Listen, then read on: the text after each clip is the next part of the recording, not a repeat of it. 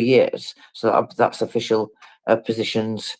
Following that, I guess that's when your sentence is over then. Well, you should never be considered for these positions again, if you ask me, rehabilitated or not. Once you've committed these offences to that level, I don't think you should be reconsidered for certain positions. Anyway, you should be eliminated from some positions, I think. You know, like if you've stolen money, no one's going to give you a job counting money in a bank, are they, for example, even if you're rehabilitated. But anyway, let's get into Tracy's court, shall we? What was the other one that she was charged with? Look, I forget, 366, of Article 366. So I like this criminal code thing in this PDF. It's dead easy. You can just type in the number and go right to the specific part. That's forgery in office, which is what they said previously. Now, that shall be punishable by a fine of up to 50 tax-free minimum incomes. 50 tax-free minimum incomes. Wow.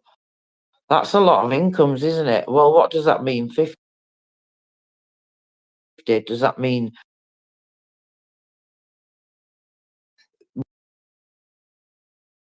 or pro rata and all these things? Anyway, or restraint of liberty for a term of up to 3 years with deprivation of right to occupy certain positions or engage in certain activities for a term of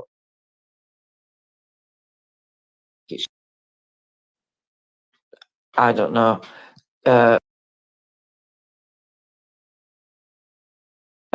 Freeze then. I think it should be a different sentence to that. 50 tax-free minimum incomes. What do you think about that, Prince? Well, I think I've heard it. Well, I'm listening to you. I think I got YouTube settled now. And I've said it about 3 times. I'm just like, what?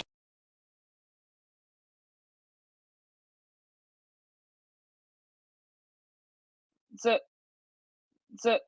You fully understand what I mean then? I didn't hear anything because I apologize. I had to turn you down so I could hear this, and then I finally heard that well, and then I turned you up and you started to say the same thing. So it's like I'm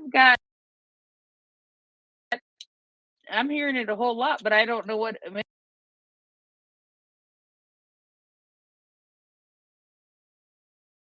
means. To turn me down to hear me. I had to turn you down to hear you, and then I had to turn you off to hear you, and turn you up. Yeah, I mean, it was.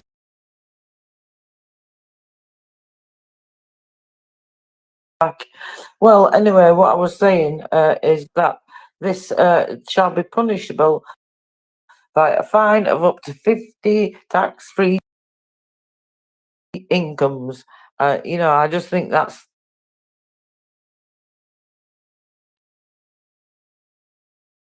yet, and I think as a lawyer, she should get that, especially as a capital lawyer, right? If you're serving in the capital, you should know better.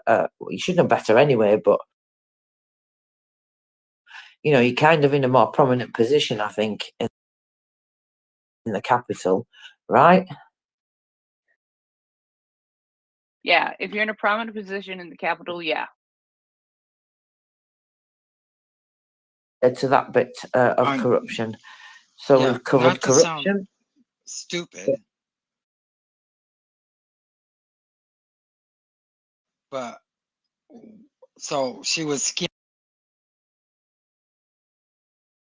money from the court,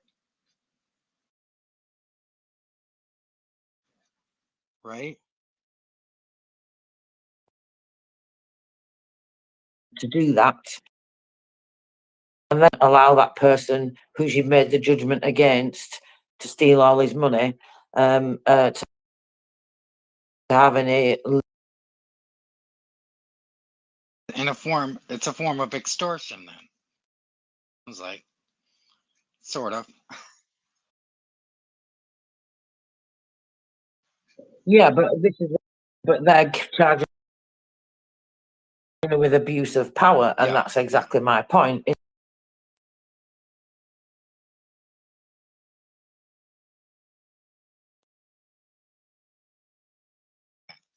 All right. Working and where you are in that organization, I guess. But I think that certain abuses of power with higher authority and more things that she's done,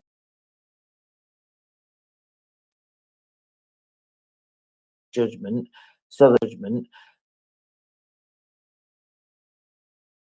stealing, and then going to, that's like, I don't know. I'm hoping there's going to be more charges to come, basically, because surely she's broken some other law than just abuse of power with that, with not letting him have legal representation. That's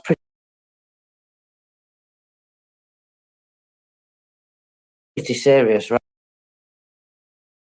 So, or that she's told. Yeah. Sounds like this one isn't the only incident. When people are pulling all kinds of funny, thinking they're going to get away with it, because they're busy doing other things. That's my thought. Could be wrong. I think a lot of that did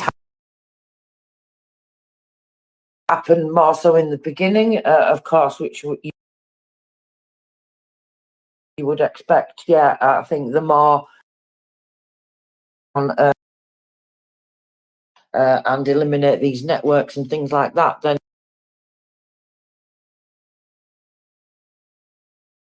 imagine that a lot of these people did think that they would be able to get away with it a lot more, because they would think, well, the country's not going to be able to pay any attention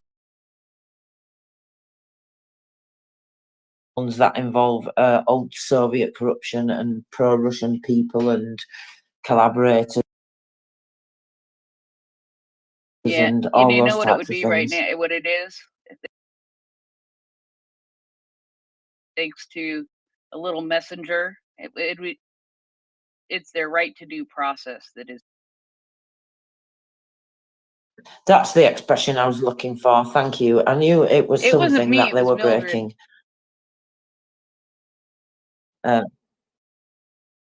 I know who it. Thank you, TKD.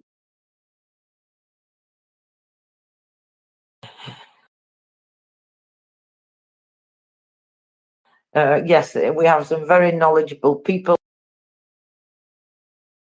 around here in this community, Prince.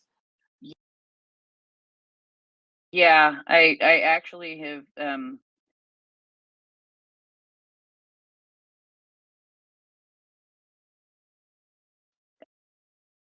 and I don't mind that either. It's brilliant. Good, because the mouth's already here, so let's have the brain, and then we might just Freaking- be able to get some freaking sense brilliant. around here.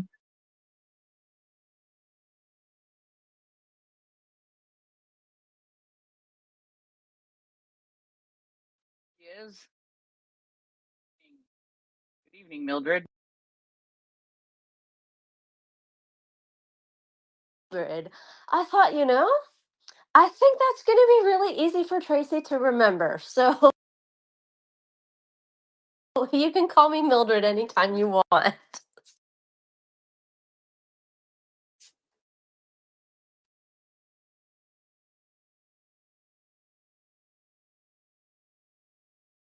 Oh, we all tend to get funny names around Yeah, here. well, and we did get that right there eventually with the that is what what mattered.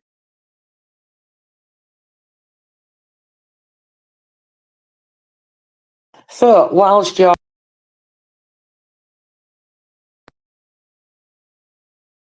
Did you get a chance to hear? There's Yeah, I did hear you read that. So it sounded like like there was a judge that basically went through and did the case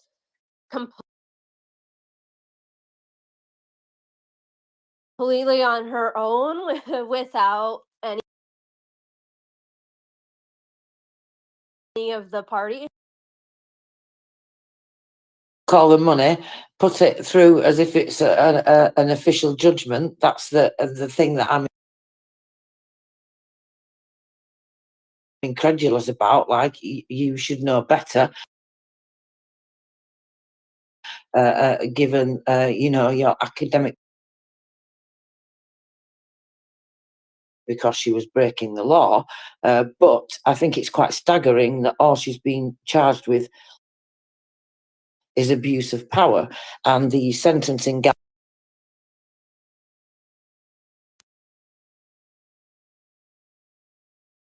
very low, really. She can have 50 tax minimum income, or just for taking, you know, person's due process and not allowing them.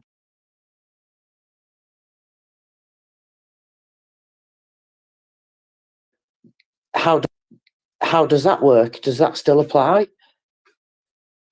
You know, I would actually have to look into how the laws work on that, because it is, you have, but there's a much narrower set of circumstances where you might or might not have a right to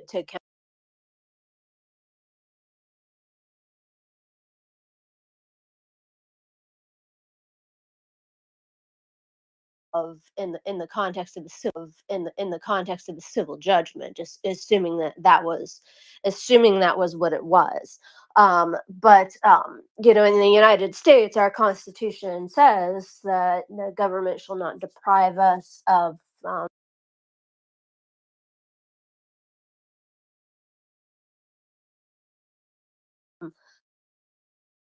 create a document, right, issuing a judgment. I don't know, fraud laws can actually be kind of technical. I would be curious what structures look like, Ukrainian criminal code, because if she's writing that, right, if she's writing that judgment, I'm sort of wondering, okay, what exactly was that purport? She's made a document that purports to be a valid judgment that in fact was not. There's actually a lot. There's actually a lot of different ways that that you could go with that, and that would take a little bit of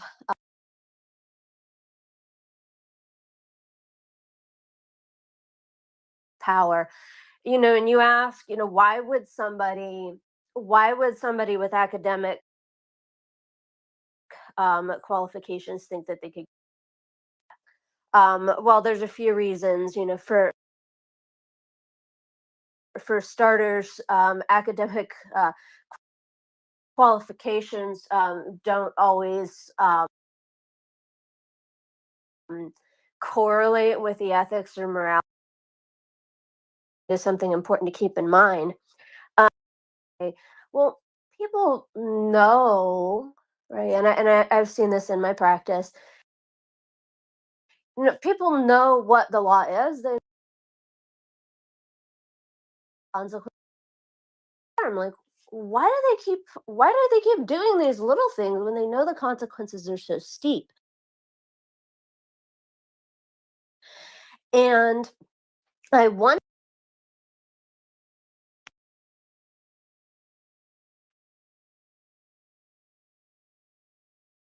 okay, Well, why do you take that risk? Because you've gotten away with it before, right? It's like, why do people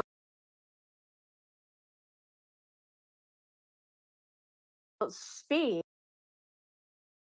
going, in the US, 25, 30 miles over the speed limit, that could have some rather unpleasant consequences. Like such a big deal until the blue lights come on behind you. So that does kind of make me background. I've heard plenty of accounts, that they're still dealing. It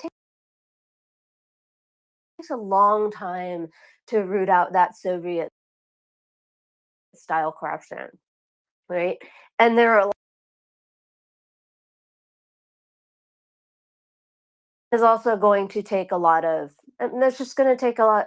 It's just going to take some time. Uh, uh,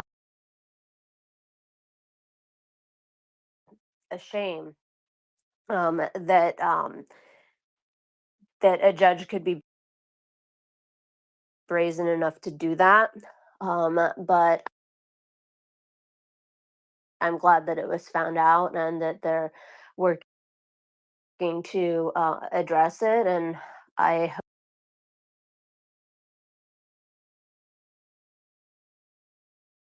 it will be able to address these issues in a way that promotes both confidence and sustainability within the justice system,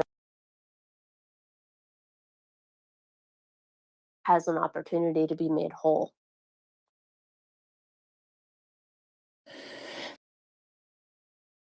Thank you very much. As always, you make some excellent points on your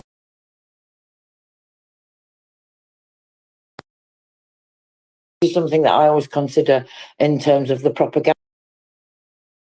What are very intelligent people get sucked into things that they really should be able to know better, and you would expect people to have better critical thinking skills. For somebody with academic qualifications. It's about the psychology of misinformation, and it's called the bullshit factor, and it's really, really interesting about all the things that it goes into that come in.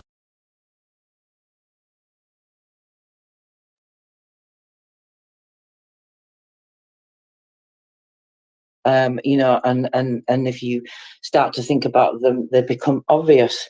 But some of the things that they talk about are absolutely fascinating and of time, and it's also covered studies in different areas of the world as well.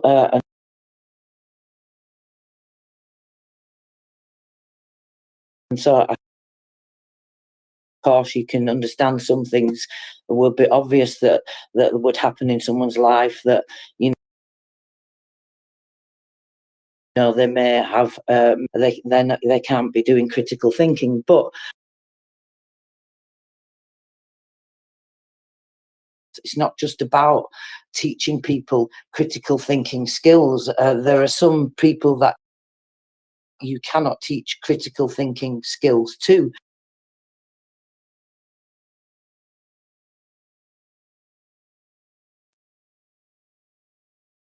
I find it absolutely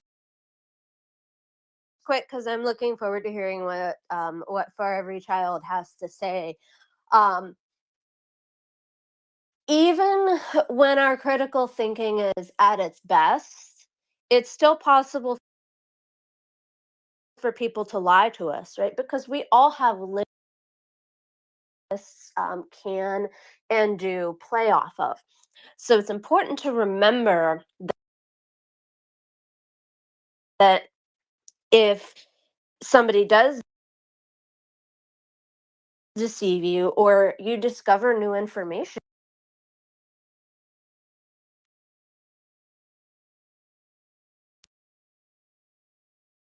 to say, oh, wait, okay, so I've learned something. Oh, somebody lied to me. That's their responsibility. What can I learn from this?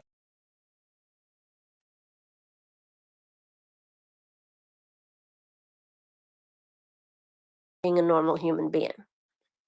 Normal human being.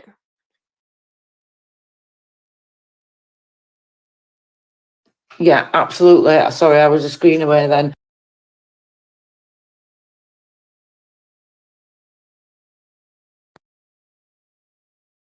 What I would consider to be less charges or less serious charges of the criminal code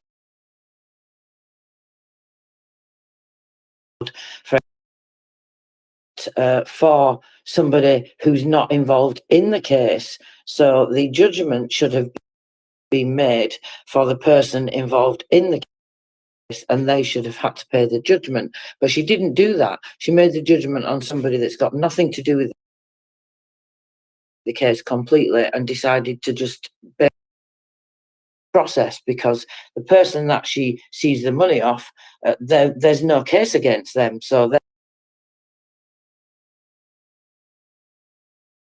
they technically have.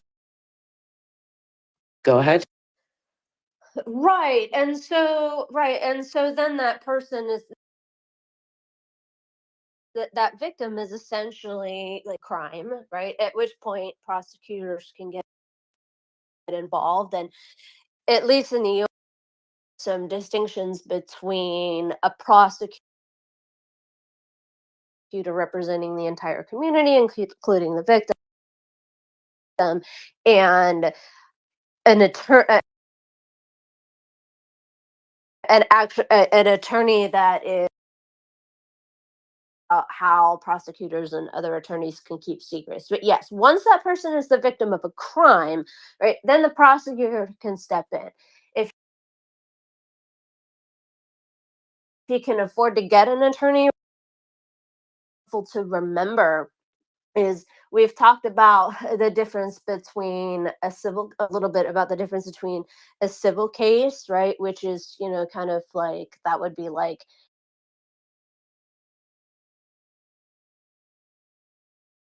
Heather versus Trey. But lawyers and judges also have responsibilities to the bar. I don't know how it works in Ukraine, but to practice law here in the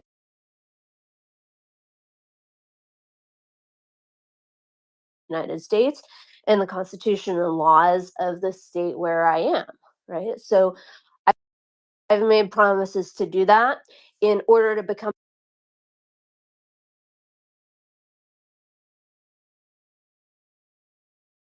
a lawyer. You also up to date, at least in the US, you have to stay up to date on the legal ethics opinions and the guidance that is promulgated not just by the to the fact that this judge could be looking at criminal liability, right, which is what's happening because you're talking about a prosecution. There may potentially be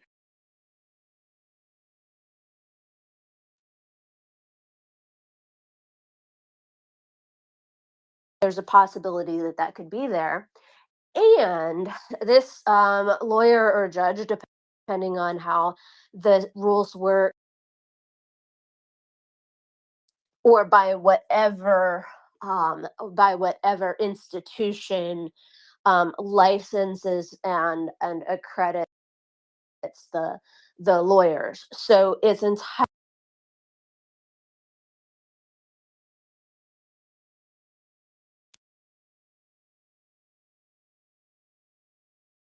looking into this person's fitness to practice law, the person's fitness to be that as well. I don't know how that works in Ukraine, but if something like that happened over here in the US, that would definitely be a big risk.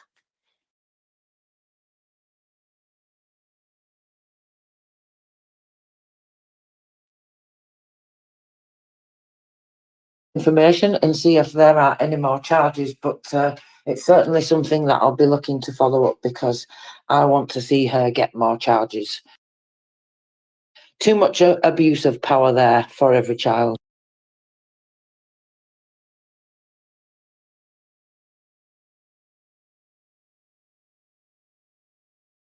Before I could swallow.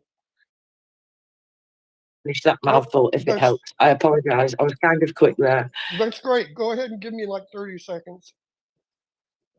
Okay, perfect. Yeah, I was kind of quick there, but yeah, definitely too much abuse of power going on there. I don't like that, and I think she should be definitely charged with more than that. So it's a very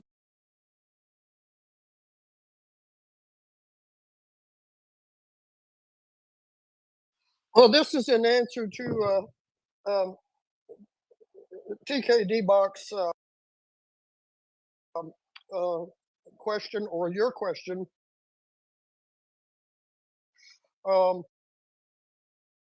Months ago in this space, but now it has become pretty much a conviction that it is the case, and my inventory and data collections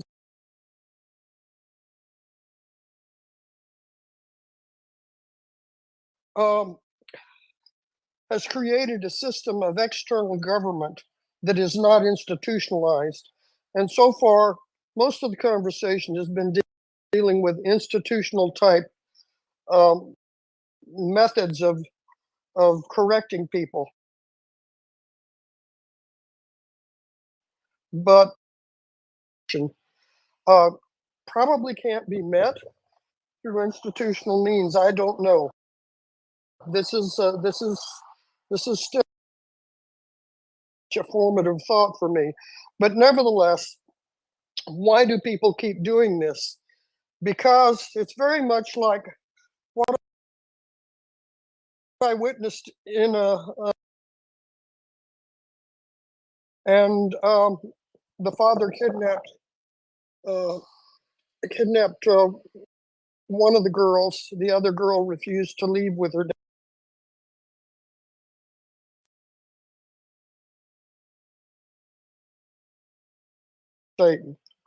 What happened was, anytime the father tried to exercise any authority over this daughter, she left and went to live with an aunt or an uncle.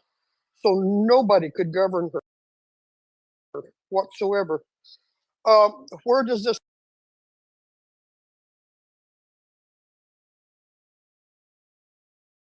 relate? Russia has established.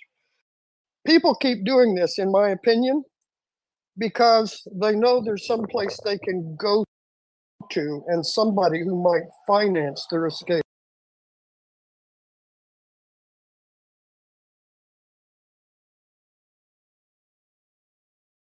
could be wrong. Go ahead, TKD. That's a really good point for every child, because we have the institutions, right? And we have the law, right? And we have, you know, it is entirely possible that there are sort of parallel political systems. And I'm using that term political. Whether you've been in a big city or a small town, you've probably seen those like little cliques, like who knows who, and who you can go to for help, and who's going to put pressure on whom. So I think you're absolutely right to point out part of Russia and other totalitarian regimes trying to exercise their influence abroad. And take China, for example. The People's Republic of China was opening police not lawful. This was not the only country that happened in, and so they were sending people over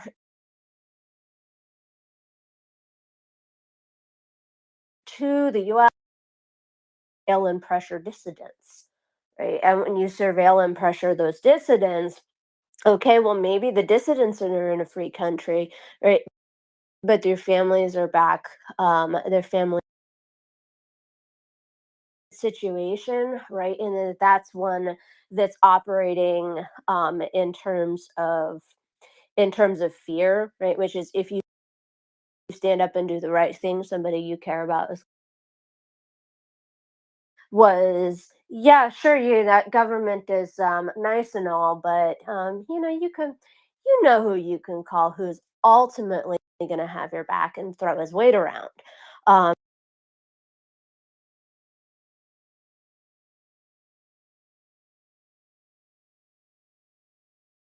Structures, this relational networks, it takes a lot of time and a lot of effort to contain them. And I think that's one of the reasons. Picture that is a shot across the bow, right? That this isn't, we're not just talking simple fraud here. They're sending the message that abusive power, right, and disregarding the law, that's not going to be. Certainly would hope and pray that would have a deterrent effect. But you have a really good point. For every child, there can be very intricate, informed, sort of putting pressure on various participants in that will make it harder for them to access the law. And you mentioned knowing a family where the father took the child and the mother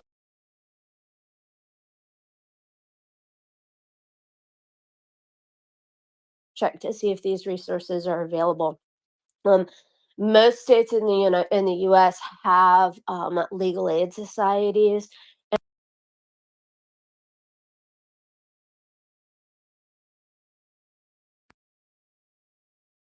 Don't have enough resources to hire a lawyer and who meet the financial qualifications. I know some folks that work at some of those institutions. They're great attorneys. They really care. City consumer protection law. So if you find yourself a victim of a crime or going through a relational difficulty and you believe that you need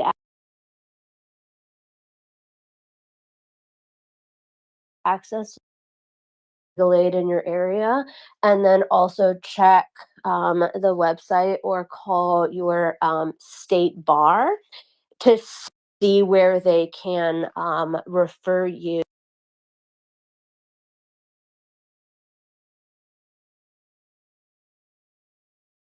Build that, but there are resources that are there, and if you're willing to take the time, sometimes you can get a referral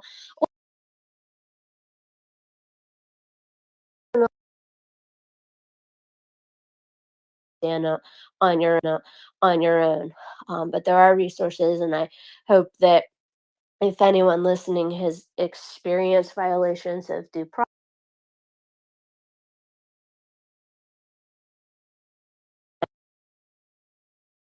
and ask what kind of help is available.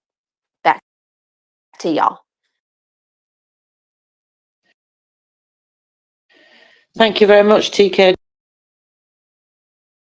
Actually, this was I was referring to a more formal type of corruption used as an external means of governing an occupied territory.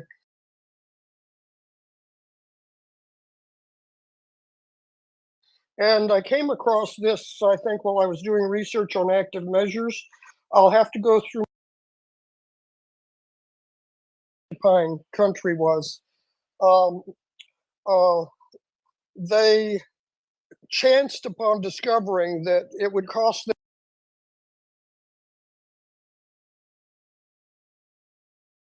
them nothing, any loot they wanted any time without punishment, provided any time an assignment was given to use of corruption to govern an occupied territory. I will try to find that YouTube. Slava Ukraine.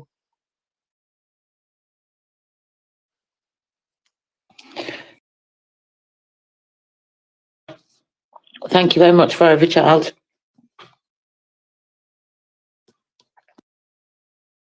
Excuse me, I had to cough there. Apologies. Okay. The monk. Oh, the monk. Yes. Tell us about the monk. Is he really a monk, though? Yeah, I don't think so.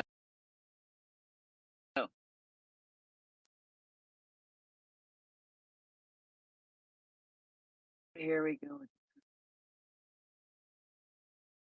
Piss me off. But he wasn't a monk anyway.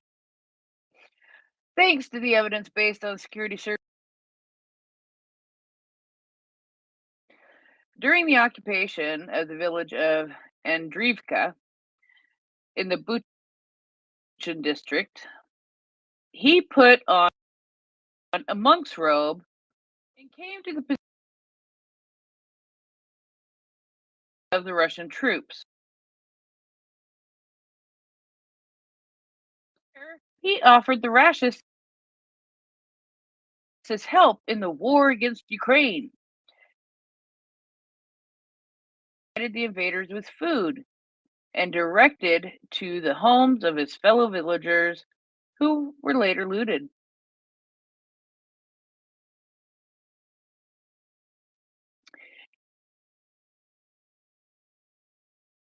Russian armored vehicles that were moving in the direction of the front lines. At the same time, in fact, nothing to do with the religious environment. The attacker had privileges to freely move around the territory of the community and visited the headquarters of the occupation.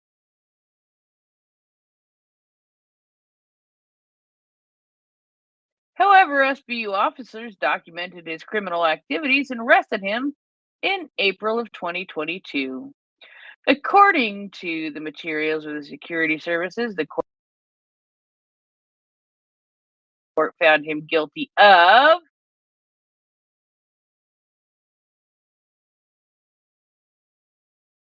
Article 111-1 of the Criminal Code of Ukraine, collaborative activity. Given his cooperation in the investigation, he was sentenced to not enough time, according to Tracy, which is together with the National Police under the procedural guidance of Kiev Svitoshin District Prosecutor's Office in the Kiev region. Not only this guy, you know what this guy tried to do? Exactly what this guy tried to do. This guy tried to save his own bacon. And now he's going to bake into prison for 10 years.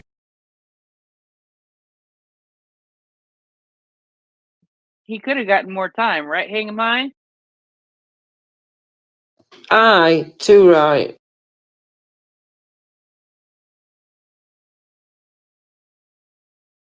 He should have got. Cooperating led to the additional arrest of 5 people. He can get one day off.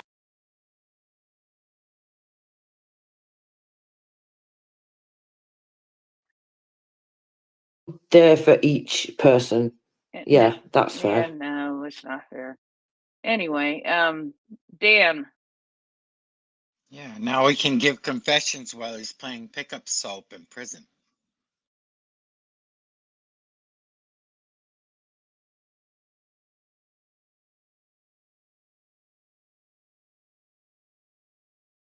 sorry, that made me laugh really hard.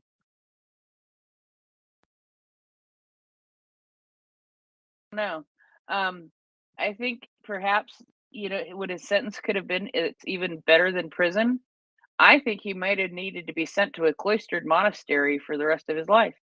What do you think of that, Oh TKD? my gosh. I was just going to say that.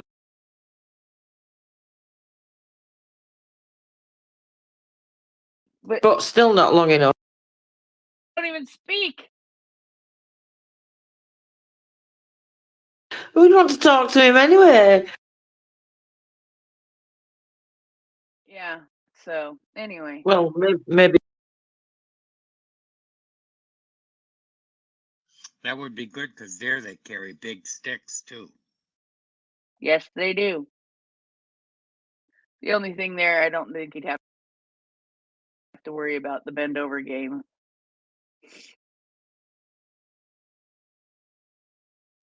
Anyway.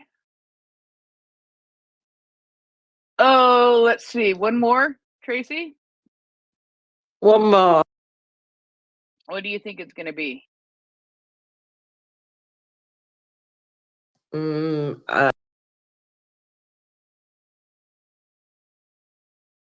Moscow Patriarchate. What a surprise. Who called to pray for the racists in the war against Ukraine. These people, I'm telling you. If you heard me, I'm telling you. Oh, I was so upset last night. Anyways, a whole nother story. The security services documented subversive activity. Soon I'm going to get like a voice message from TKD Bach telling me exactly how to pronounce it correctly. And I appreciate it. I really do. Department of of the Ukrainian Orthodox Church Moscow Patriarchate. The cleric justified the Russian war against Ukraine and incited religious hatred.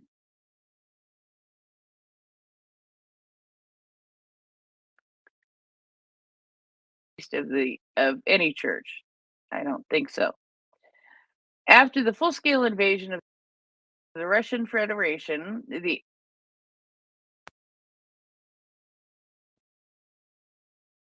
raptures to jointly pray for the health and well-being of the Russian occupiers. Yeah, I don't think so either. I'm hoping, well, that isn't the Russian occupiers, those are the Russians in Russia, but I am hoping for a really big, huge cholera outbreak, in addition to beaver fever. He wrote about this in his own. According to operation data, see, there it is. There's the information. Here, Heather, here's how to pronounce the word. Thank you very much, Mildred. According to operational data, the priest oversaw an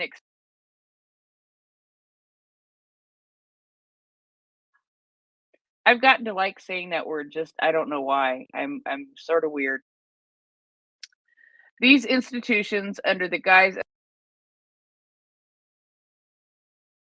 of supposedly propaganda, in this way, the person involved tried to influence the consciousness of Ukrainians abroad and discredit our country in the international of his informational and subversive activities against our state.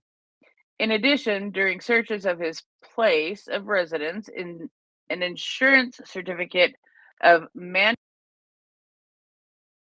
mandatory pension insurance of the Russian Federation was found, which indicates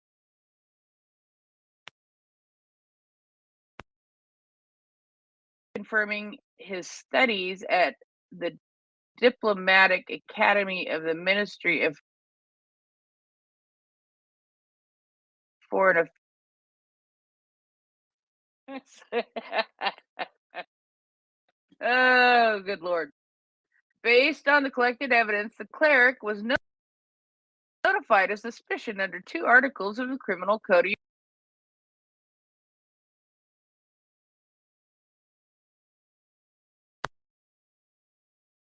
on their racial, national, regional belongings, religious beliefs, and on other grounds.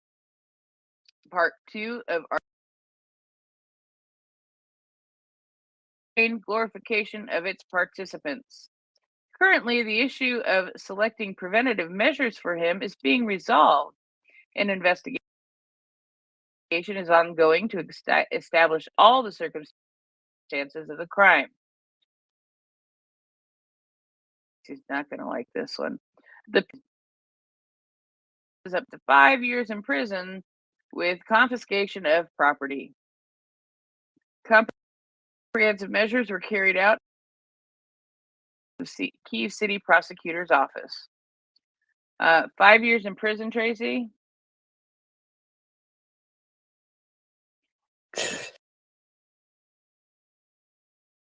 And I sorry. I see. So here's the question: where is that? I think that they all need to go to. Definitely not in the mountains. No. How about in the caves?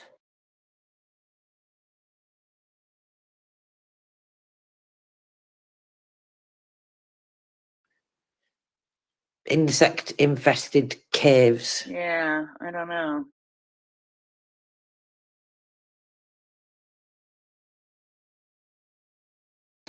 No. You'll be coming over to Hangham High Hall before, if you're not too careful. No. You'll be living here with me. No. Here with me. All right. I gotta ask.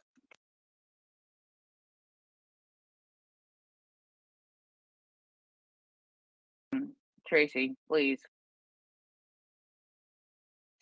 Okie doke. Yes, I shall take it away. Now we've been joined by Karen, so that was a perfect interlude.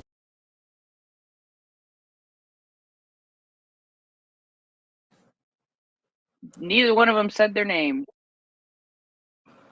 Okay. And there's a reason I was asking that because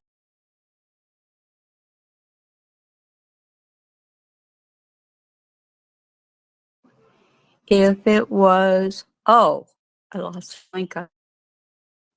Okay. They don't give his name in the public reporting, so if that name, sometimes what happens with cases is his names get out there into the press. But Sorry, I shouldn't have interrupted. I apologize. According to Ukrainska Prava, the SBU informed about of a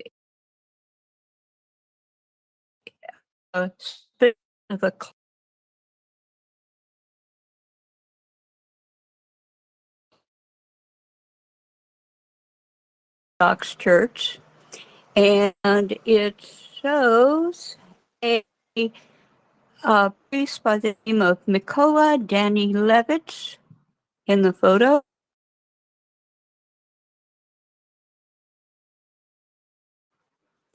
Mycola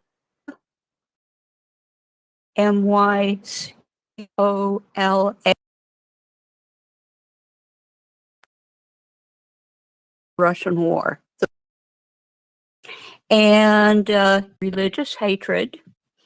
And this was after the full-scale invasion of the Russian Federation. And this priest, archpriest, jointly pray for the health and well-being of the Russian occupiers. And I will DM you this article. It comes from a part of a Ukrainian language post that my Google Translate had to translate, but you'll get it. I'll send it to you. Thank you, Karen. But it's the same person in the case that we're talking about, unless it gives all the full details of the case and all the breakdown, because, like I say, the SBU don't report.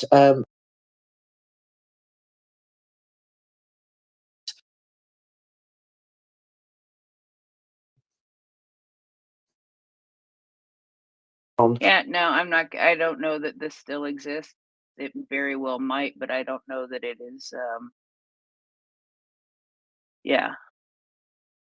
So yeah, I'm not going to. I'm not going to bring it up. So there.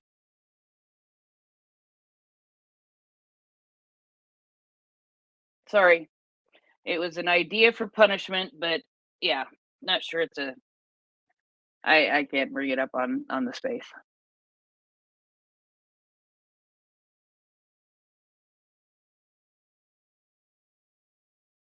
Really, should lock them all up in the same place together and throw away the keys. This involves the possession of 160 million hryvnias that were actually allocated for the reconstruction of Kharkiv. So yes, despicable, as I said. And this was an organised group that was exposed. So this that have come to fruition. So I wanted to report on those because, of course, this is what they're trying to clear out as well, along with all those. Case. So this was a group that was created in 2022 with the specific aim of seizing state funds and funds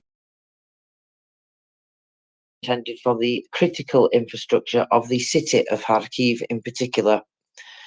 The investigation established that the organizer of the group, one of the influential businessmen, included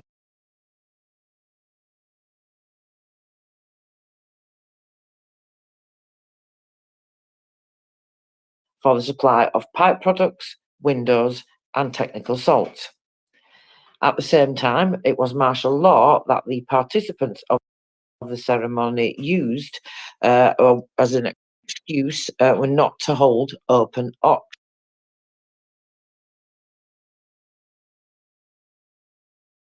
auctions. So I think that's the first thing to mention, because when we talk about the time period, then I was talking about because martial law was introduced. It was pretty early on, wasn't it? In future, the winner through this number of gasket companies purchased products from the manufacturer and then resold the KP at more than twice the inflated price. At the same time, KP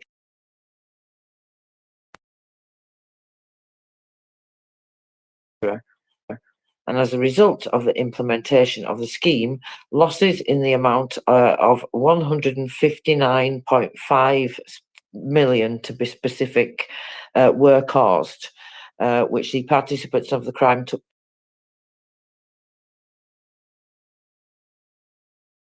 possession of. Then the International Bank for Reconstruction and Revival, and was intended for the development of urban infrastructure. So there's been 7 people that have been notified so far in first deputy general at one of the directors of the KP Kharkiv thermal networks. 4 persons under the control of the leader of the organised group. The qualification of the parts of the criminal code exposed with the assistance of the State Audit Service of Ukraine.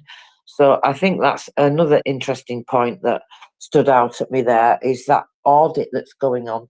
And this is what I meant about going back over those historic cases as well.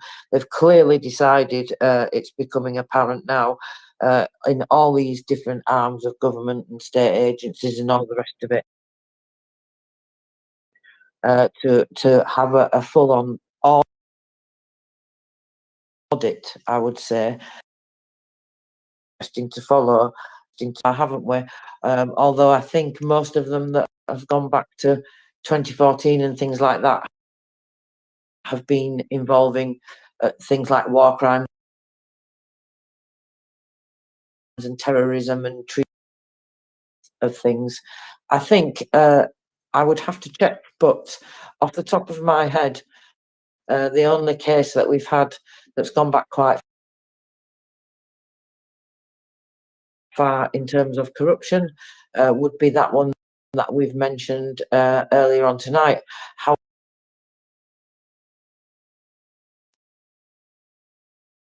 as I do with the SBU. So I don't know. What do you think about that, Prince? I'm sorry, I didn't realize I had a hot mic. I think that is a good thing, and that they will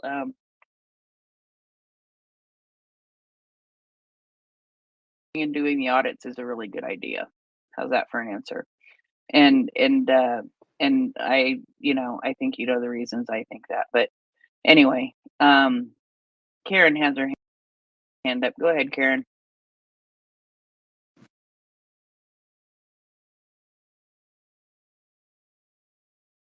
It involves a former SBU officer. And again, this is in the Russian language version of Radio Free Europe. There was a Zorvov that was blown up in Moscow. Now, fortunately, he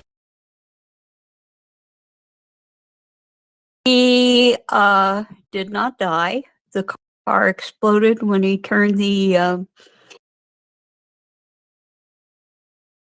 ignition,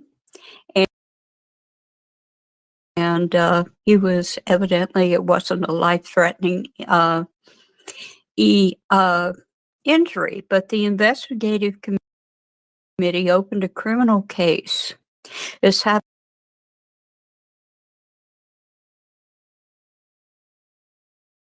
who is Prozorov?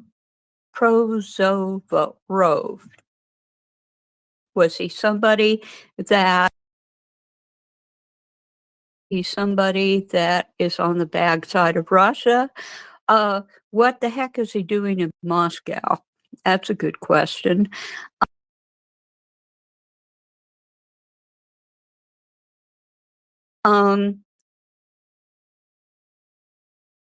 What? Okay, this guy worked for the SBU as a consultant expert in the anti-terrorist. He spoke at a press conference in Moscow, and he collaborated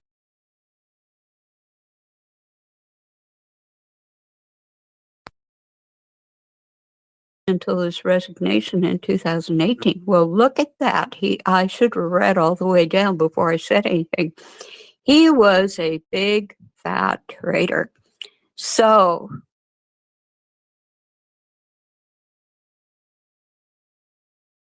the SBU that wanted him gone, I don't know. But if I were him, I would disappear real fast. I think traitors are despicable. I think he belongs in a Ukrainian prison. Thank you.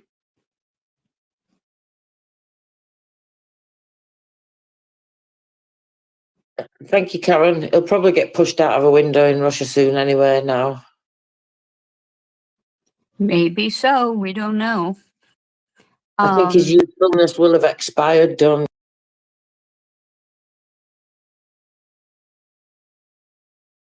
you?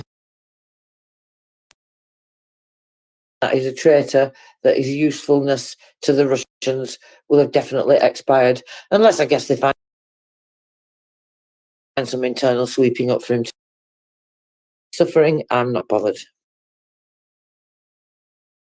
Yeah. He's certain.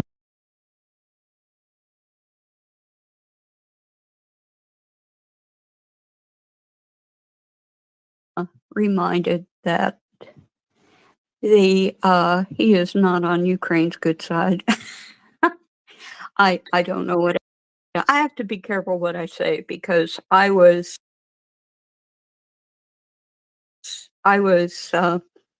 blocked on Twitter for saying something that was too violent. To watch the way I put things. Well, the collaborators get blown up all the time. You know, who knows who it is? It happens in Russia. It happens in temporarily occupied regions of Ukraine. Quite a few have been taken out that way. You never actually really know with the Russians, do you? But yeah, it's very interesting. Traitors will get what they deserve from the SBU and from the GUR as well, because like Budanov said, we will get our enemies wherever they are.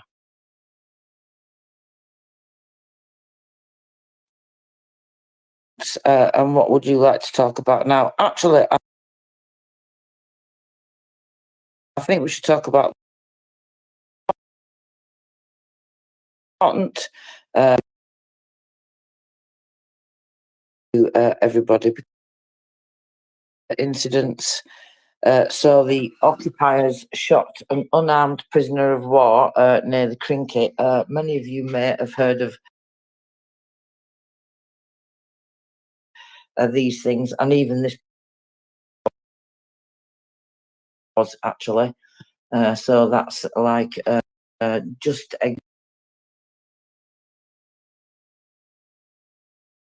because we now are on the 14th here in the leadership of the Kherson Regional Prosecutor's Office has opened the case as in the violations and laws of customs of war of Part 2 of Art Russia, and 3 servicemen were captured. So the video shows how a representative fires several shots, probably from assault rifle, is what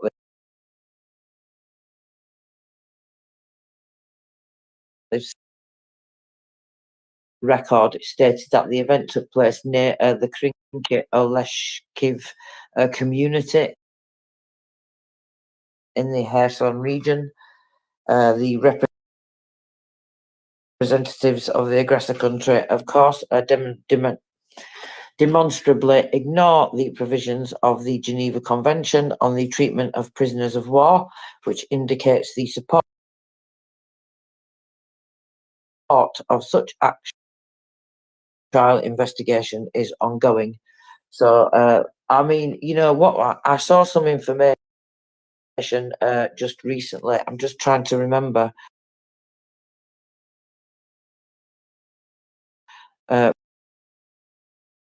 Weeks, and we just didn't get round to covering it. Last week's file, I'm going to have a look in a minute, because it was from the general prosecutor. I'm pretty sure it probably was, because so many things in that week. There were so many meetings. He was in The Hague, wasn't he? And there were so many different meetings and high-level meetings that he'd gone to. It was quite staggering. On what, 7th, it would have been the 6th, wouldn't it? Something like that. Let me see.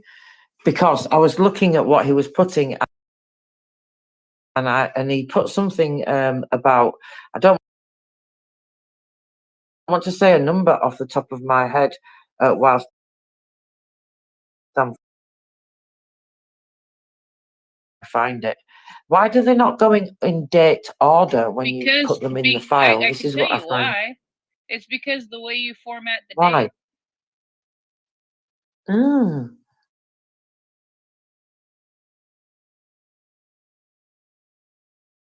Americans don't do the No, date it's properly. because In no, it's USA, because you you don't do the guys date don't do it properly. properly.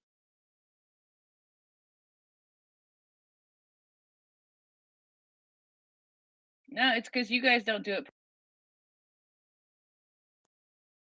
Last week, I think. I believe it was. I thought it was because I was looking at what the general prosecutor was saying. He was reporting about war crimes and numbers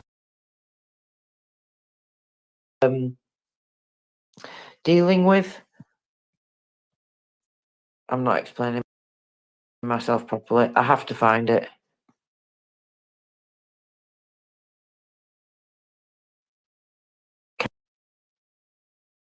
Without a muted mic. Yeah, I meant I thought I had it muted. I saw it. Yeah. So yeah. Just search for April. Show April 6th, 2024. It's right there. I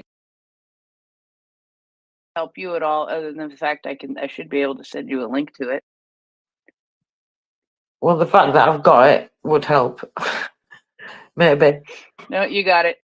I see you in there now.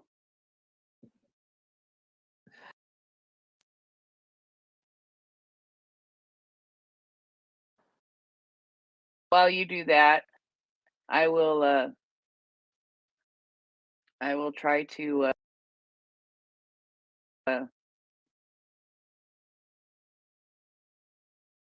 and I do have some news actually. 10 strike UAVs were destroyed overnight, and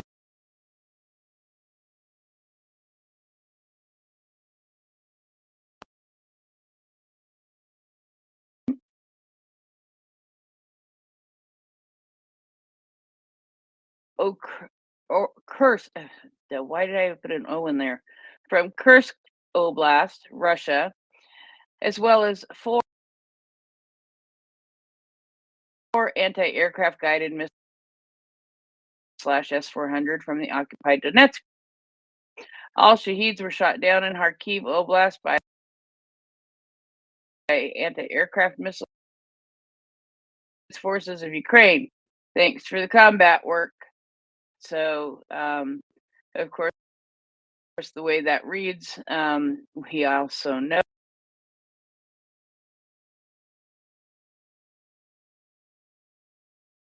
the missiles were shot down. So then I'm also going to say really quick here, Mykola Olchek, of the head of the Air Force commander,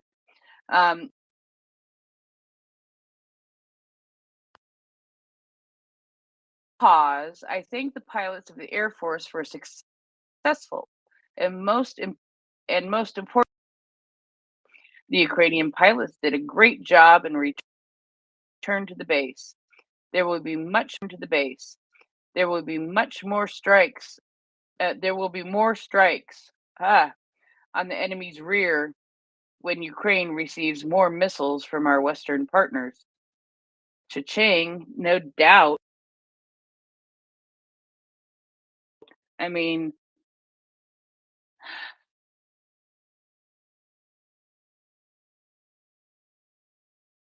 right? Anyway, Karen, I see you have your hand up. Go ahead.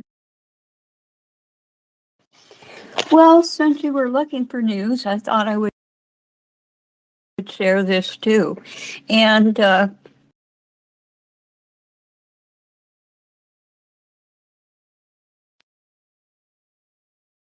in language of Radio Free Europe, and from there translate it into English. They post some don't automatically just English language version, and I don't know why they do that. I don't know, but it's will get more information out of it than you do. There will be different stories. There will be more stories. That includes government websites. That includes anything, just about any news source, unless if it has a Ukrainian option, you will see more information if you do the translate on the Ukrainian site than on the English site. Always. You're certainly right about that. Yeah. Yeah. I guess the article was a Radio Liberty did something they called a News of Azov project. And it was a project to determine what methods Russia used to gain Ukrainian cooperation. A method was to kidnap people's relatives and use them as blackmail. In March of this year, the Security Service of Ukraine reported the detention of a Ukrainian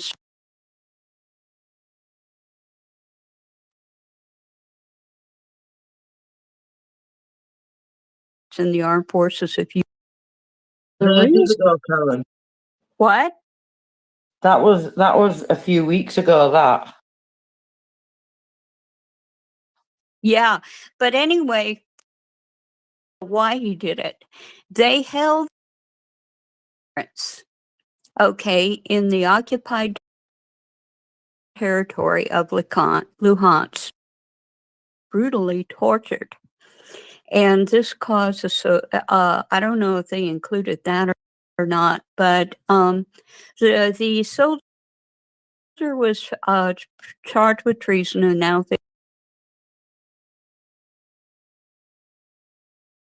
faces like favor turncoat. I can understand if somebody had my parents and were torturing them, I would say, and it would be a decision many people would have trouble making. And some of the, anyway, I'll send you this article too, because it's kind of interesting. I've been very aware of this case. We actually had a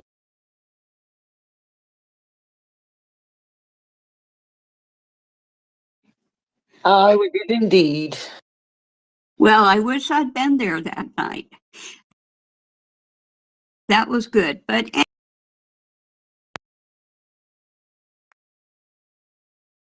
Thank you, Karen.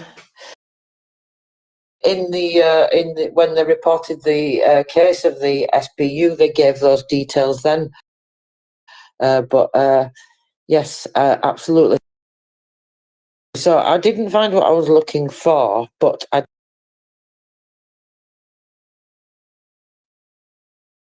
over that I find very interesting, because this disgusting individual was detained and tortured in the Gostamel Airport freezers. What do you have to say to that, Say Bryn? that. Yes, in the yeah, sorry, I said Gostamel, didn't I? Hostamel. You know why I said that? Because we have a town.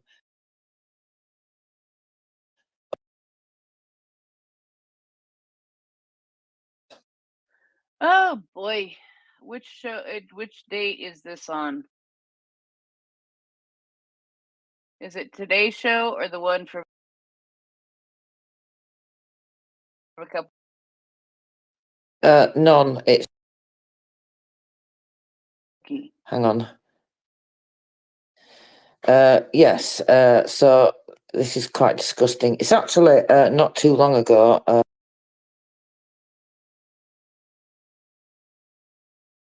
Although aware of it. So there you are. I've sent you a link now, so you can read along with me, as the saying goes. Or you can when the translation works. Gostamel Airport, and he prosecutors of the Kyiv Regional Prosecutor's Office referred to the court an indictment against the government. What's that say? Ratibor. What kind of a name is that? That's what they were called anyway, the unit. And this was in the Krasnoyarsk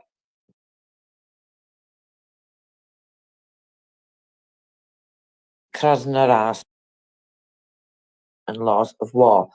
So the investigation established that during the occupation of the hospital in March 2022, the accused, together with his subordinates, detained about people on the territory of the aviation,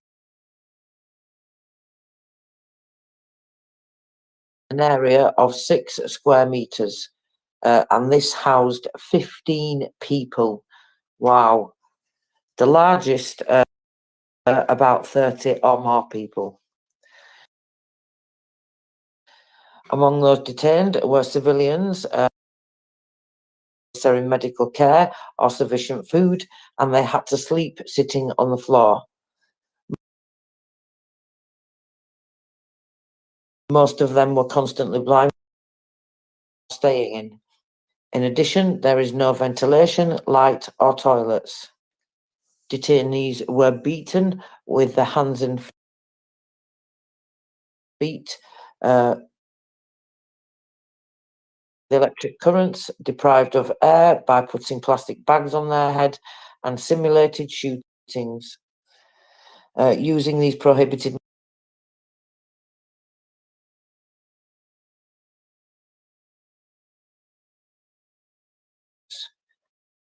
and in persons who participated in particular ATOs. The victims suffered the GU of the National Police in the Kyiv region, the SBU of the Kyiv region, and the National Police of the Autonomous Republic. Definitely find out when he gets punished then, because that's just absolutely disgusting. But of course it's not.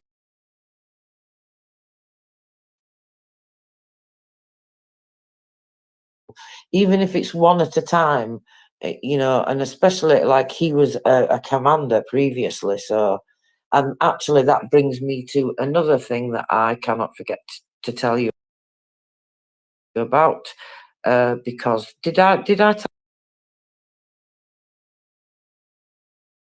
Bakut commander getting charged?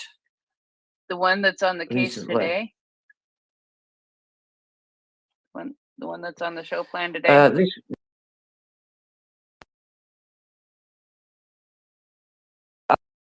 tonight. No, I don't mean tonight. I mean previously. About a lot of Bearcoot commanders and such, as it relates to the Maidon.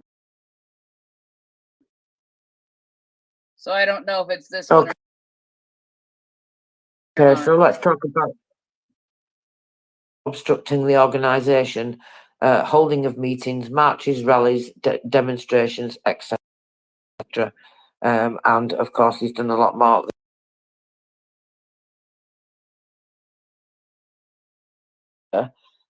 since 2014. So he's not coming back anytime soon, is he? But he's going to get caught, I hope. Maybe he'll be one of those having to run across the Kirch Bridge when it finally gets hit.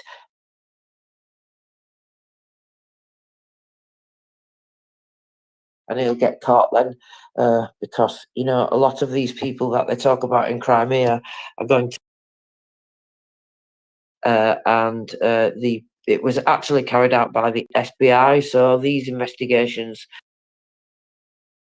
as you can imagine, FBI. So I think he's got, there's quite a few part 2 of Article 28, part 3 of Article 27, part 4 of Article 340, part charges, isn't it? It is a lot of charges. You could always find more, though, I'm sure. Just for what? Yeah, well, I hope so. Add more on, that's what I say.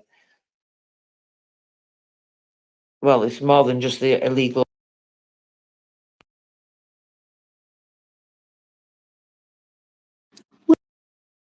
Particular case, it's more from the same article we were talking about. Partly, that was a summary of past stories, but there's some new stuff. Guess how much a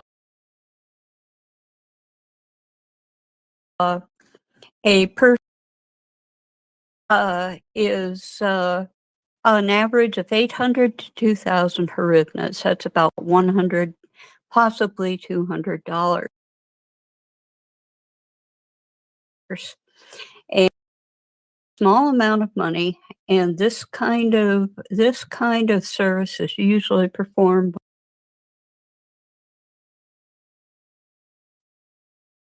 It's not very much. It is people their lives is pretty nasty thing to do. Oh, and the nickname for these people that get paid for rocket readjustment, they call them cottons. The supporters of the Well, I suppose you get what.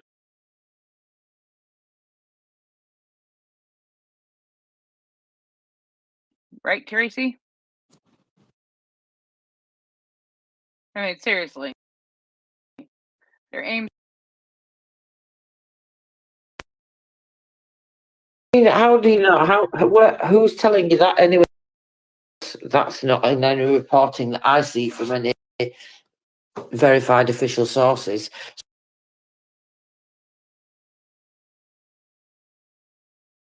Same article I quoted earlier that also had the summary about the soldier whose parents had been captive. They are quoting Viktor Dukalov. Boy, that's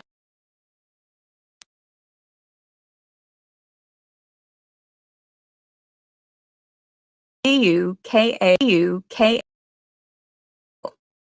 And he told this to the Russian version of or Ukrainian version.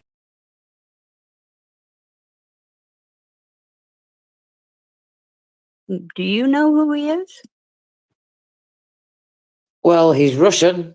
That should tell you everything.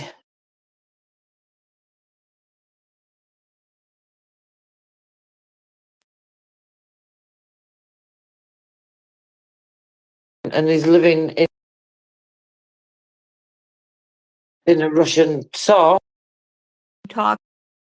Across the Pravda article that goes to another source. That would be my guess. Okay. So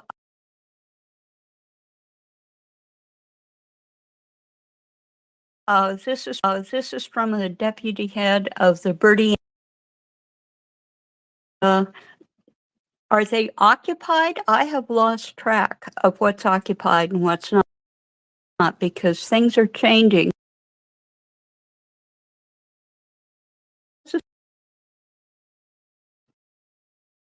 I personally don't follow the military details close enough to be able to tell you.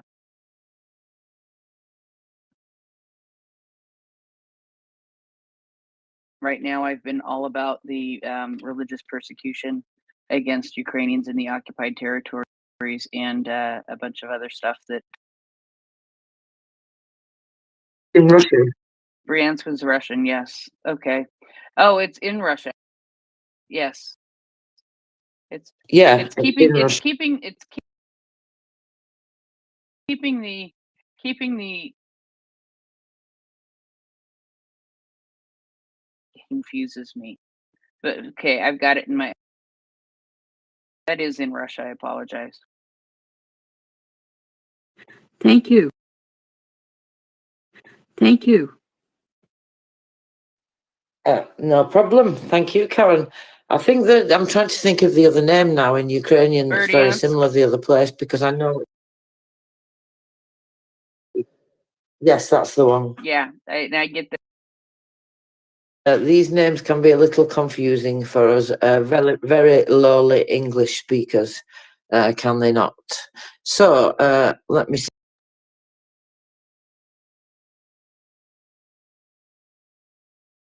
I think this is what I wanted to look at. So, Yuri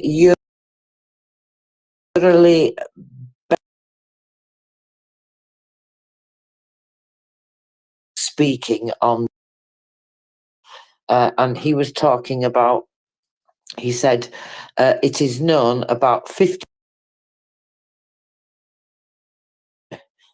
the Office of the Prosecutor General has 27. So they're talking about, of course, 54 defenders. I added some, well, I didn't do it, of course. The translation app did it. Titles, and I've just reposted that on my Twitter. So if you would all like to go and watch that video, you can see him speaking there.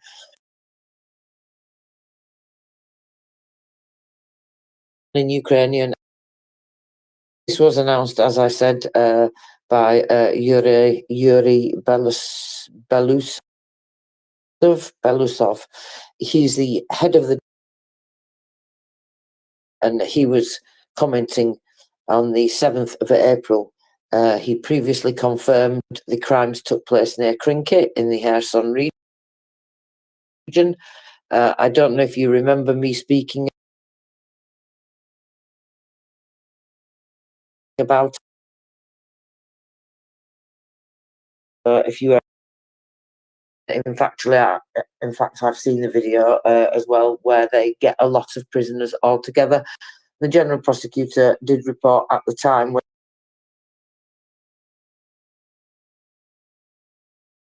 he opened the case how many people were in that video. So they've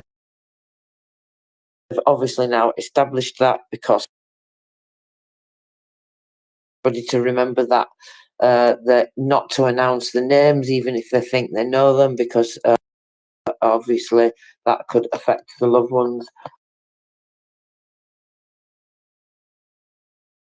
And don't do.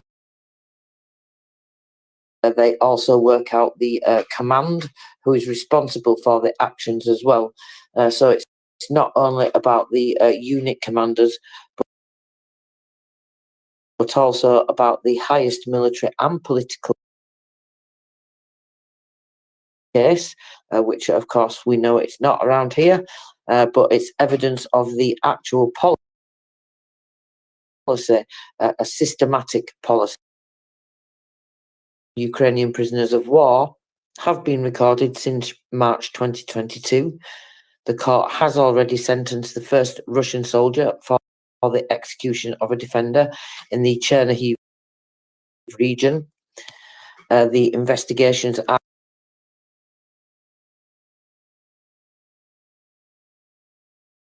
examine the bodies. But this work is ongoing, and Ukraine has a unique experience of documenting these types of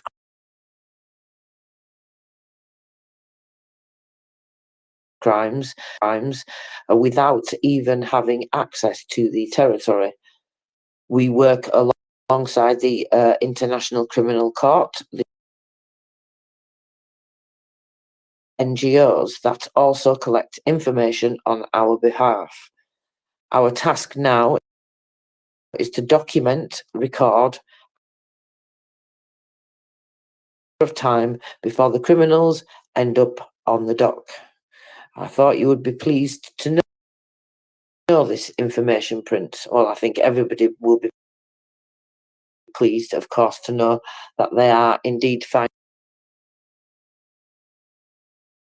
and it is systematic. And as we've heard, they professionalize these types of behaviour, if you can even use those. Tom, I'm right here. I'm right here. I'm right here. I'm right here. No, what I was going to say is that we find this in so many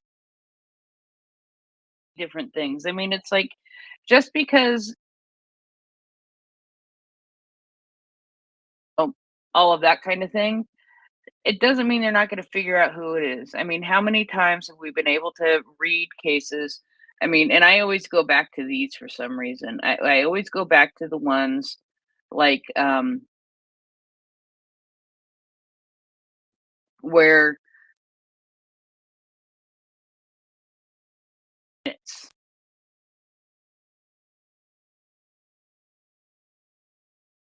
Zambucha. I always go back to that one because that one, that kind of example right there says to me that they are figuring it out somehow. I don't know how they are. I don't care how they are, but they are able to identify it all the way down to the unit, to the people who fired the guns, and serve suspicion on them. Now, how do I think they're doing that? Oh, I think they've got their ways. Part of the ways I think that they're doing this, guys who have survived those things, and those guys who witnessed those things, and there's guys who are telling. And it doesn't change the way that they're being treated by Ukraine at all, because we know that Ukraine treats their prisoners very well. And I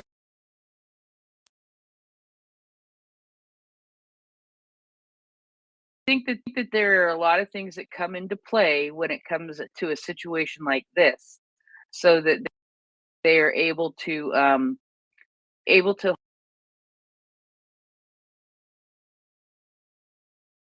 they aren't going to find out who are committing these executions of prisoners on the battlefield is a little naive. Because, well, number one, let's look at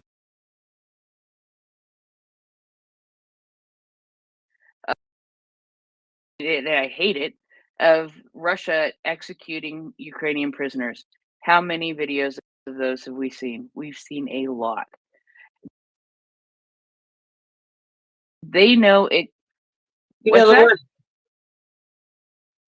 You know the word them all out of where they were hiding in the whatever dugouts, trenches, whatever they are, trenches, and they got them all out, got them all, and made them all.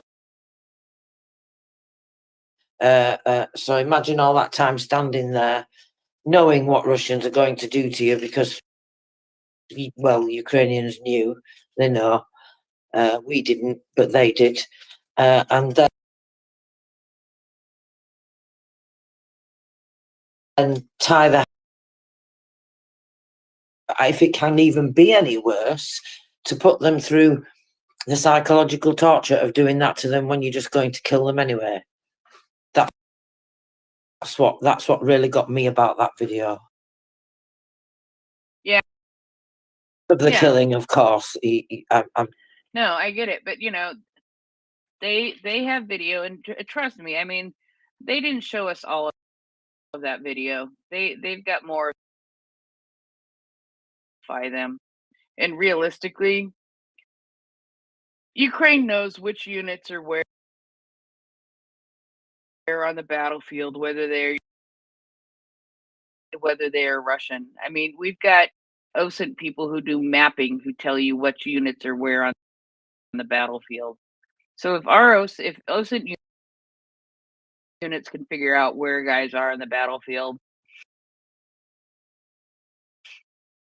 Ukraine definitely knows where they are on the battlefield. Which unit of which battalion or whatever, and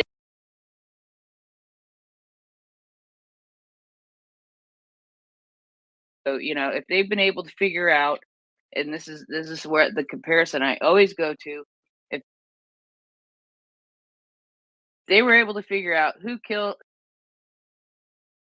or who were trying to get out of Bucha, they can tell you who pulled the triggers on these. They will figure it out, and they will serve suspicion on them.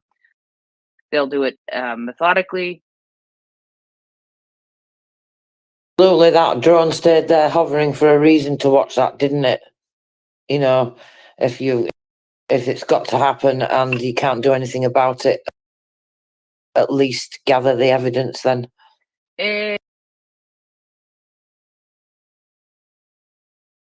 Also knew how important being able to record it was.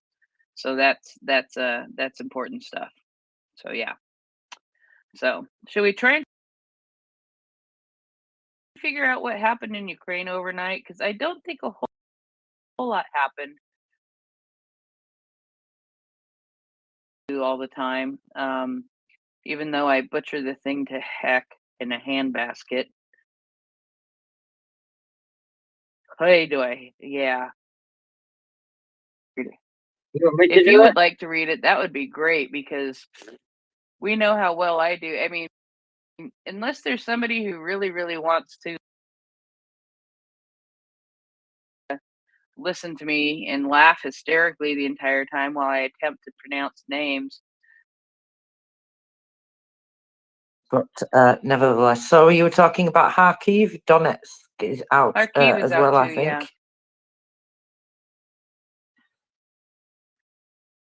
Okie dokie. Let's see what Oleg Senegibov has got to say this morning then, what he's got to, including Lipsy, Podole, Vesely, and airstrikes were carried out in Zaraz. Here we go. I can't even see that, man. Rozhansky, Vesely, Pershetrovny, Kupiansky, and you know what? I just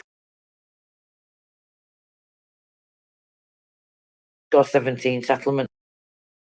That's the key, man. That is the and then- answer. I'm telling you, just count the settlements and say. And then I just say to listeners, if you would like to know anything about DM me or come up to the panel and ask if there's anything significant to go over in each area. Of course, I will. So 17 settlements. Leipzig, TG Village. What? Just have a look at what that says there. That can't be right. That has to be a translation issue, Prince.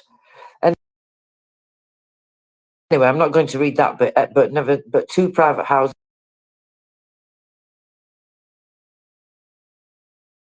were damaged. Korolivska village, as a result of the shelling, a farm building was on fire in Kupiansky district, Korolivska Homrada, of KABs, Kupiansky district, village of Petropavlivka, 57-year-old driver brigade was injured as a result of dropping an ammunition from an FPV drone. I saw that.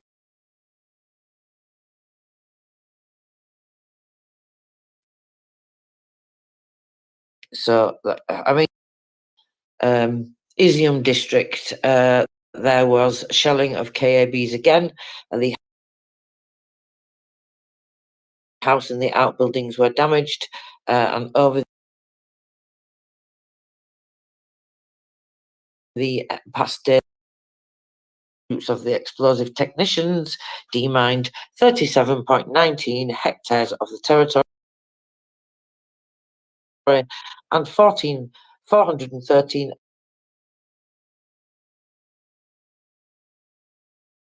extra things on there, because none of the other military administrations do that. If they report on that information, it's always in a separate post.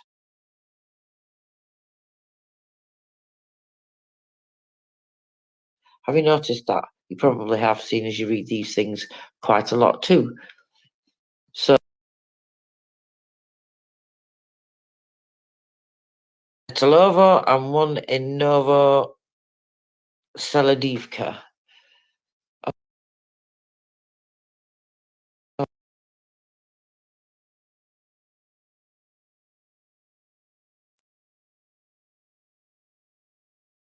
Because they can't get to certain areas, which is something that he always goes to point out as well. There will be a bigger report out from Donetsk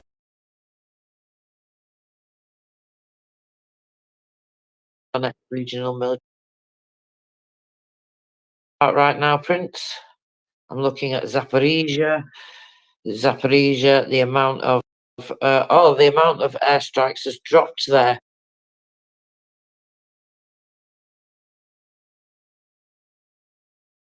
319. Look how pleased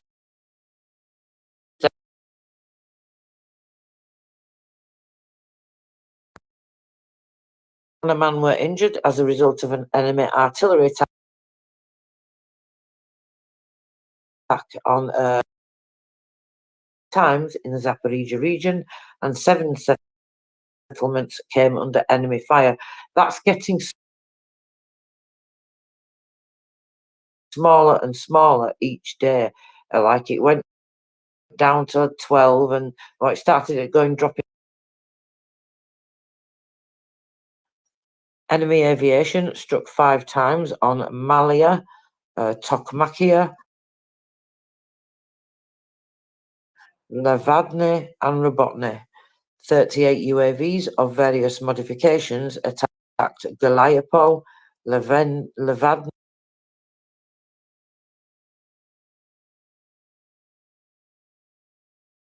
Novodrivka, Chernovodniprovka. Wow, that's a big one, isn't it? Let's do Vodoniprovka. That's maybe a bit better. 10. That's maybe a bit better. 10 shellings from MLRS covered Galiapol, Malaya.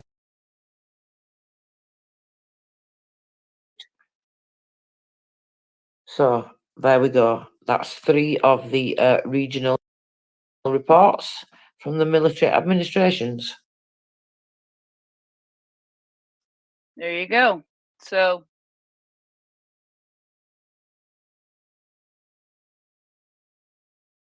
this is a very interesting point, and I know that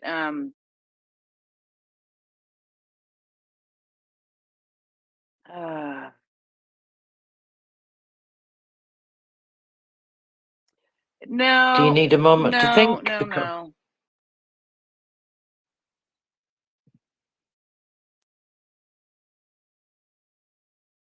Actually, from the Crimean Wind Channel. Very in-depth summary of what happened between Israel and good. So, but so they then say this. So we are asked why our Crimean Channel pays.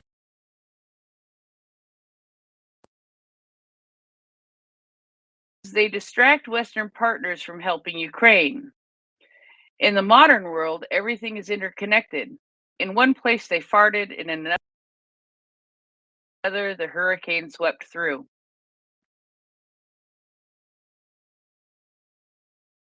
Boy, isn't that accurate, right? I mean, and that's realistic. It's, you know,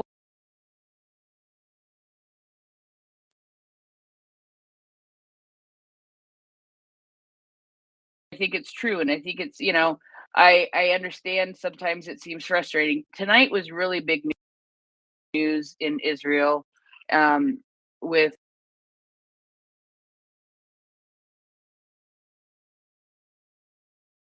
by Iran were intercepted. That's great, you know, good for them, and I'm happy. I'm happy that happened. But the reality is, you know, it matters the politics of the US thing, because Mockers is going to come up soon and her head will explode. And Tracy's head might explode too, because Will be exploding. why? Well, you answered your own question. Yeah. Anyway, yeah. I am seeing statements by politicians going back and forth, left and right, up and down, sideways, around. Anyway, so this is very interesting. So if a country that has been under global sanctions for supply UAVs to Russia to destroy Ukraine, excuse me, then all your sanctions are bullshit. US officials fear that Israel can quickly respond to an Iranian attack without hesitation about the possible consequences. And BBC reports. Ukrainians say that's what the Crimean Wind Channel posted. That's what the Crimean Wind Channel posted. Your sanctions are bullshit. And the US officials are sitting there afraid about Israel responding.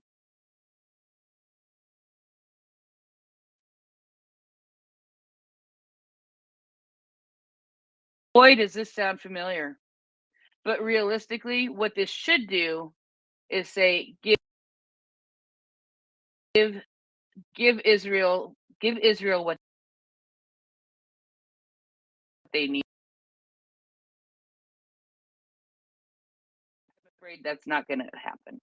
But that's a whole nother story, and we're going to end up in American politics, and Mocker's head will explode.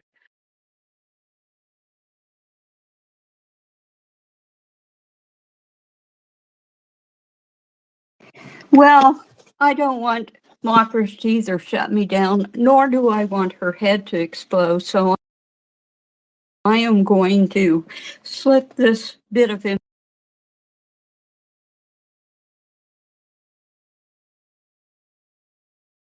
information right in here, since you can tolerate exploding heads. This last week, Okay. And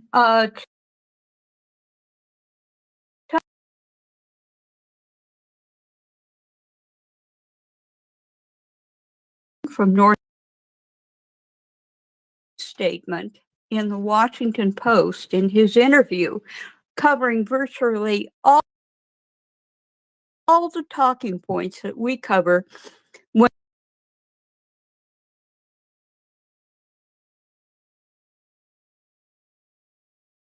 Washington Post was the fact that there were 5 other people in the delegation, and I thought it was strange that the Washington Post did not mention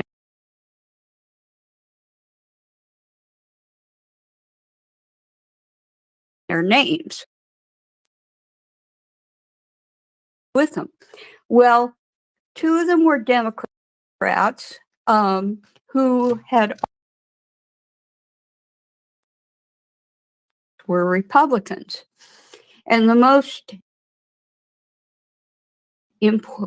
prestigious member of who is on the House Foreign Intelligence Committee, I forget exactly. I should put the article right. But he's and has a say in Congress. That is, he carries weight. Also Republican. So I went over to the discharge petition, thinking that surely after making statements like this, Chuck Edward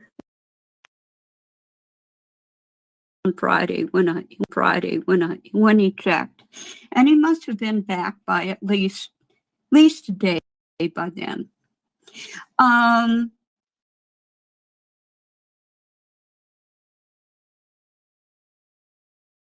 Now on Karen, Monday, what? does this go on much longer? Because Mocca's No, head might not.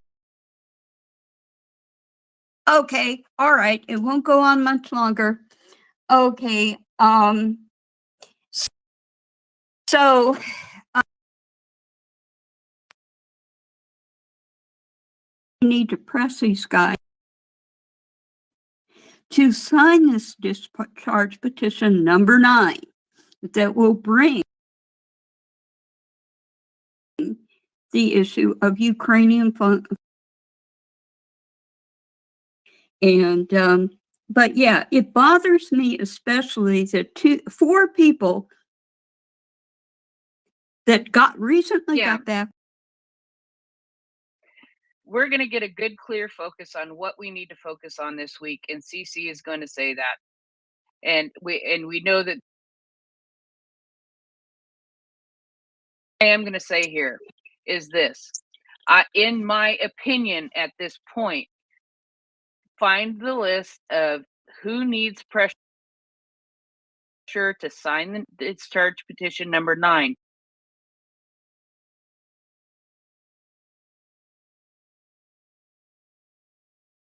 Who are the most? It's anyway. It's not impossible to find. It's out there. Cece probably has it on her page. I don't know. But the other thing that we're gonna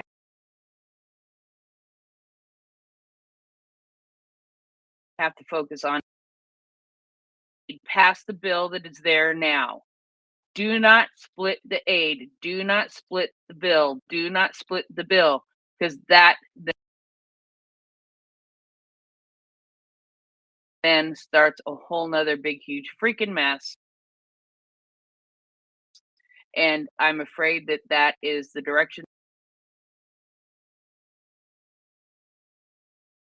And then the last one is, do not split the aid. Those are the things. I think those are the things that we need to focus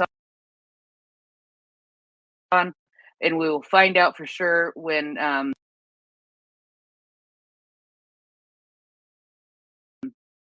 CC is on, and yeah, it'll be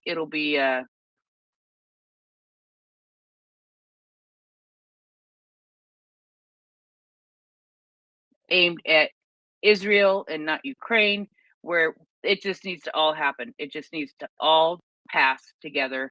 Period. The end. That's the end of the story.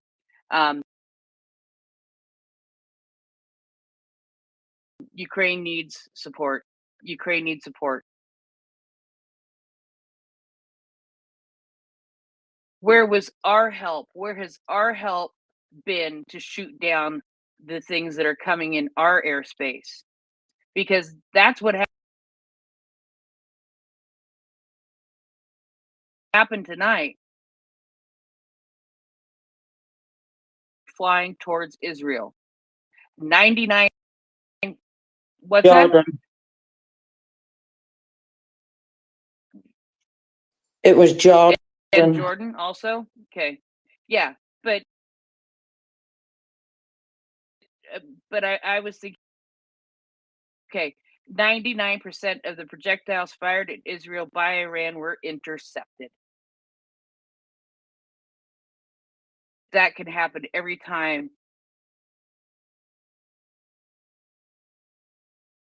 In Ukraine, if they get what they need, get what they're asking for, get what they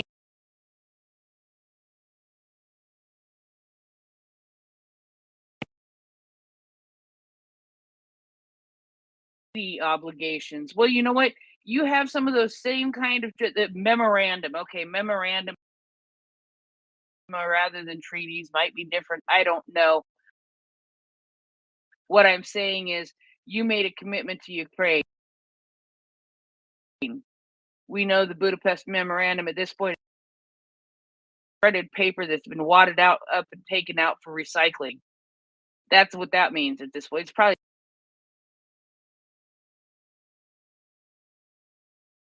been burned somewhere.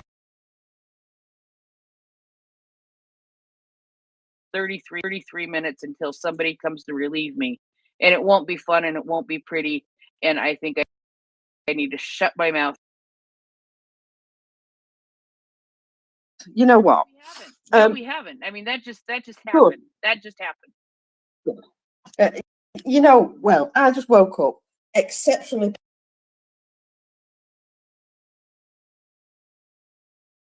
pissed off about what you've just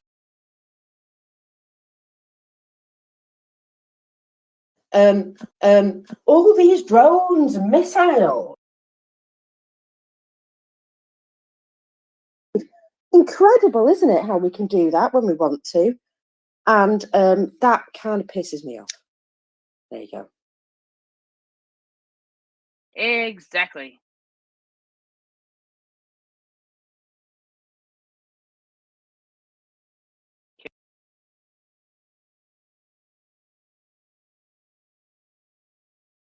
Karen. Heather, Karen. I want you to know that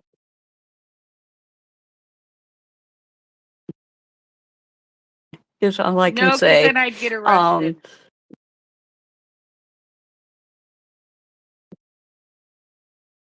I off.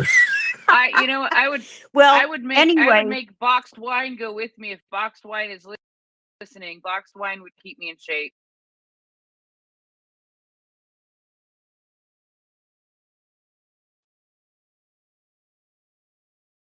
that TCC did tell us to focus on, and all I can say is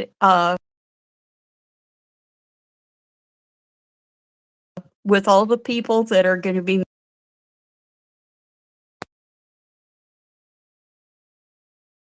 and yes, there is no reason why we can't do the very same thing for Ukraine.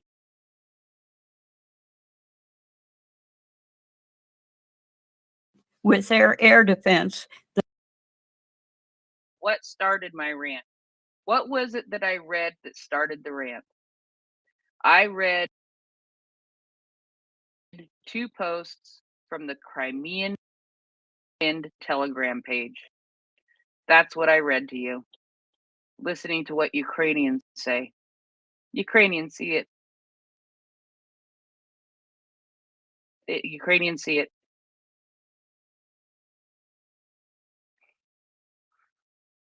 Then all your sanctions are bullshit. Yep, said it again. There you Good evening, Wendy.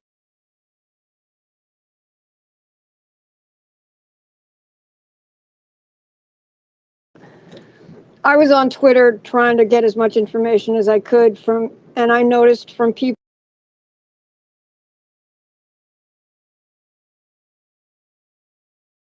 for Israel, why the hell didn't anybody do it or why isn't anybody doing it for Ukraine? So we're not just the only ones. I think that Americans. Yeah, I'm seeing a lot of that. I am seeing a lot of that. And they're not wrong. And I think it's something that definitely I'll be interested to see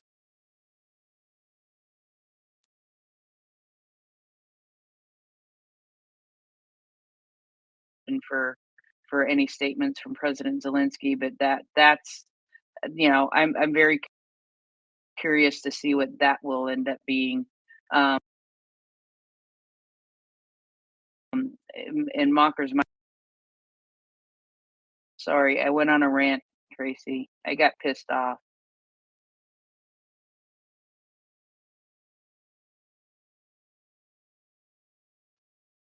I'm not bothered if you get pissed off, as long as we don't start going on endless circular analysis of US politics or any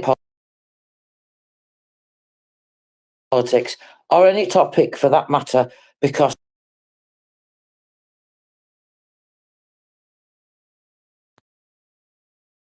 Piss me off. Mockers, go ahead. Yeah.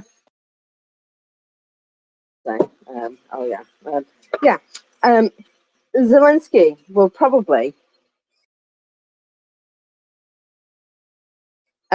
be bring the fire, but he'll bring diplomacy. But I actually think the answer is just to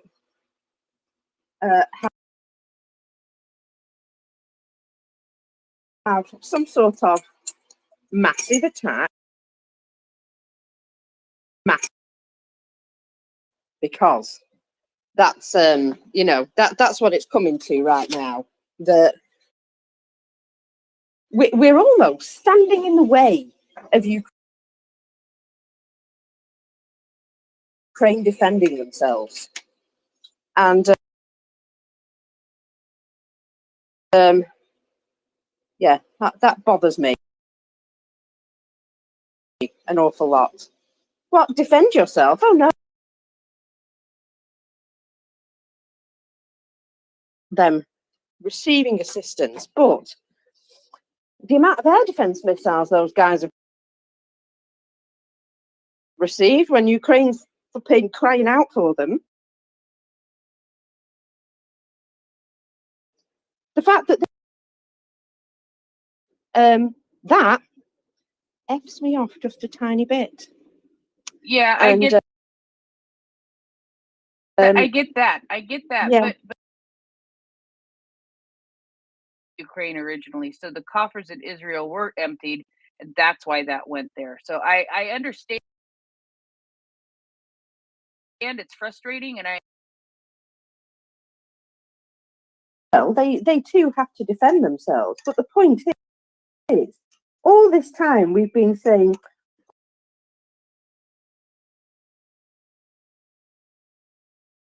oh well, we can't do anything. All of Ukraine to be murdered, and then they'll go, oh, we were going to send them the F-16s tomorrow as well. Well, damn it, too late. It's like, oh well, now, so we'll just honestly,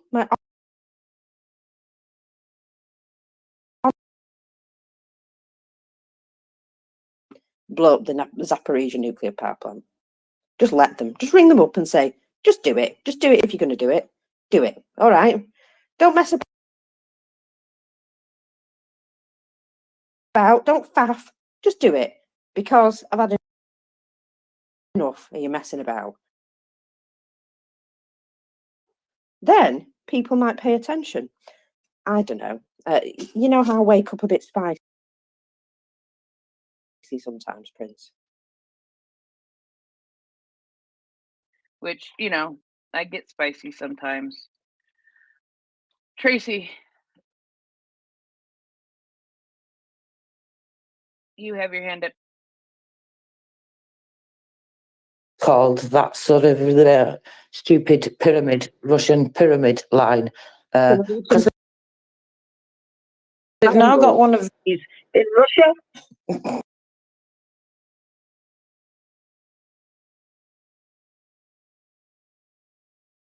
His name on it, because now he can't be like forgotten, which I think is really, really funny. Because I'm quite sure Putin has.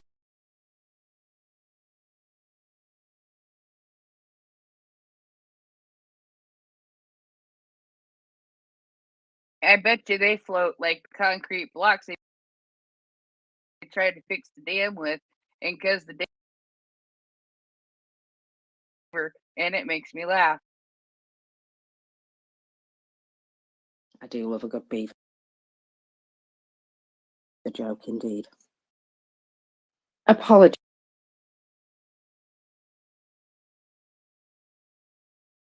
Tracy. I was just posting pictures so everybody can have a look, because I think it's rather amusing. There's a video and there are a couple of pictures there for you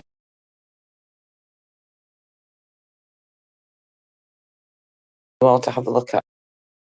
I was finished, really. Thank you, muckers. I just thought it was quite funny. So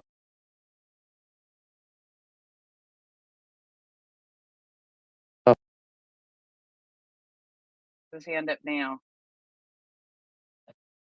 Good morning, Chris. Oh, Oh, good morning, everybody.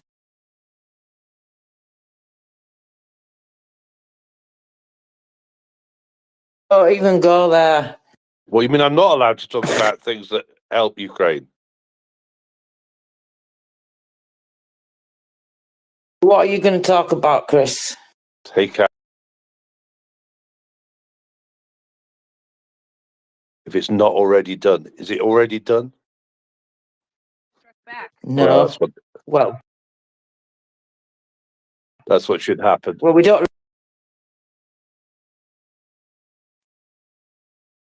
As far as I know, Prince, do you know anything more? Is Iran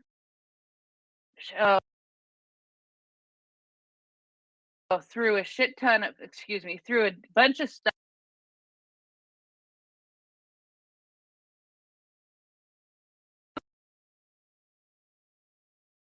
Um, 185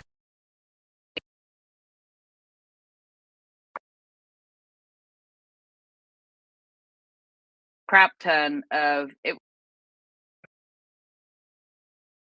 up. She's gonna guarantee my safety. Up. She's gonna but they threw a crap ton of stuff at Israel. Okay, this is what happened, Chris. They threw a crap ton at Israel. Iran did. Israel did Israel's own air defense. 99% of the items were taken down, and everybody's saying, "I hope Israel doesn't strike back." And Israel needs aid now. And stupid people.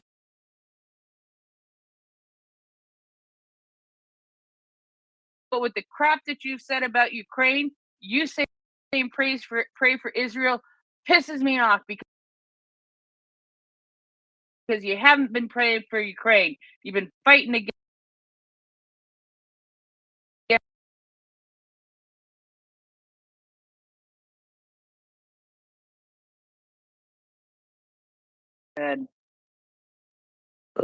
No, I'll accept your rant on that, because that was the next thing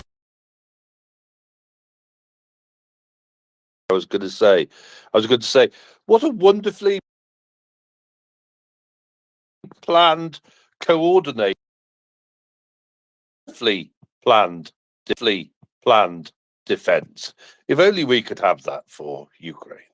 If only we could have that for Ukraine. So you said it for me, Prince, and obviously I shall be ignoring all the idiots like you. Thank you.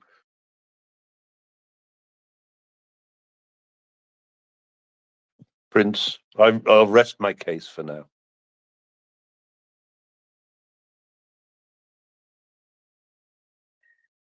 Yes. Now, boxed wine, boxed wine. How are you, boxed wine? They want me to come to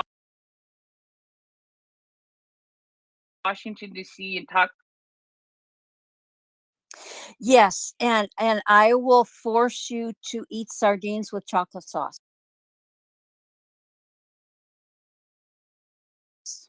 You are a sick and twisted woman. You are a sick and twisted woman. What's even worse, of Reese's peanut butter tree, Christmas tree afterwards.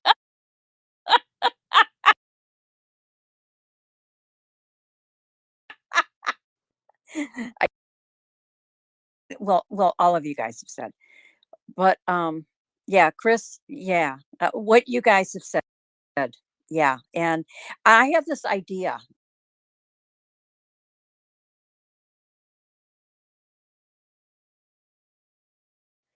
The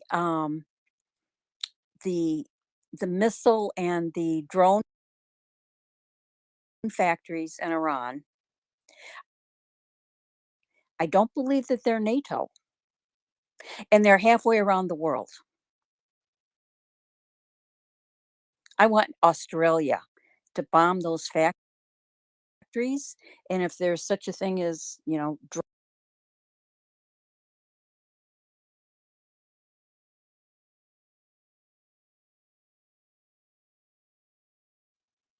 that's it. Well, that's a very interesting idea. I also am going to say, I am going to fill you people in on a little secret. I am currently, well, it's not really that much of a secret. I am currently massaging my fingers. And kidding! I'm not kidding. I told Linda I have a problem with the pinky. The woman sent me a freaking finger massager that at times Even here. I know, right? Thank you, my friend. I think Wendy was next, and then Chris. Go ahead, Wendy. The two hosts that were on right before you said that Israel could take care of themselves. If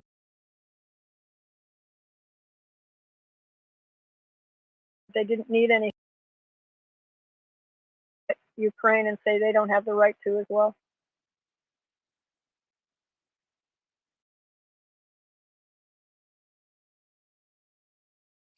Exactly. I think you're right. I think Israel can take care of itself. I know they got hit with a lot. The volume today weigh the options to retaliate against Iran. They've been under sanctions for 40 years. What more are they going to do? You can put them in a corner, timeout. Nothing has worked so far. Chris, go ahead. I'm sorry, I'm a little angry. Go ahead, Chris.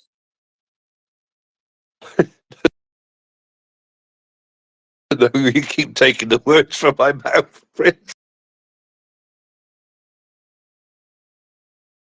Let's get this done. Right, let's get those Iranian factories and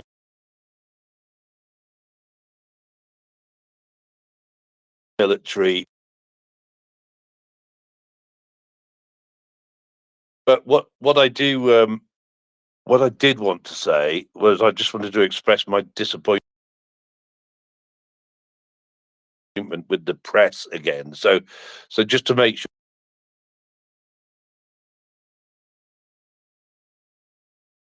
channel over from where it was where it held it while I was listening to MriyaReport, right, just to see what they were saying and that. And of course it's like to the Israeli attack on the Iranian embassy, right? And then only on Twitter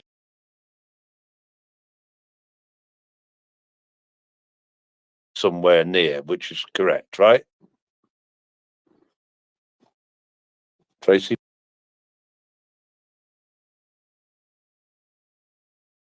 Prince? Somebody?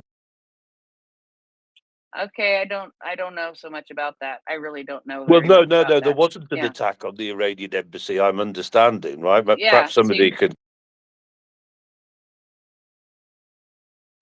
clarify that, right?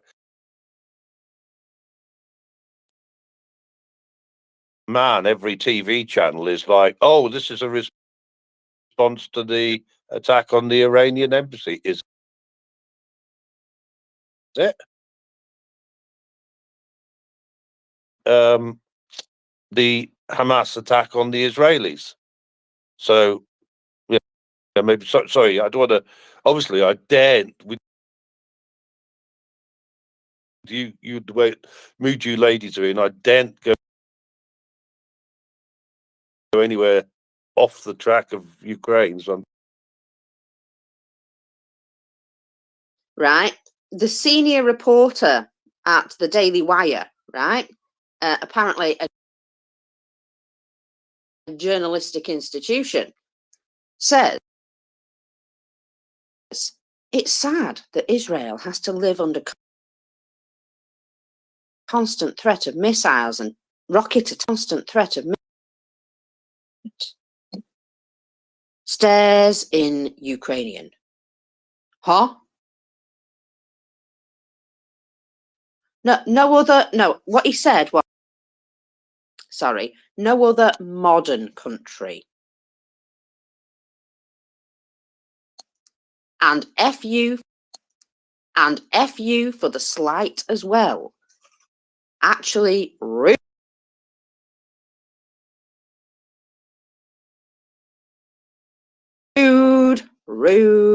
Can somebody? Because thank you. And I've forgotten what I was going to say. Never mind. I'll tell you what, though, this is part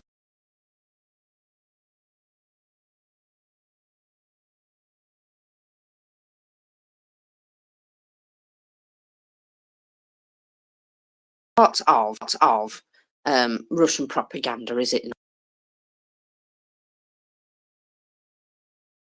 No, talking about Ukraine, just talking about Israel and what's going on there. And you know what I think? Well,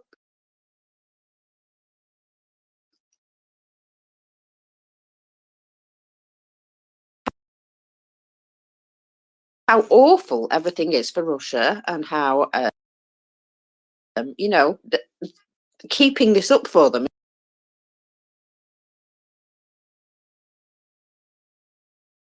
is going to be difficult. And so, and I bet you Russia's rubbing their hands. Oh, how fun it is for them to no longer be the big. They can just turn around and keep pointing it. Look at them, they're terrible people, they are. They're terrible people, they are. Terrible. Look at them, they're even Jewish. Oh, awful. And I hate it. It gives me a headache because people try and talk to me about these things, and I'm like, I'm a bit like Tracy. Oi, oi, oi, what are we talking about here? Ukraine was there first.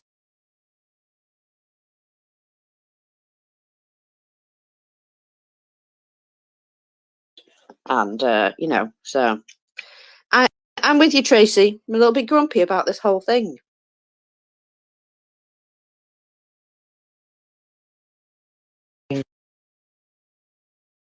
Don't you? Okay. I'm not really meaning a slap. Yeah. It means closed fingers when you give a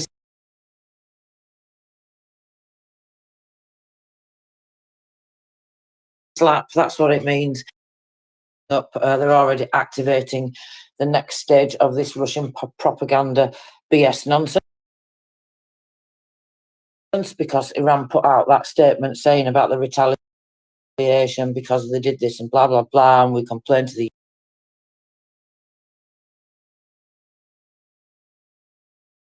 UN and with this Russian propaganda. All this Russian propaganda, all these hand grenades are starting to go off now.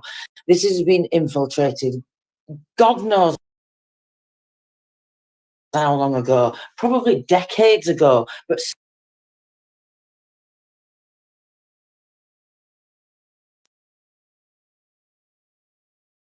way before 20 as well. And I've said already right from the beginning that infiltrating the UN on purpose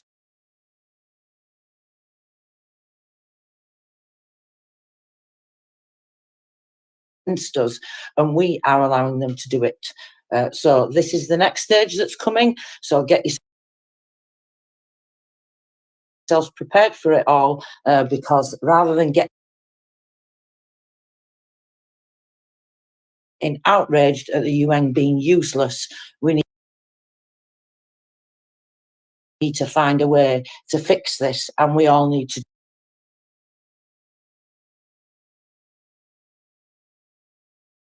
Thank you very much. Yes, and I was gonna add. I was reaching for the numbers in my mind, and I don't have a photographic memory, and I have a really crappy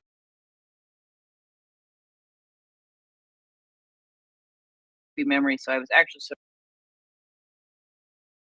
us back here to this statement. If a country that has been under global sanctions for 40 years is capable of bombing Israel with hundreds of UAVs and even supplying UAVs that respond to an Iranian attack without hesitation about the possible consequences. About the possible consequences. That's that, dude. 40 years of. And then, Chris, go ahead, Linda. Yeah, with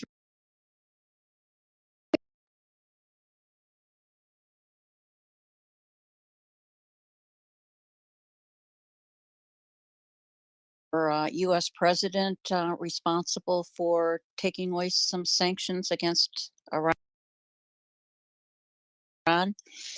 So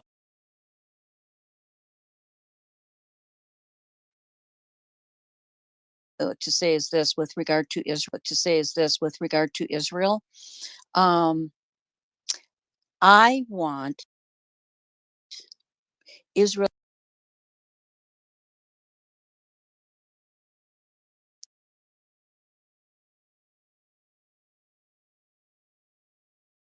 strikeouts at all against Iran, then the whole world is going to dump on Israel. I'm not Jewish, I'm not Israeli, I'm not Ukrainian, I'm not anything like that, right? I'm just am.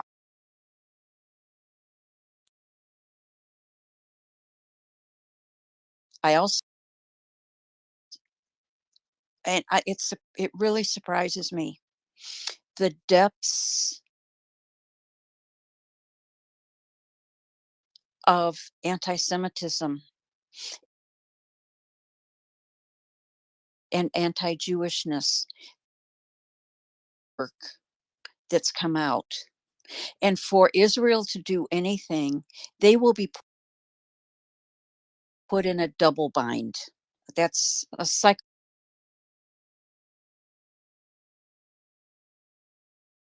no-win situation. Anything they do or don't do, it will automatically be, and that has gone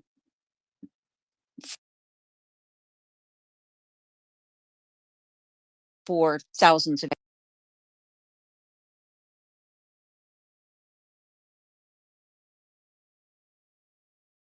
And now I'm just talking about Israel, and I totally agree with you. Same thing goes for Ukraine. We have been derelict in our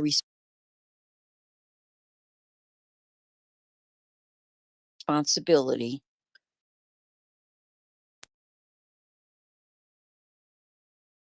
I've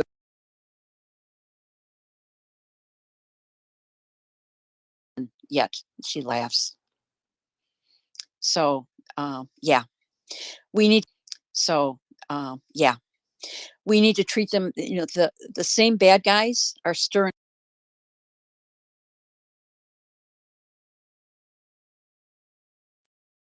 The anti-syndicate countries need to band together and say this stuff's got to stop, and we need to recognize it that is a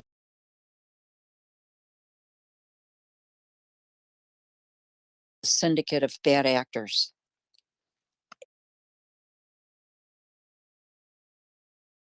In the missile factories in Iran is that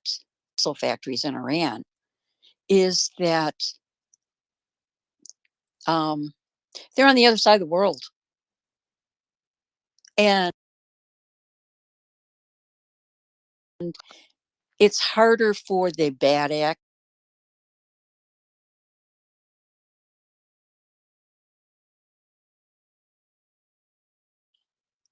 Anyway, and I'm rambling.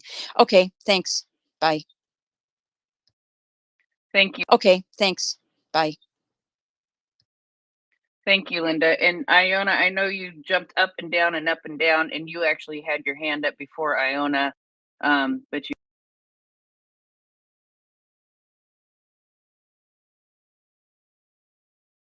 Yeah, I don't know all the news this morning. I've seen the mass, all the missiles and drones. This is good, of course. And I am supporting Israel, and all Romanian are supporting Israel.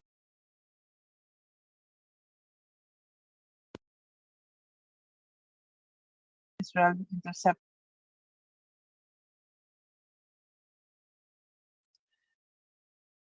2022.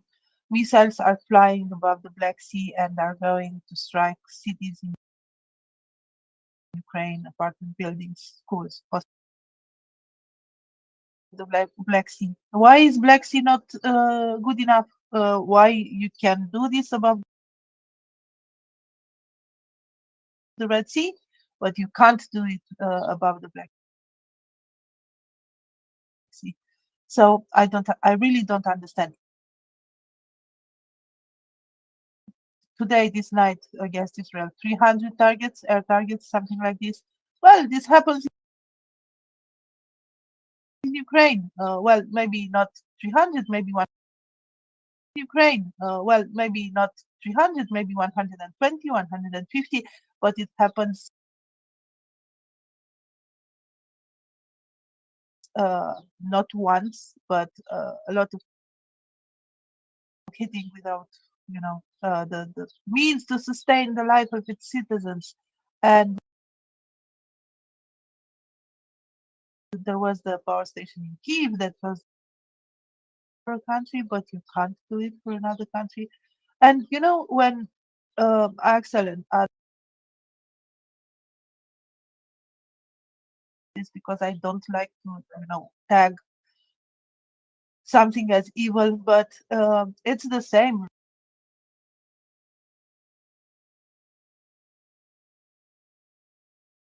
Russia and Iran purpose. But I mean, if you can protect one country against this type of attacks, why you are not in Ukraine every day and when we are talking about missiles going above the Romanian or Polish territory and how they should be intercepted. Let's see. There are a lot of missiles that are flying towards Ukraine, above Ukraine, and this moment, I'm not sure we aren't already in the World War III. I'm sorry, this is my morning rant. But I'm here.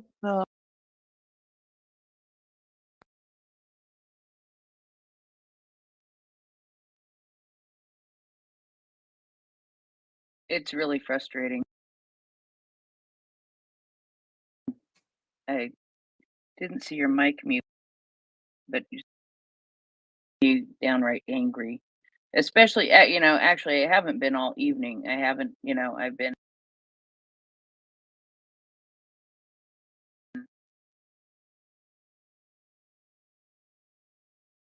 as I'm seeing responses,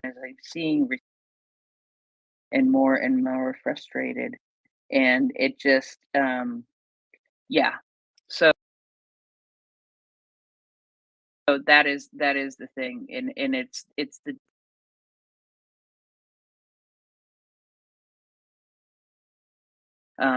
anyway. And I know Mockers and Will are here to take over for us as co-hosts. So I am not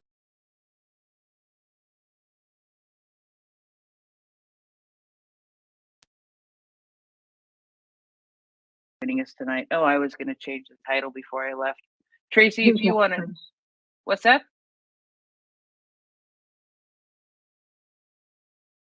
Who's next? Tell me. Aaron, and then Tennessee Brian. I was going to change the title too, and I forgot. But you can change it Shortly. Thank you, Prince. Thank you, Tracy. All right. So I had Karen next. Go ahead, Karen.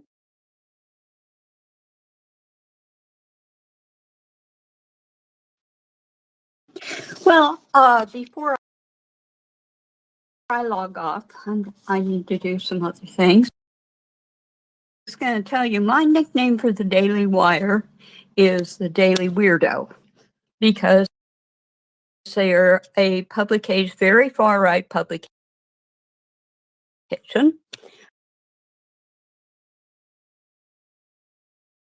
And my nickname for Breitbart, expect anything from those two publications except for a bunch of Russian lies and a few other lies thrown in. But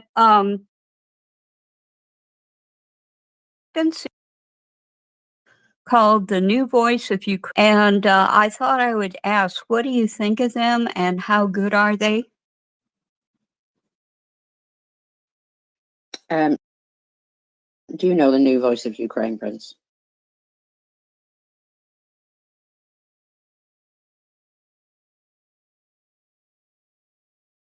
Ukrainian source, And when I looked at the details, I thought, doesn't quite seem right, that. And I said, are you sure this is a Ukrainian source? Because look,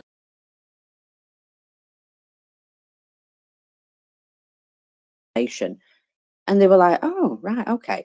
And then a few days later, I got another link from them. Is this true? And I looked and I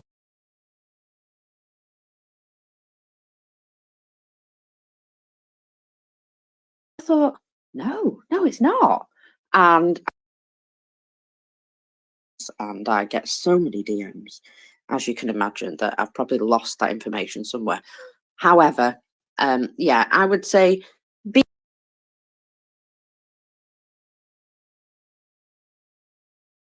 be careful with new publications.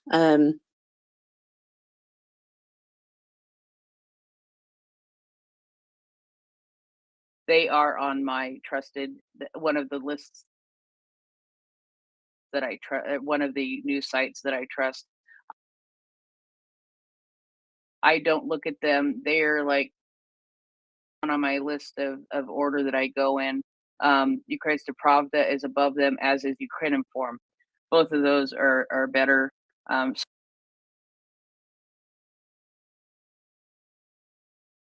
sources, in my opinion. There is also another very good. Supline is one that, or Susplain is one that Language Learner recommended the other day. And that is also on my list of so yeah, New Voice of Ukraine is okie dokie. They're not really new either. So yeah, that's what I know about that one, Mockers.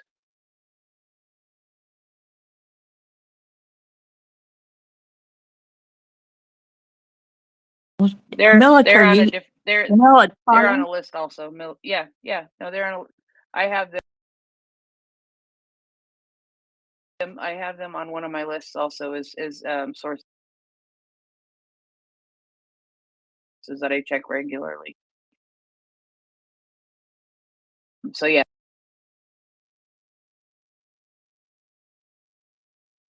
Thank you. All right, I am gonna head out of here. I'll be back as speaker, and I'm Will goes on an epic rant to put mine to shame. So I'll be back in a minute.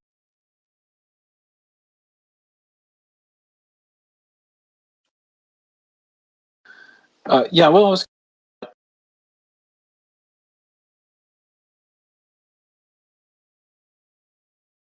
and thank you, Mockers.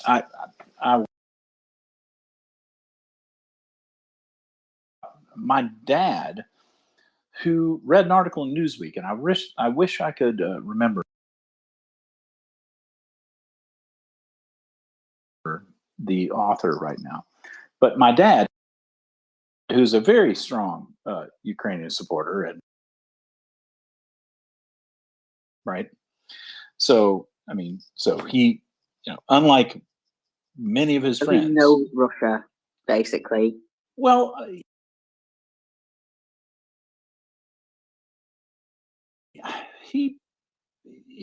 well, at least he has a nose for bullshit. Let's just look at this article in Newsweek or Time, I think it was, by do you remember Jake Bro?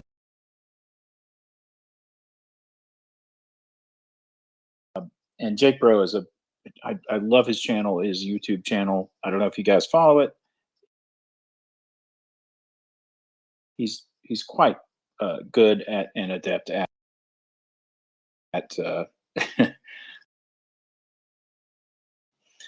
and he immediately pointed this out. He was like, this guy who is a Putin propagandist, has posted this, right? And of course, my dad's like 81, so when he reads Time or Newsweek, he trusts. He doesn't understand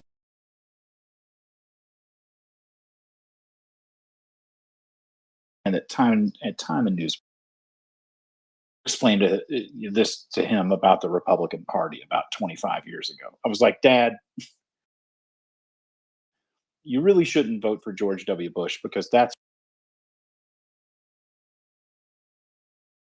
not the same guy. You know, he's not. I said, yeah. I said, yeah, right. Was I right? He said, actually, yeah, you did have your finger on the pulse of that one. I was like, yeah. So he voted for Kerry, actually, in 2004. So this is a guy who, you know, he's not an ideologue, and I'm not an ideologue.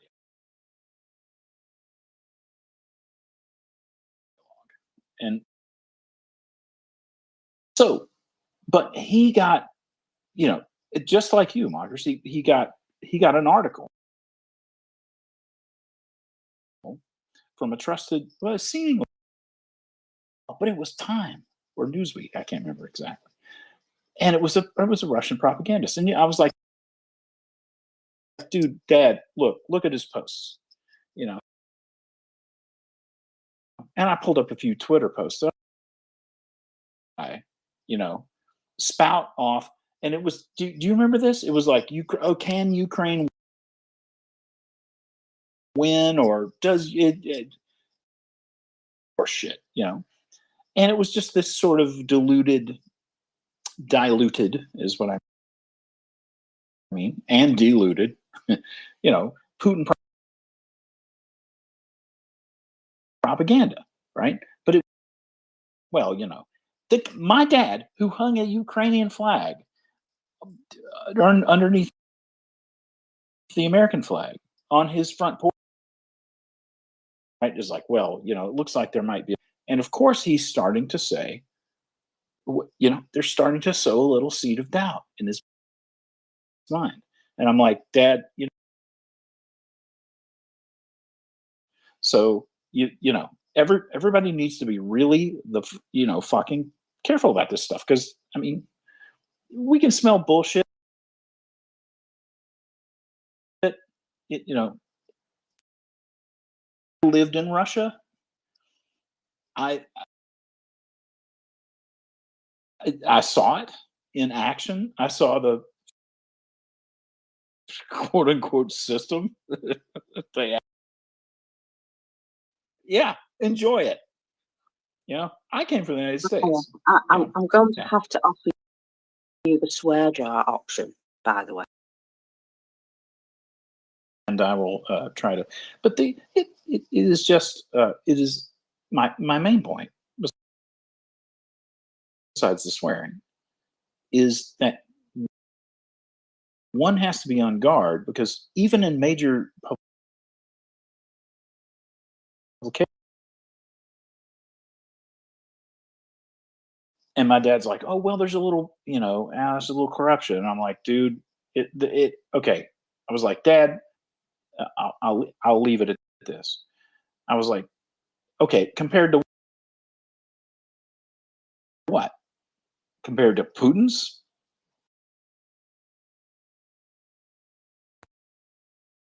super sterile, unbelievably uncorruptible regime? And I was like, yeah, right.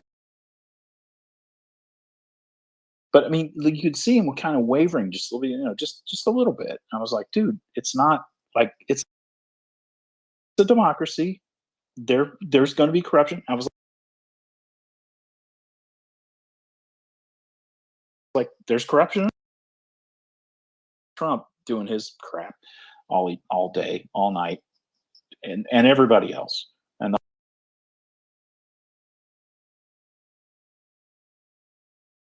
the Ukrainian were to say to us, like, well, are you, you know, the old biblical verse, you know, take, you know, grit, basically. I was like, you know, there could be a Ukrainian Time magazine cover saying like, oh, look at the MAGA guys, look at what they're doing. Couldn't they? And he's like, yeah. And I was like, I mean, I didn't have to go. I mean, we talked about. I did that. Newsweek let him print an article is kind of just ridiculous, or Time, or whoever it was, and and they shouldn't have had it covered. It was like, oh, Zelensky faces, what? It was just this horse shit. It was designed, to Ukrainian news, quite good news coming out of Ukraine so far, that they've been successful in, shooting down a load of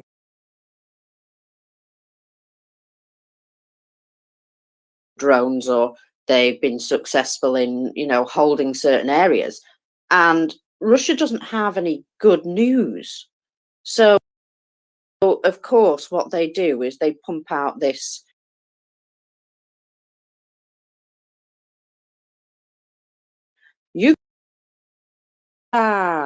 Zelensky's wife bought a bunch of pearls and crap in New York. I can imagine.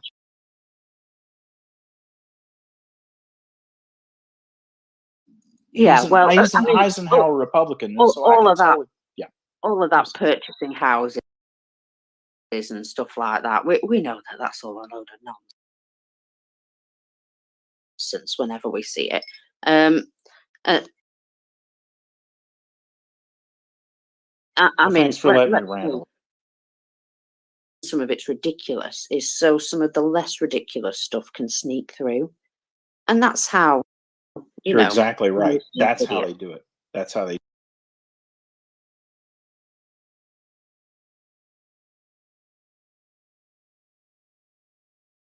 do it, and they got, and that was the scary part. Took a vacation. We saw all these Ukrainian flags flying from all these places, in like New Hampshire, and I was like, holy crap, we don't see this down south.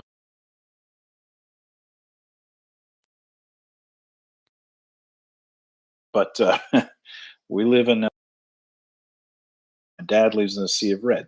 Dad lives in the Sea of Red. 76% of Sullivan County, where I grew up, voted for Trump. But they all buy this crap. They all buy it. They just swallow it whole, and it's the most disturbing. And some of it filtered through to my dad. Yeah, it gets into the mainstream media, and it's like, why is this guy? I was like, Dad, you got to be careful.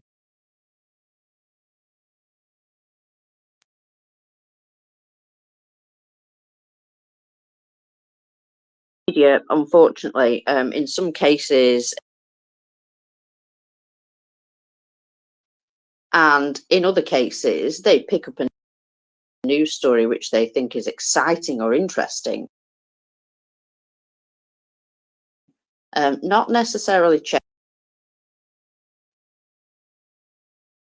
Oh, Zelensky's kind of corrupt, and Ukraine's going to be. It's sort of like, it really appeals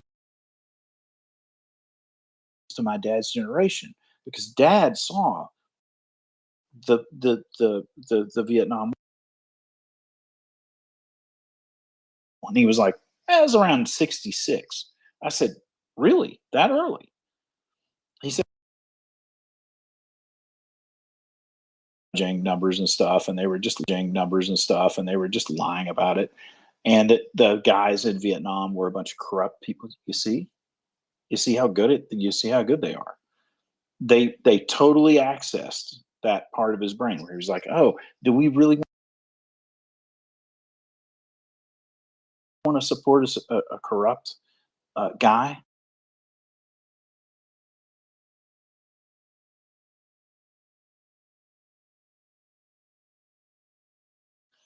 And saying, yes, but consider the source, right? Those are two different things. And so I was trying to tell him, like, hey, man,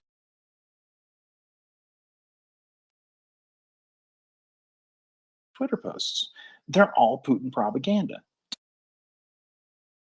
I was like, well, there you go. Exactly. But so even if you see it, takes time and effort to fight this. Yeah, Is the it does, but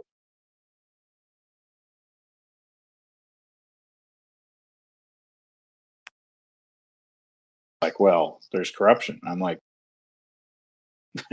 because I had already seen Jake Bro post about this article. He was like, the fact that they did this is just heinous and shameful and stupid.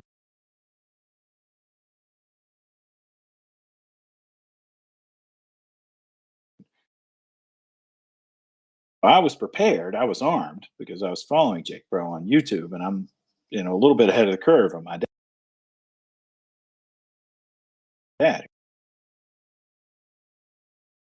He's just doing it, he's just baking you a little croissant that looks so nice and so tasty, and you can just eat it right up. And they're really good at that. And that's the part where I was like,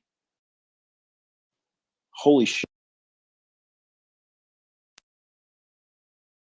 they are much better than they are on the ground, I can assure you. Chris Thank God. has had his hand up for a.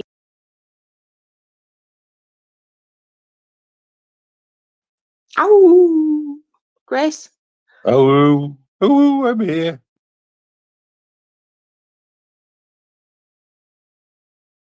Well, no a-wooing because it's Sunday and they're all asleep and they haven't a-wooed yet this morning.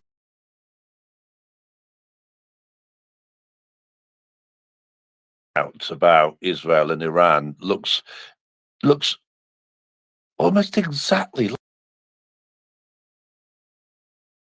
like the Russian playbook to me, Mock. I'm minded to think, Mockers, right, that maybe Russia has a spy school somewhere that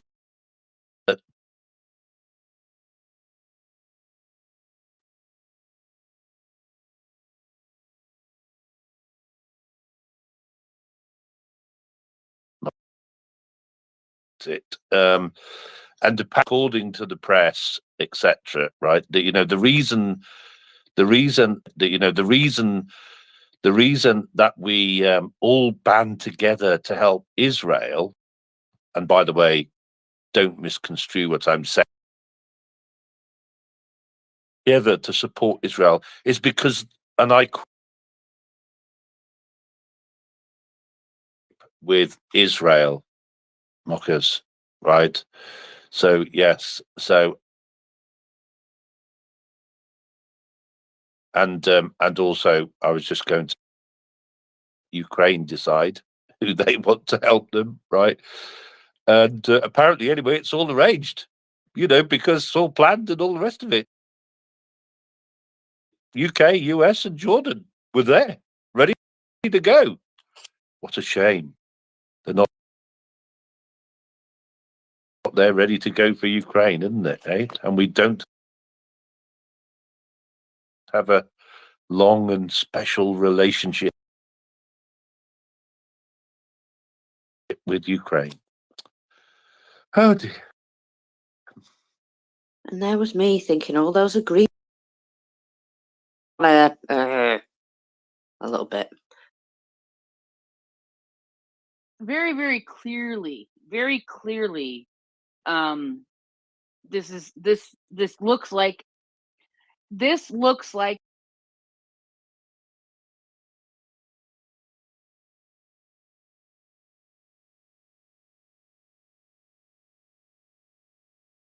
hunting for air defense, but I don't think it worked the same, for Israel here. And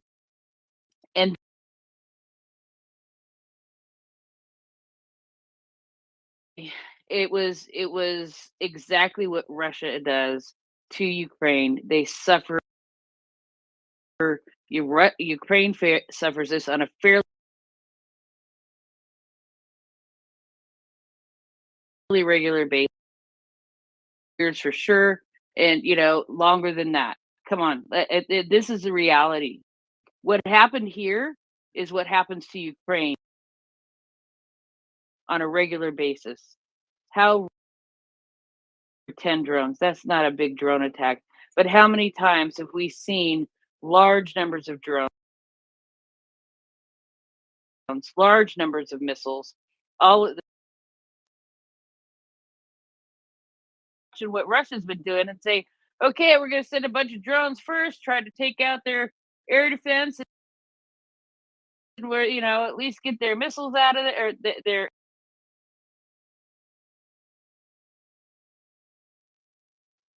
Yeah, I was just going to say that Russia has been practicing this tactic for the last 2 years. So, of course. You fella, go ahead. Morning, Mockers. Morning, everyone. Any interesting news?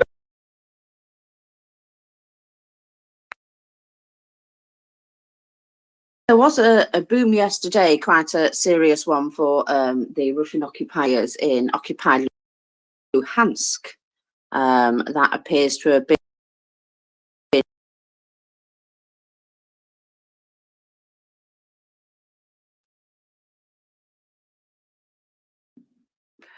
well, intercepting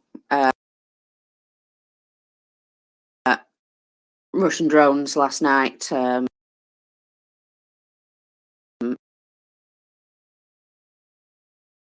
Shooting those down. So that was also excellent news. All right, excellent. Okay, well, I think they might have missed the numbers. We're a bit late today, so look forward to it.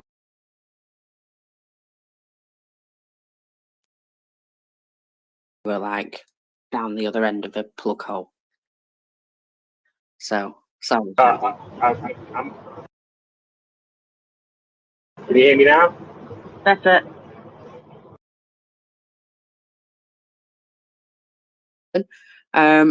Yeah, that's a good point, actually. Give us a retweet and I'll do some numbers, eh? Brian, go ahead.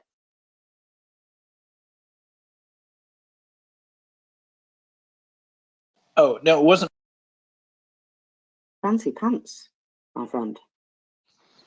Thank you. I'm just returning from beautiful Ukraine to Poland. Going to started with me to become like, when I leave Ukraine, I need to have a plan when I'm back, or otherwise I'm gonna be utterly depressed. So Ukraine is the heart of resilience against all evil in the world. Ukrainians, they are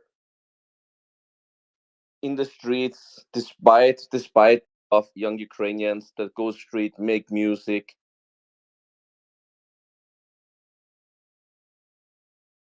To Russia, and I think Ukraine will win. For myself, I know Ukraine will be my end game. If Ukraine falls, I will be buried somewhere there. That's what I told my wife, and that's what she has to.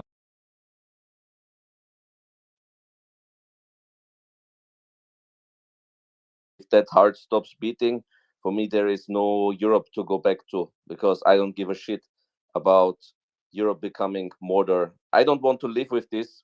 Surely, maybe sometime in the future. I want to make a point. Yet, to when we ignore and when we appease, when we say we are scared of escalation, this leads to fucking World War III. On what happened in Israel, and if we don't react appropriately now, meaning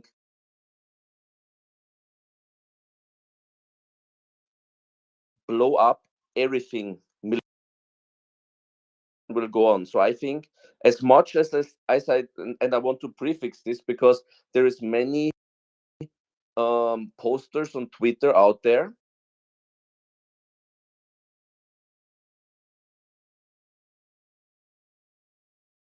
and I understand their sabotage efforts. So let me prefix it. But Biden's strategy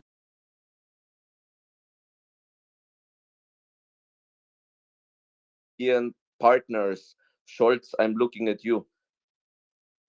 When do we understand that it's the wrong strategy? When do we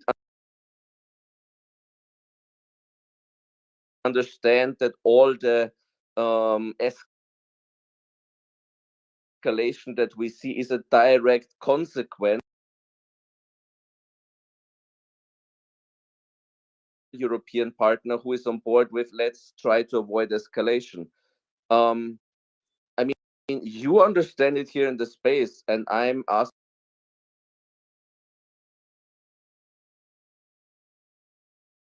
myself, how long does it take until our leadership wakes the China's terms? I think that's the big difference. We can now decide at our own terms to go into war against Russia. It's up to us now how we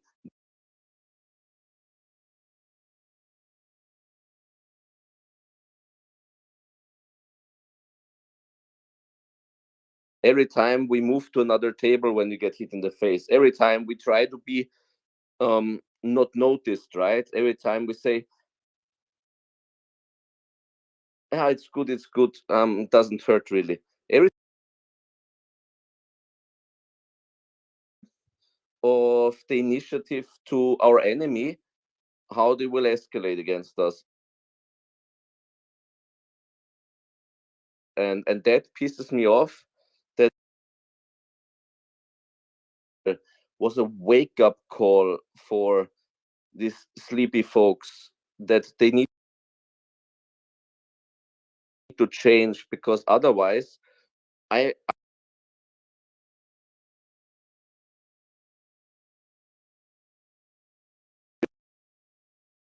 will see China and Taiwan. Thank you. Yes, deterrence is important in these places. Deterrence is very important. I'm not sure if Will's mic's working. Oh,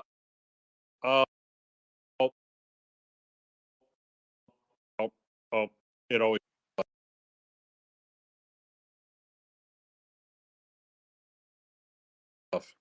Yeah, You're your mic's you're not breaking up.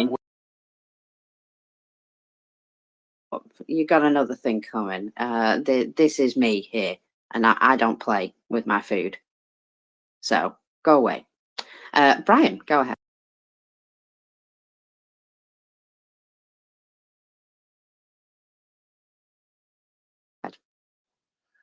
Okay, so the thing that I think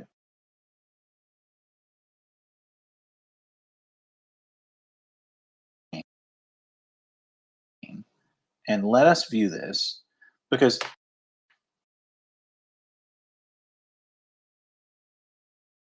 I'm sorry, guys. The problem, I think, in the Western mind, right?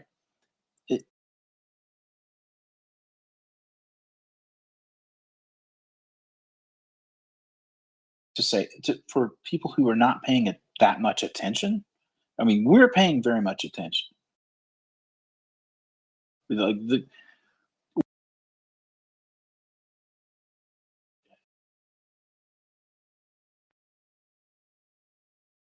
I think a realistic estimate, I don't know, Mockers, what would you say? What would you realistically on a day-to-day basis, like once a day, thinks, wow, I wonder what's going on in Ukraine.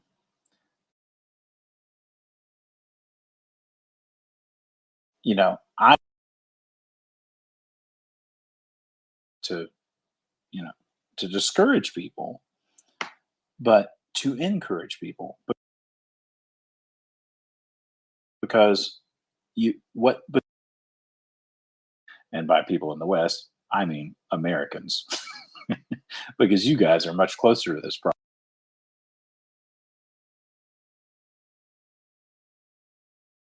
It was obvious to me the first time I ever visited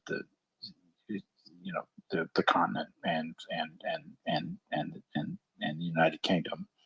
It was immediately obvious to me that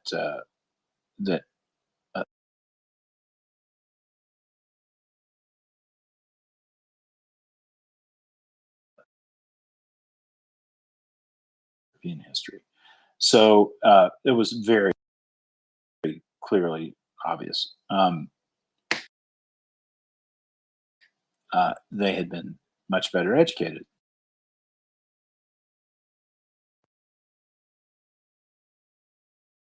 Everybody in Europe is, somehow going to be. What I'm trying to say is, it's a more immediate, problem. More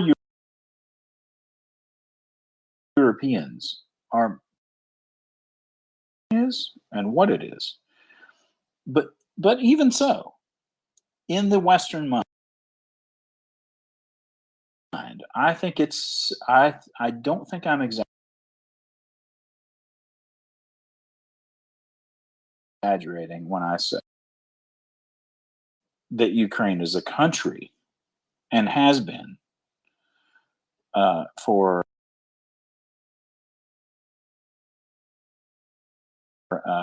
quite some time.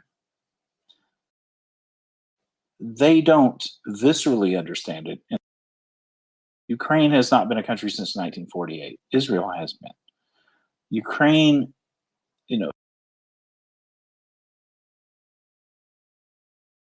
Granny Smith apple to a Honeycrisp apple. Brian, Ukraine has existed before any of us.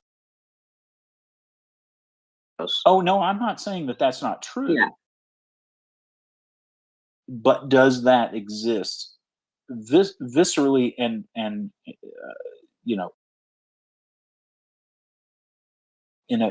a way in the Western mind?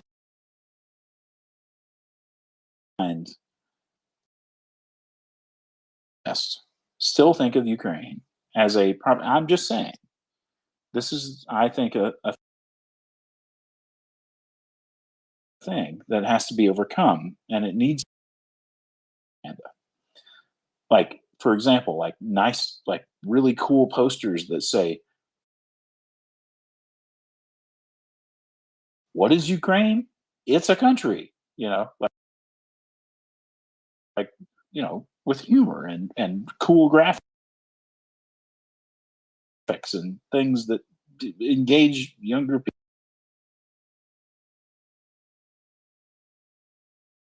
That we understand, that we all understand. Brian. Yeah. Okay. 2 years. 2 years we've been doing this. Well,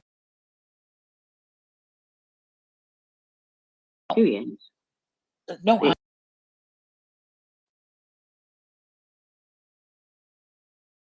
To educate people. But there's a lot of people who don't know what Ukraine is.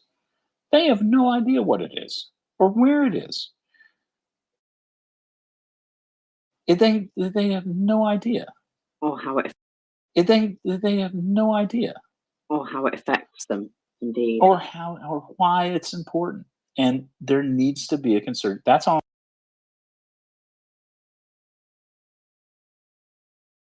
With bullshit. Okay. And disinformation, of course. Right? There's no, I love the uneducated, right? Brian. Said Trump. Brian. Yeah. Brian. You're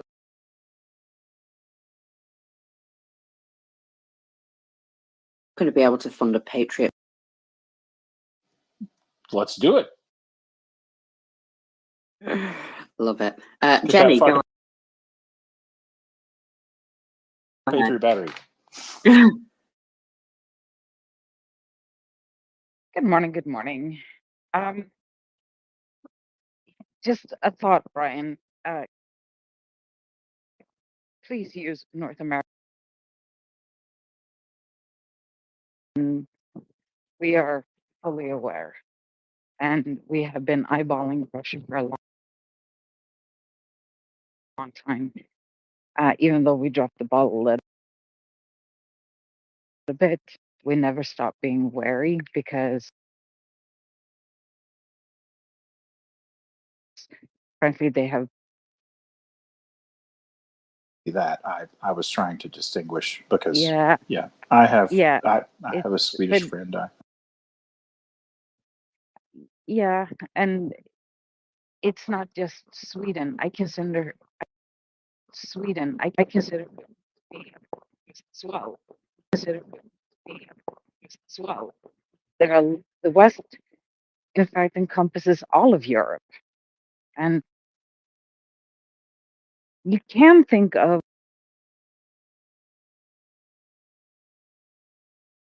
And this is where I actually clash a lot with the Americans, because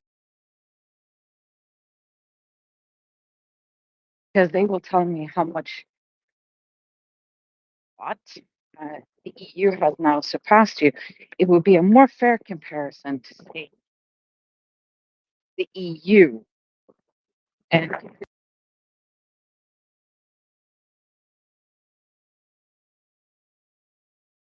being contributors to whatever aid the EU sends. They send individually. So Now, it's because there's wind. I'm out walking my dog. I don't have control over the wind in Sweden, unfortunately. And I can't do anything. I it's can't a do windy. anything. So if you find a state in the United States that has 10 million people, 10 and a half almost,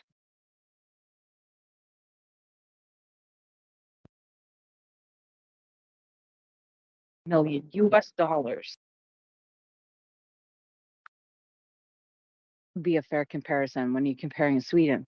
So Sweden has actually contributed more because we also contribute to the honeypot that is the EU. And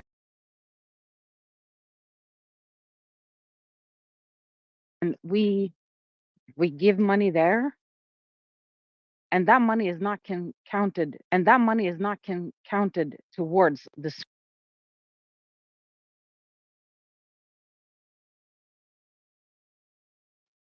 Okay, I would not argue at all with what you're saying, and I was not trying to make any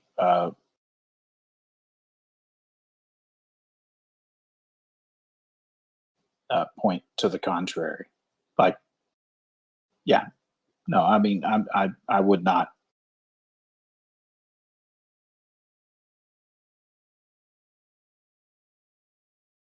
And I was trying to say, mostly, Americans, and by that I meant, people in, I would say North American, about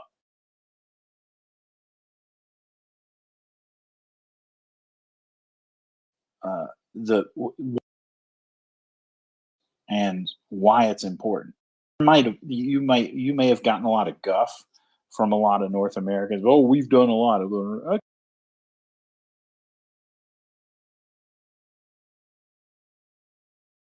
But that's not what I'm talking about. I'm talking about the ignorance of Americans. Americans need to be educated, is what I'm trying to say. One of the things they need, it goes straight back into American industry. So, goddamn right. Well, yeah, they need to know this benefits the economy. We're just replacing old armaments, and we're creating American jobs. protectionism as such wouldn't be very good, would it? Because you'd lose all that industry as well. Now, I have some other hands. Yeah, I have some of the hands, Brian. So, Stephen, go ahead.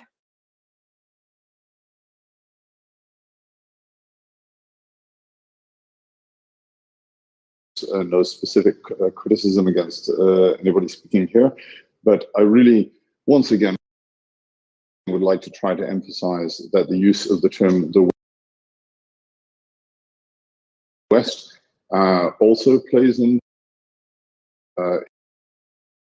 what we tend to define as Western nations, when in fact it is very strong among the Persians, Lebanese, among Koreans, Japanese, and I could name many other nations, but I just want to try and caution against that and suggest the use of the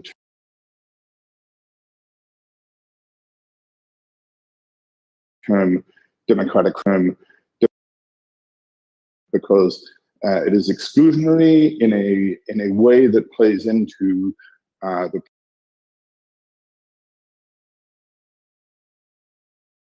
propaganda of the authoritarian states who are seeking to destroy. Or coalition of the willing, something like that.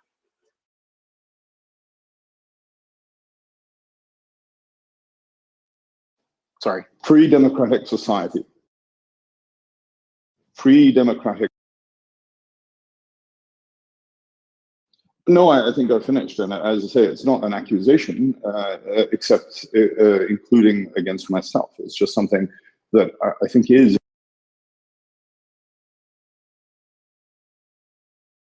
important, because the continuous use.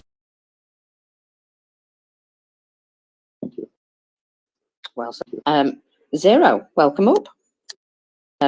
Zero, welcome up. Yay! Hello. Hello. Hello. Yes, I just wanted to refer back to Brian.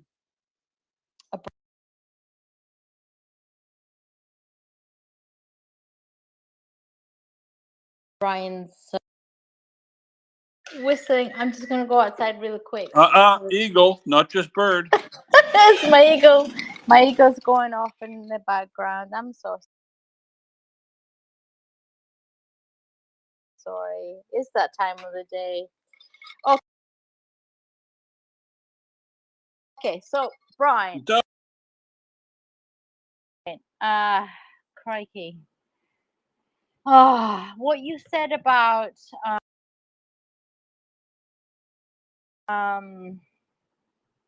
Ukraine.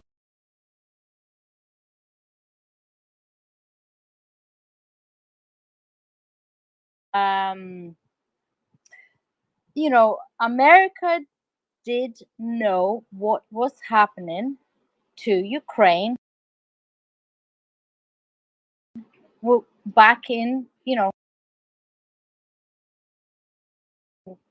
14, sorry, or even prior to that, right? And so it's not just upon American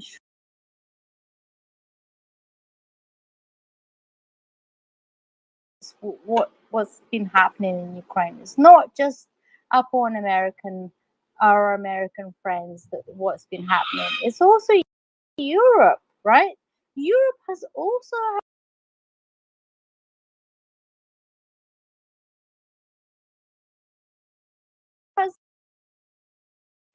knew what was happening. And when Putin annexed Crimea, right? Trees, by the way. Yeah. So it's not just everything's up on American shoulders.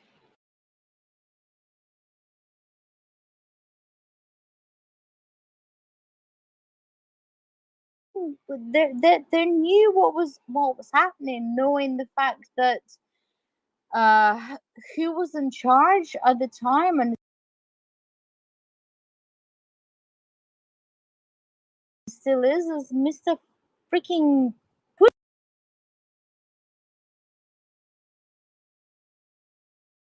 Putin. America, but because how we perceive America,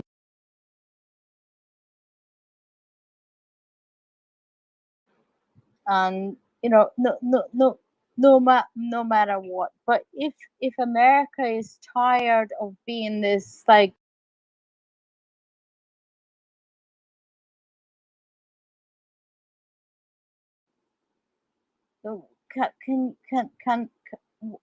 can they can America let us know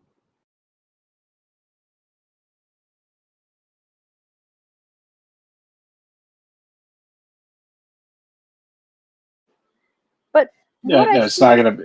It's go yeah ahead. Sorry. yeah no that's fine, sorry. And but you know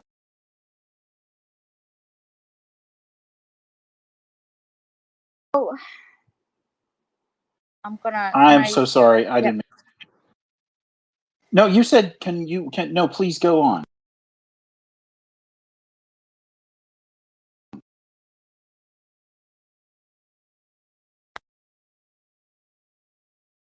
And do the fucking thing. yes, because for I am not American, right?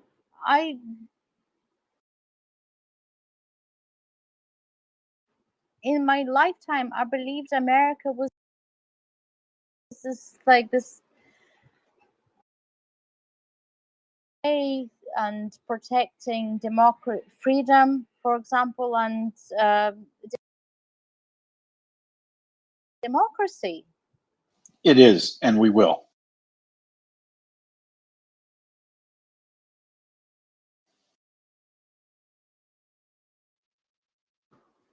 Yeah, so maybe, but who should lead the way in the world then?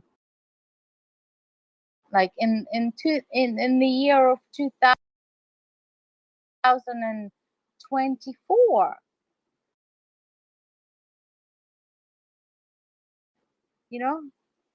That if America is maybe a little bit tired of, I think what's happened is that America has been infiltrated with this Russian horrible malarkey. It's sad to see it like that. It's really Can sad. we? It's yep. Sorry, I'll yep. No, can we talk about that for just one?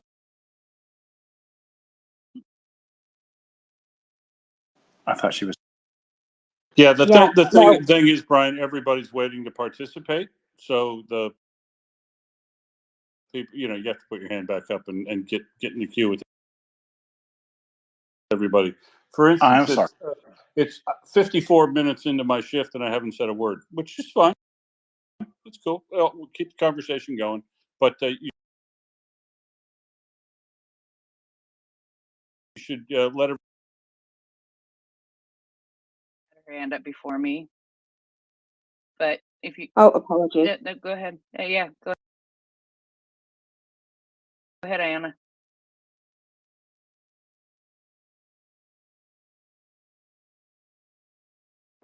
Oh, thank you. The word police. I believe this started with Obama, if I'm not mistaken. Anyway, it doesn't matter who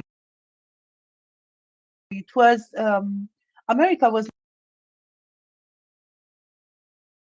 leading. Now America is slightly falling down from this. It's no longer leading by example. I understand the reasons behind deciding that we will not be establishing democracies, because this doesn't work all the times, and I understand this perfectly.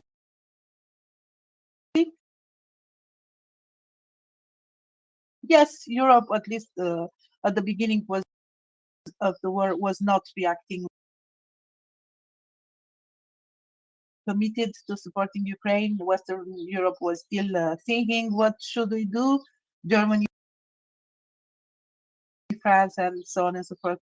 But now we are seeing, for example, we criticized, but Germany is delivering another Patriot, the third system. How many did America gave to Ukraine? America is 480 Patriots, and they gave one.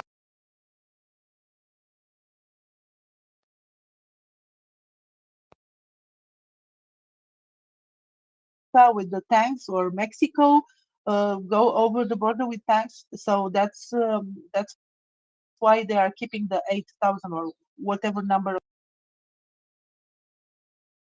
tanks they have there. Also, they are expecting to use those 480 systems, out 20 from the 4,000 that they had, so not a very high number. So they have a lot, but Europe is stepping in also.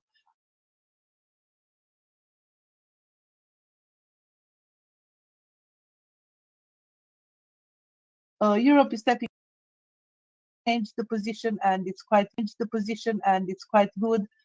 Germany, despite the fact that we are criticizing it constantly, gave a lot to Ukraine, including the IRST systems and the Gepards and things like this. Yes, the Patriots.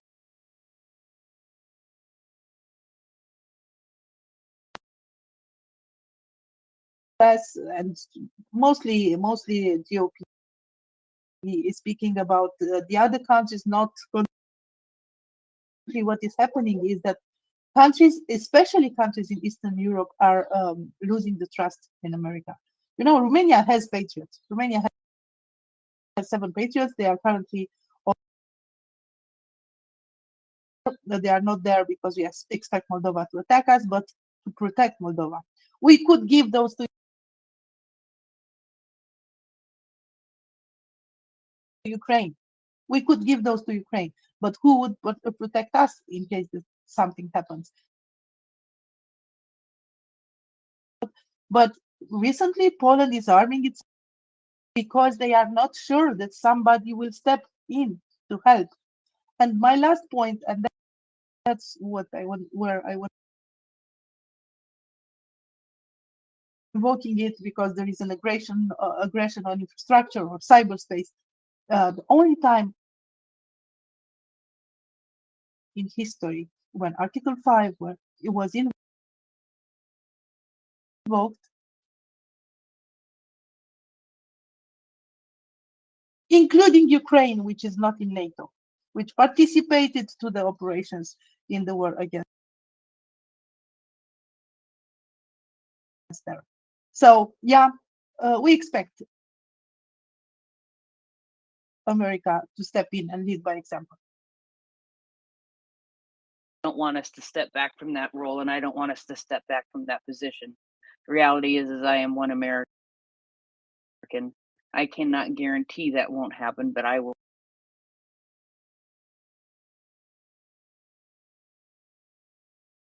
fight so that it doesn't happen. How's that for an answer? I am from our hands, and it is horrid. It is horrid. It is something that scares me, as I have said on this space more than once. For that, I'm a lesbian. I live at home. I know what people think of me. I know what people think of me. I know how that anger is coming out towards people in this country, and I've seen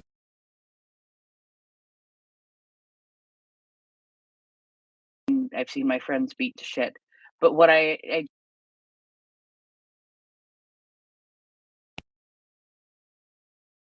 that we need to proceed, that we need to proceed. We are in a really, really dangerous position right now, and we need to stand up and fight.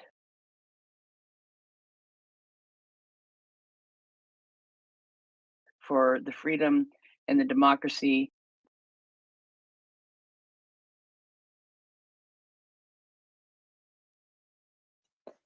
Now, folks, I've got to ask somebody on the panel here a question.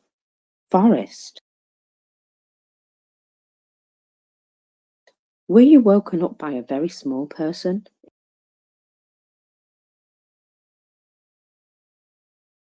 Is that why you're awake right now? Perhaps. Perhaps. She's asleep again.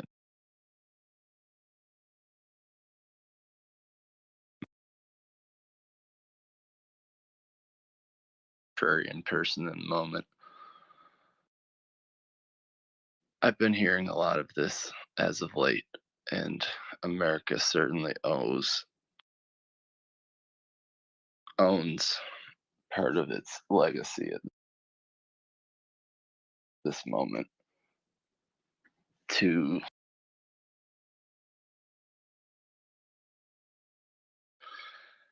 and more financial aid than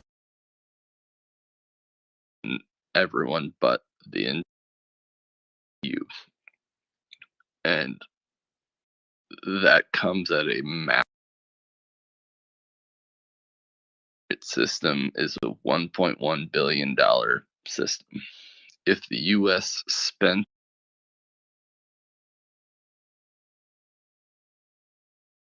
singularly patriots, it wouldn't be able to do other things unless it's legislated in.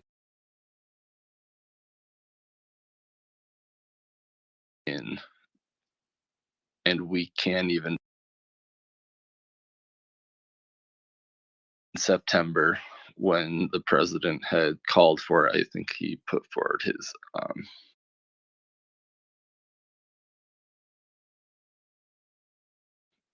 plan in August. It was $100 billion. This conversation right now. There's just no way. We would be on to our next package long since working on what else we could get.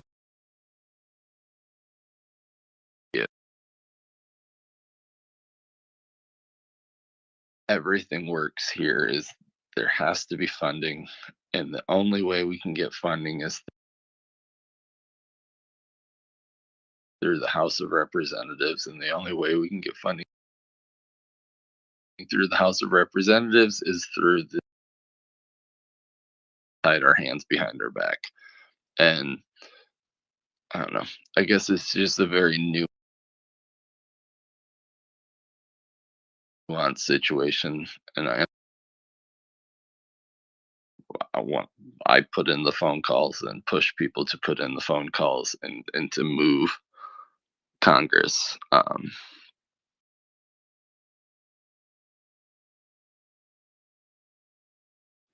But yeah, just wanted to offer that in there. Keep on Yeah. doing.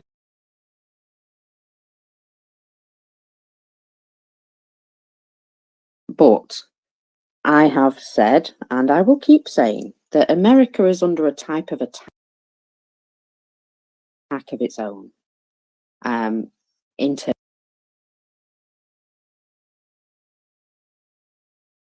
unfortunately, through whatever means. So, you know, I do feel as though America is actually currently battling against an attack. And that is why everything is so frozen up as such, because it's super serious and people are dying all over the place as a result.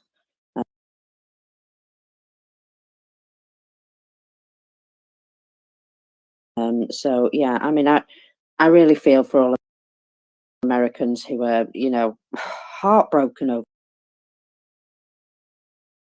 this situation, because the rest of us are as well.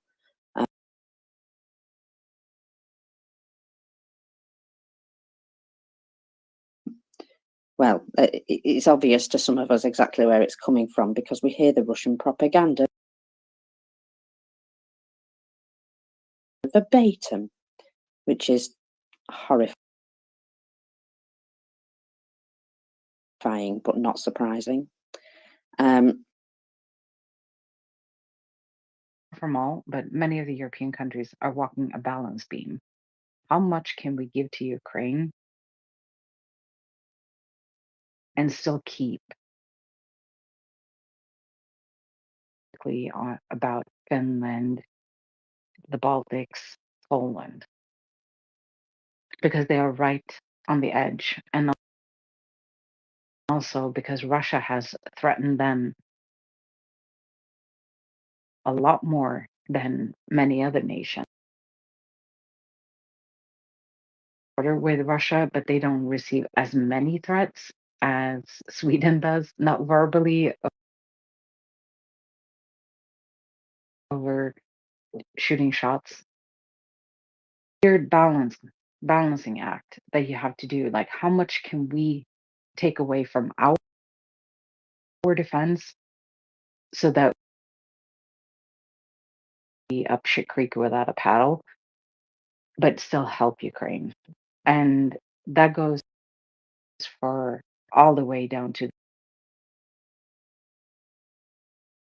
if you look at that, those countries that are along that border, they're also the ones that give the most per GDP. It's interesting. Thank you.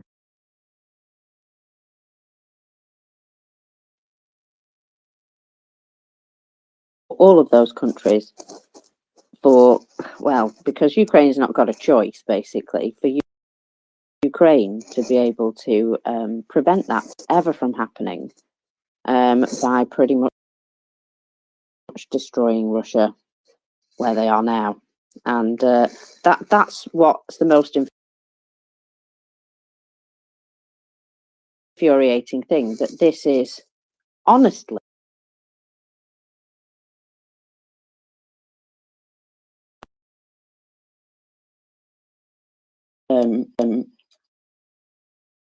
to want to do it, and the whole while Russia's chucking around hand grenades everywhere else, going, oh, look over here.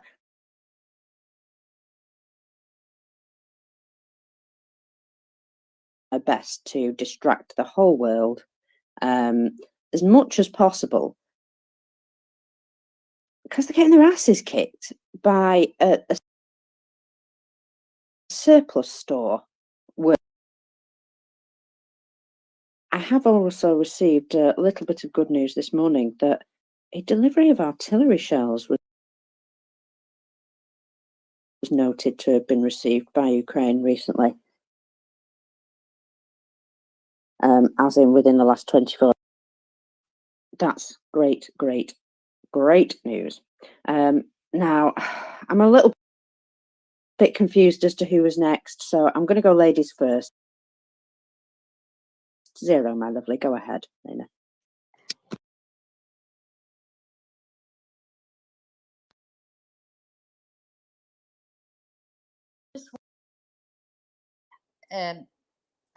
USA, please don't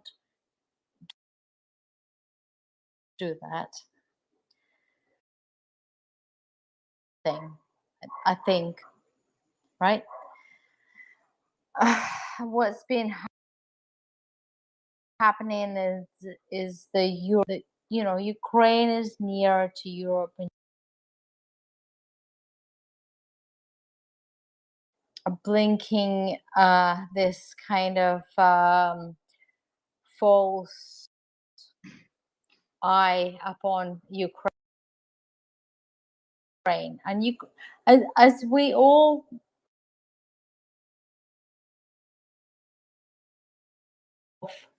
the whole of the Europe, right? The conflict. I don't like to call it myself. The conflict that's going on that's been brought up upon Russians by so Europe knew this, right? Since 2014.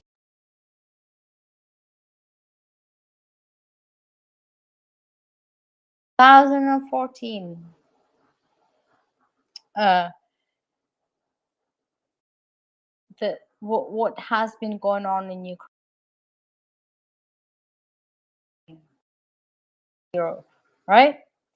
So please, Prince Heather, I want you to please don't be ashamed of America. It's not, and I personally, as a Ukrainian, I do not blame America for what's happening, what has been happening in Ukraine. Putin, that's his fault, right? His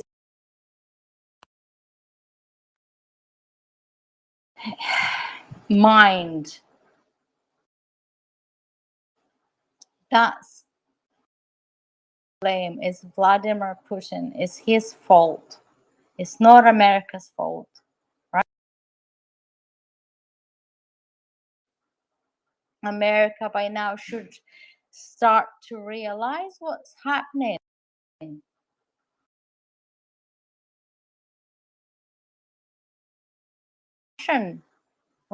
Russian infiltration and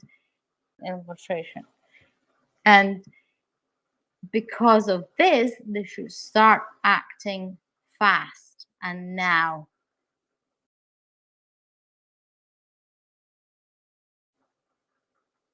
Right? Brain by now. I mean, for goodness sakes. I mean, I'm not a you know,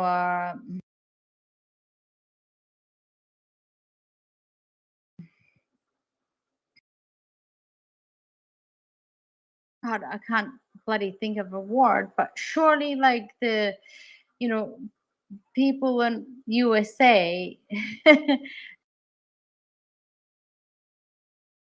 can realize this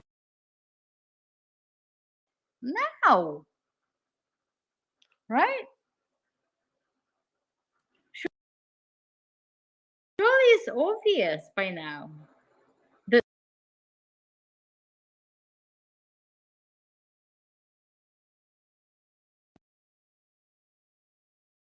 for a very, very long time. And I will end it at that.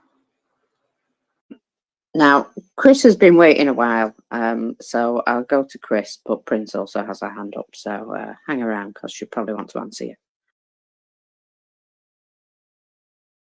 Chris?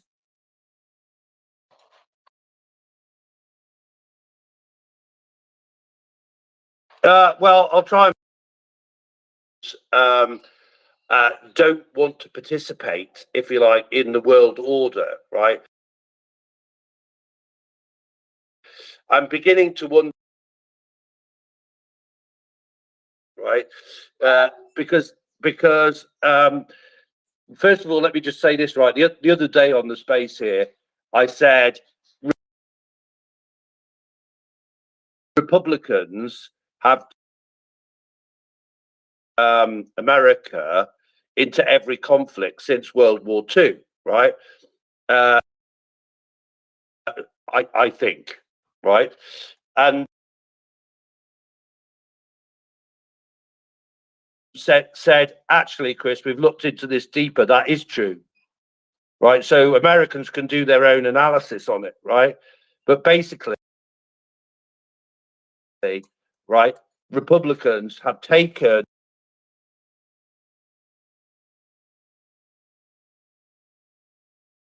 its spots, but what you do have happening, right, is you have MAGA Republicans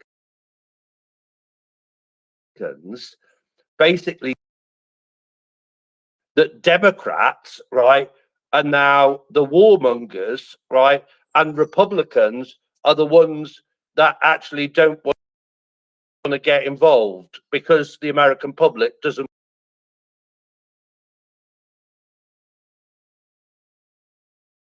into another conflict, right? So I put to you that all we've got here is basically, as actually you said, Zero, was propaganda, right? Because I actually think that if there was a situation where Americans as a whole were not influenced and that, and there was a need to get involved, they would get involved, right? So I'm actually that there's a lot of propaganda influence in it.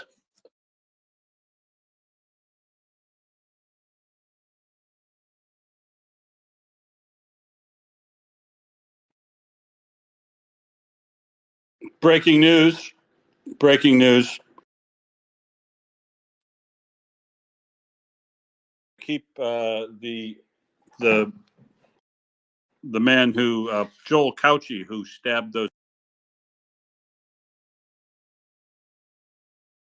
6 people to death in Bondi Junction yesterday. The guy standing at the top of the escalator with the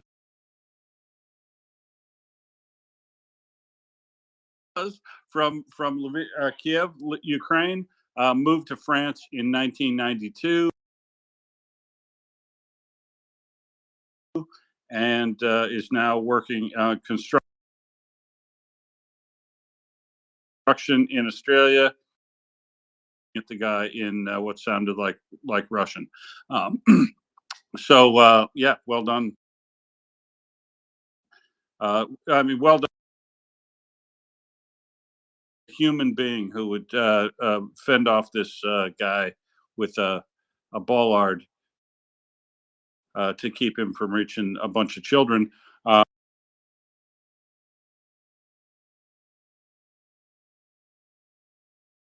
Fantastic of the year next year, and great for him. Well done, Silas. If it ever was ever presented to me, really well done. And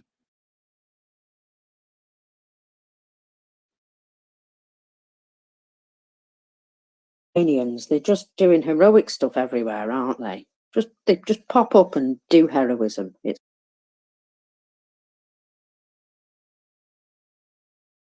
incredible. Hold my beer. Indeed, hold my beer. I'll sort this out. Oh, that's awesome.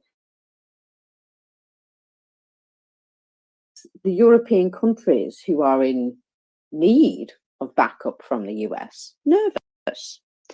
And what Russia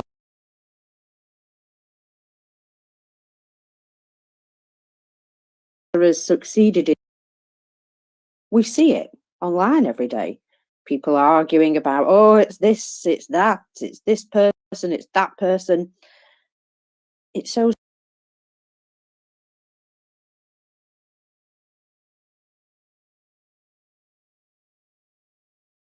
division. It distracts. And one of the things we've got to remember to do is be laser focused on the actual point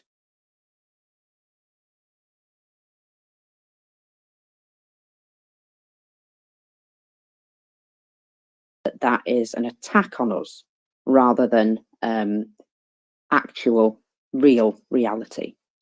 Prince, go ahead.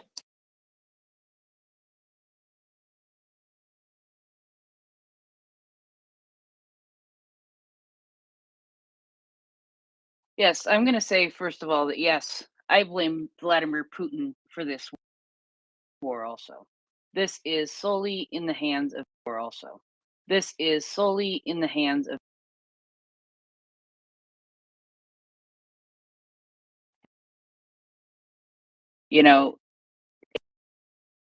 standing of the United States in the world today.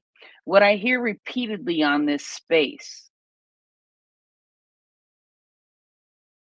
from people from them. I respect this.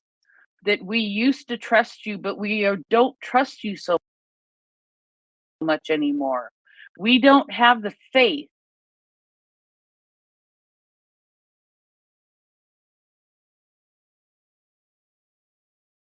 And I see that. I don't see that from my little bubble here in the United States necessarily, but in listening to the people from all around the world in this space, I hear that. I hear that on a regular, feel that way. And that is I totally get that. And what I have to then go back to say is there was a very scary years for me. Those are the years in 2016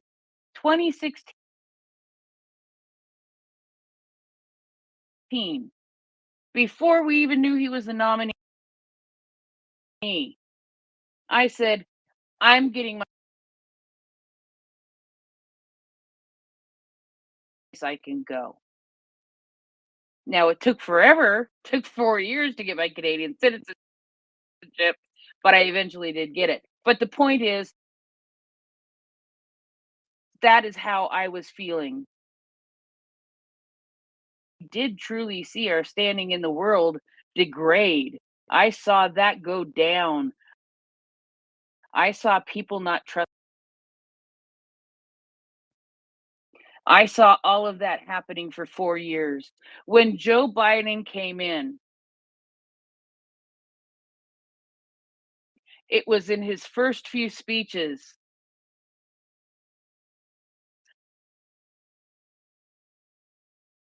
I said, the US is back. We are back. We are going to gain that trust back that was lost.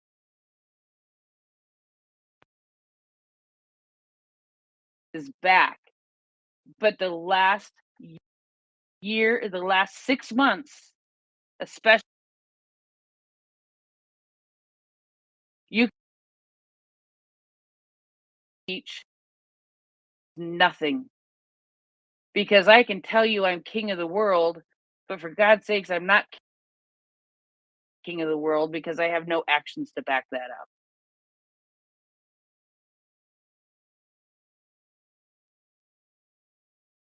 United States live that up and live to that baby, we're back kind of idea.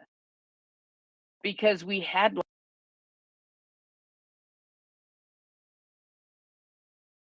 lost. I saw that we had lost. And you know what?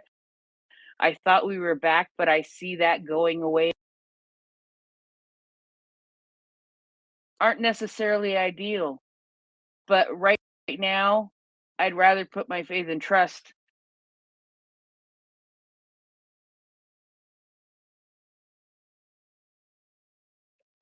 in me.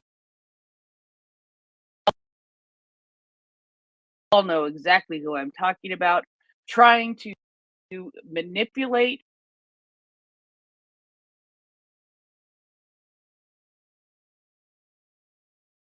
that are listening to him, the people who are letting that person guide their decisions in Congress, that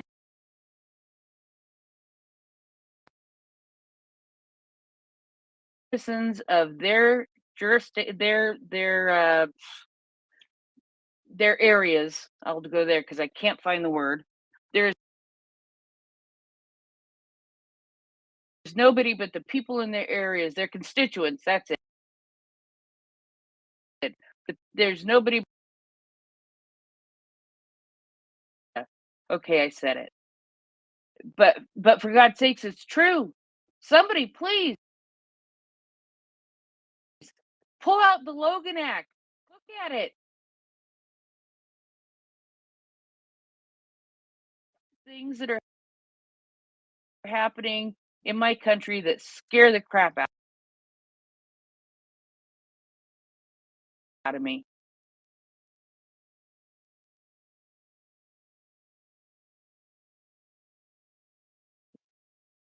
Proving to be true. Do I think it is the man in the Oval Office's fault? Not completely, because there are people in Congress that are holding this up, that are making this not happen, because they are listening to somebody who's trying to run the government when they are not president, in my humble opinion.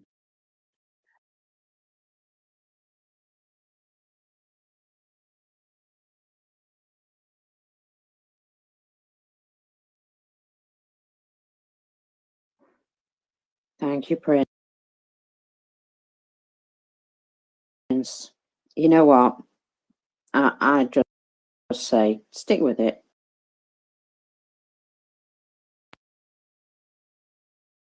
Who has hope, but I'm just telling you what I see right now and expressing my frustration right now.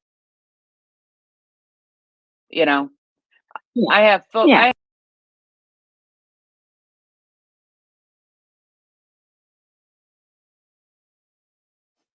Chris, go ahead. Yeah, I'm actually going to be quick, Mockers, because I've got a little evolution to perform and that. But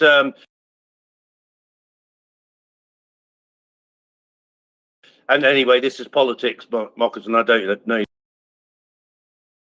you don't like want to spend your life on politics, but by MAGA Republicans, right? And you can maybe say the far left as well, but that's who we don't trust. Now you can by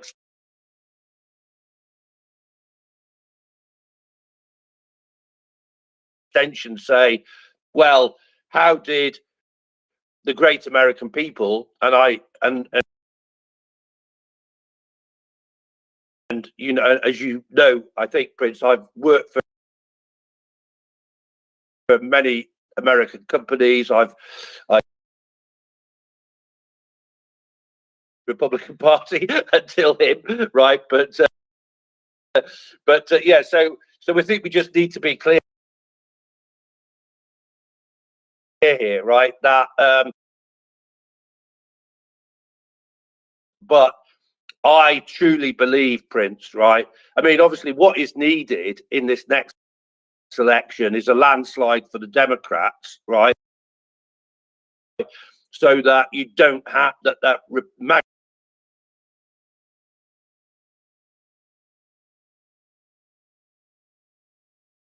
Republicans will interfere to the absolute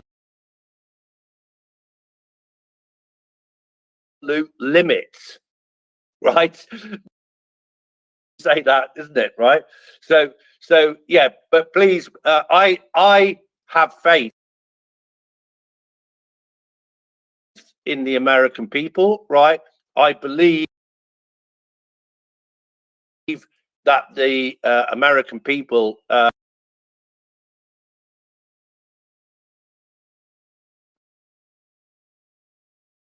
back in their box. I have to agree. I have to agree with that. Thank you, Chris. Sorry, Mockers.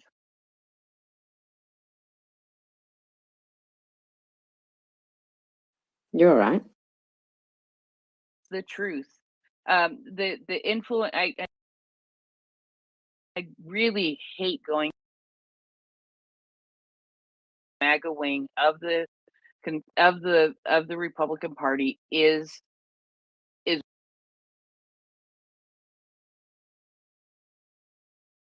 what is causing this to happen. And I was trying to be sort of vague with it and referring to the 4 years before, but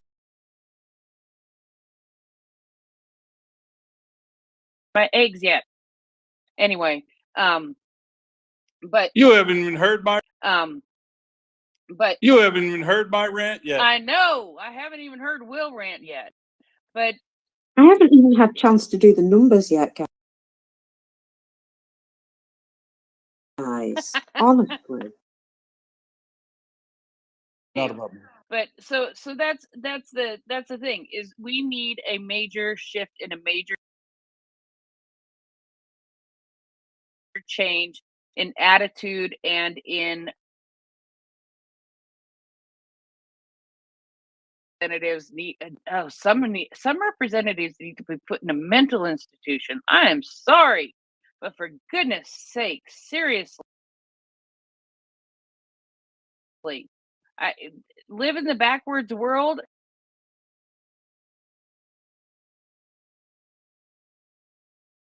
It totally influenced by Russian propaganda. Let's make them a little America over there in Russia somewhere.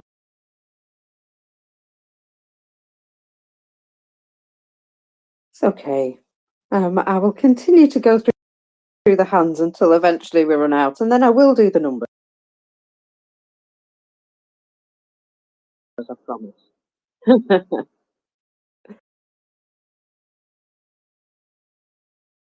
Had to completely jump the queue because we No, have a I system was here where told people I put hands up.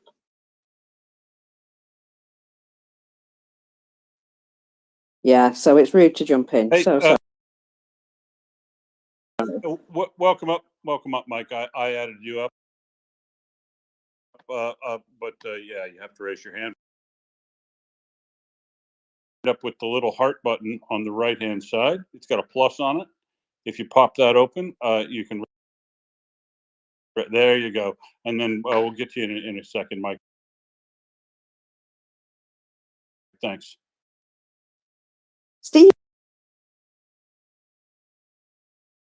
Apologize. Sorry, accept my apologies. I'm in the gym, so there is music in the background. If it's too annoying, well, I'm going to be brief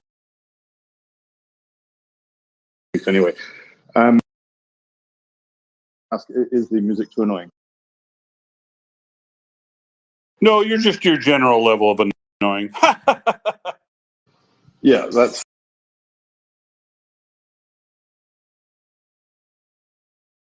political system. It seems to me that it is not that the American electorate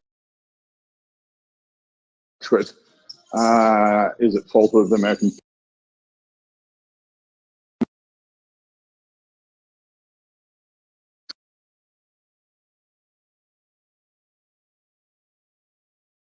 or Ukraine, positively towards Ukraine. What is going on is a small minority, a cadre, I would call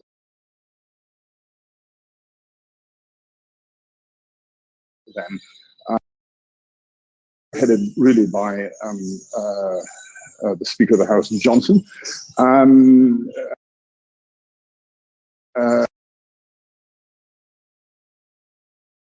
Because the bill that is before him that he refuses to bring to a vote and has done so for many months now was passed with an overwhelming bipartisan majority. So this cadre is blocking is blocking the functioning of U.S. democracy itself. Make no mistake. Thank you.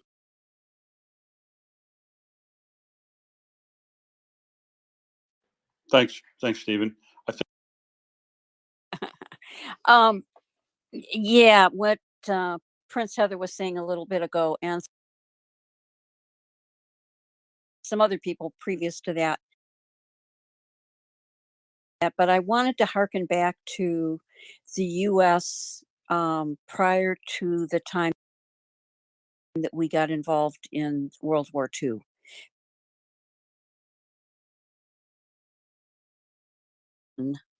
There were a lot of Hitler supporters in the U.S.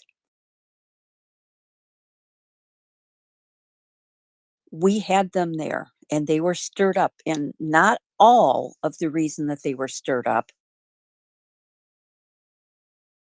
but partially they were stirred up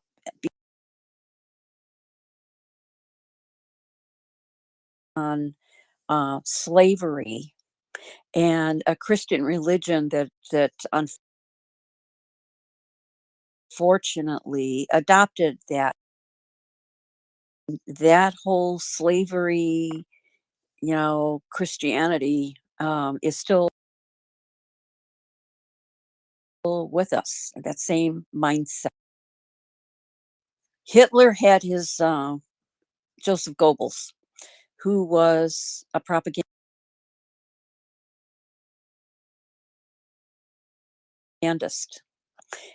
around other parts of the world, but including the U.S. So helping to participate to drum up. And there were other forces as well, but it was, to some degree orchestrated by Goebbels. I think we're in a especially on the right, and especially amongst the Christian nationalists who have risen to if they don't say the name Putin, they're saying everything that Putin stands for. And they are reluctant to embrace democracy. They're in many ways a really big danger. Now, it took Pearl Harbor, I would argue. I'm not a World War II historian, but I would argue that it took World War II side.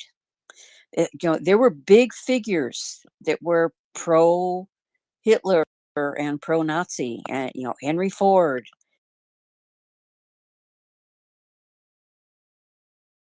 Charles Lindbergh, just to name two. And they had a big following.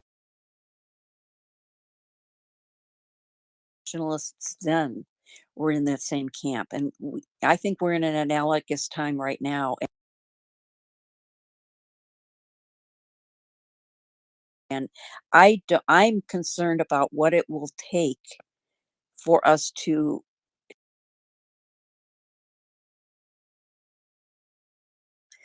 a dynamic that plagued us in the 1930s and very early 40s. Propaganda. Russia is superb at it and has been going at it for decades. Consider it and treat it as warfare. It's just in a different form. Warfare, psychological operations, information warfare, et cetera, et cetera, et cetera, et cetera. And a lot of people are, because of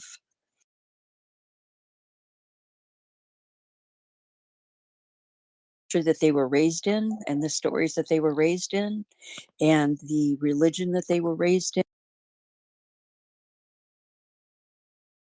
and the cultural assumptions and the racism that they were raised.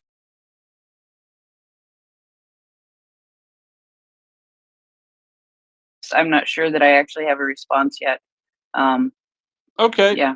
So But I'm Mike W. Thanks for coming up, Mike. Sorry you got snapped at about the rules.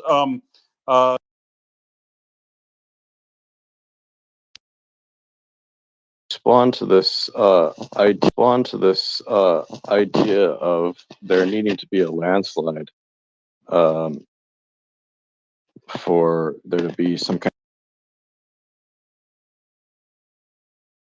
of right, not with Israel being what it is and how it's dividing the Democratic Party. It is not that close. I mean, Trump is winning. Pretty clearly, Trump is winning. I've seen a lot of people try and rationalize that.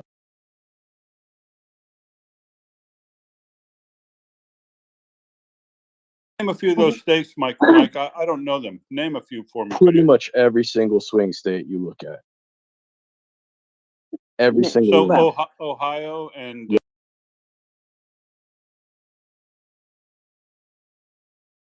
Colorado, Nebraska. Pennsylvania, which is probably one of the most important. Yes. Arizona. Have you Not to acknowledge these polls, but you know, I mean, when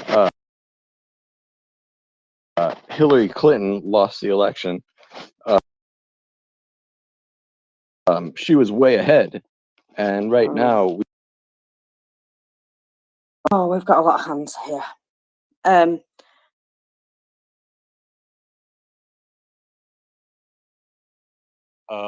Marcus is getting tired of talking U.S. politics, which is totally understandable. But I think you are on something. I would much rather talk about Ukraine. Yeah. Yeah. Very, but it's an important thing, Mike.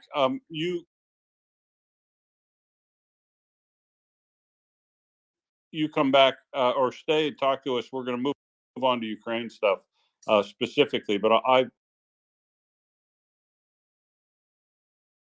I share your concern, definitely. But we're going to move on to Ukraine. If you've got your hands up and you wanted to talk about this U.S. politics thing, Marcus Monk on. Prince Heather. I don't want to tell you yet. I want people to get through this.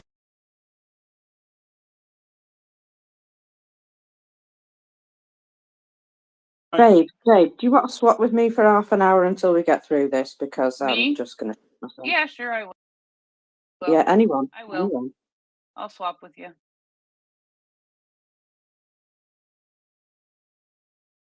Thanks. It's gonna be U.S. politics, but it's gonna be a message. Well, just keep it brief, keep it snappy, keep us awake. I will do that. I wrote it down. Here's the breakdown, okay, guys, about why Biden is going to win. Number one, okay, right, with only Republican voters, at least 15 to 20%. And really on average. Now, we're talking about primaries where Nikki Haley, in other words,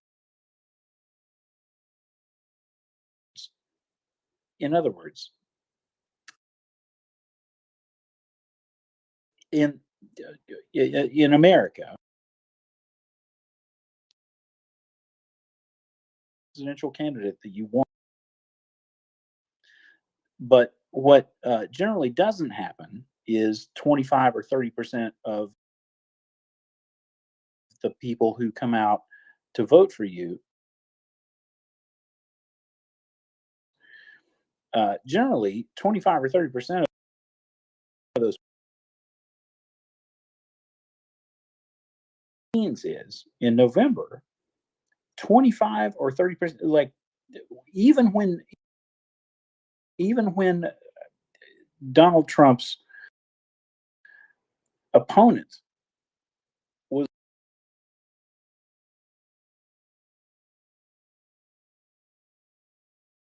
a second. I want to try to focus this a little bit better because okay. we weren't talking very specific about American politics.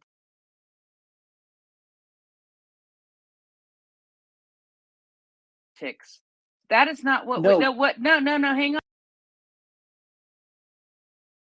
How elections happen in the United States. No, this has everything to do with that. Please listen to what I'm telling you.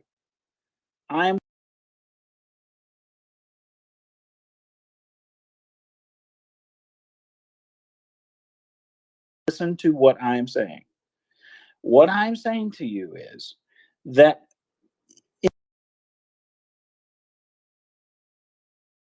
in the primaries,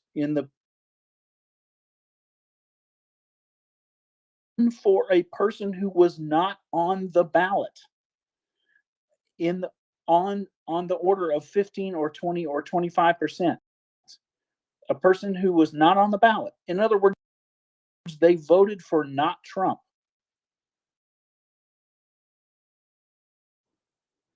25%, 30%. Okay, and what does that have to do with? Wait.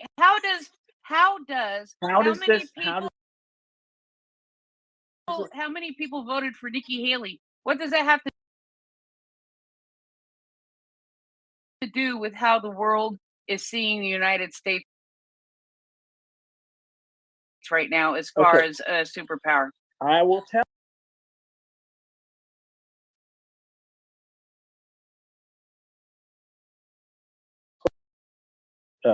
Space. If you are so motivated against a candidate that you are going to get out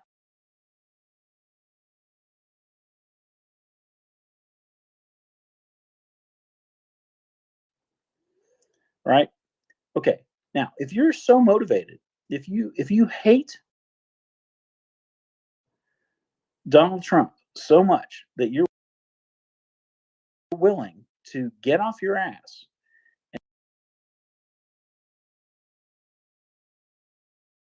you're choosing the candidate you're within your own party who will run for president. Okay? So think about this. All right. You're a and Nikki Haley. And however, Nikki Haley is no longer on the ticket. Yeah, I know you But said you that are, 5 times but already. I Can you just- land the but plane please. here? Tell me how this has to do with I'm trying to explain but to everyone land how the plane. it works. I'm trying to explain to everyone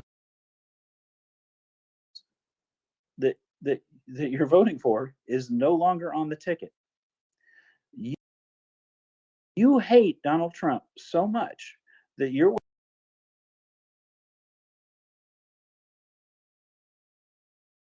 willing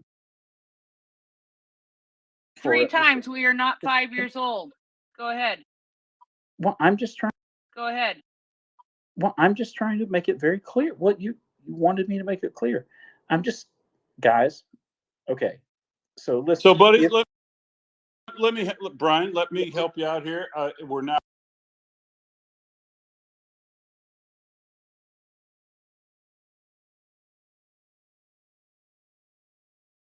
In the Republican Party are disaffected with Donald Trump. They were willing to vote for anybody else in a primary, which translates somehow if they stay home. And I think this is what Mike W. is getting to.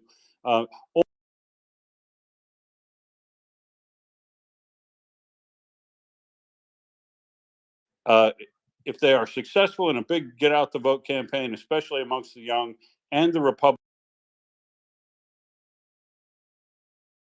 stay home because they're disaffected and they're over the Trump speech and all that, then what the situation Mike describes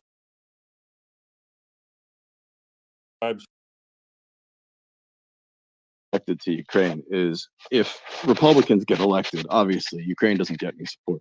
I mean, that's the bottom line. I mean, Democrats need to get elected, okay? And the thing that the other guy who just spoke doesn't understand is Republicans don't think like that. They are very unified. Democrats are not unified like that. If they don't have one Republican candidate to vote for, they'll vote for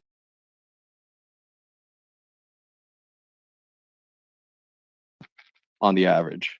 So, you know, all this hope you have that Trump won't get That is elected, absolutely not necessarily true. it is true. The last few elections. Brian, you have been told repeatedly not to interrupt people. So you can sit there for a little bit. Continue. Mike. Oh, harsh. Yeah, go ahead, Mike, and then we're gonna let Dry Fly. Sorry, I've said enough. Yeah. Someone else can talk. But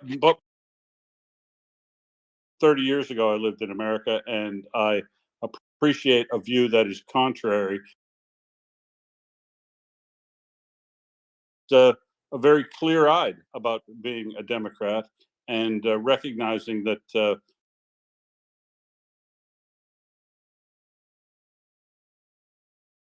winning for Ukraine, Israel, democracy in the world generally, democracy is on the ballot in the election in America this time, both at home and abroad. Because some of what we've touched on here does have some effect there. Go ahead, Dryfly.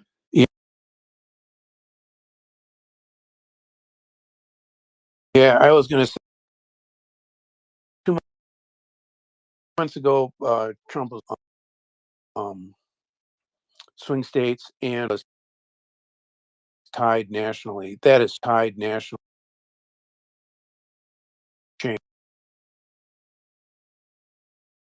Just ignored it. And they ignored it because it's not click-worthy. It's extremely click-worthy when Trump was in the lead. But for example,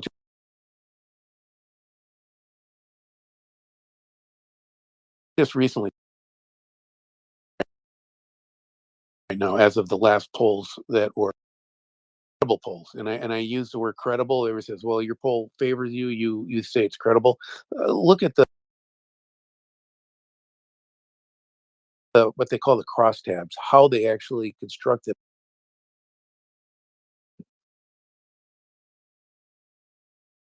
versus polling. And in that case, it has gone very, very much against the Republicans. As to the statement that the Republicans are unified, they are absolutely not. Will many of them come home? Yes, they will. And will they come home for candidates like our representatives and senators? Very much so. But Trump is so divisive. He's got their own party. So, for example, you look at Michigan in the primary, everyone is expecting this huge wave of non-committed voters.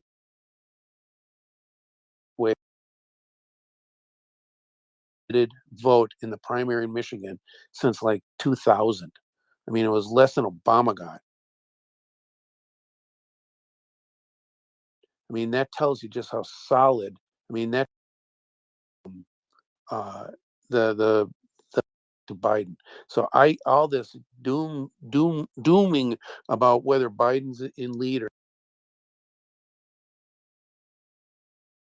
not in lead, that's just not it. Literally, realistically, using the numbers that are out there right now, Biden is leading in almost all the swing states, and there are other side issues like gender issues that are really pushing the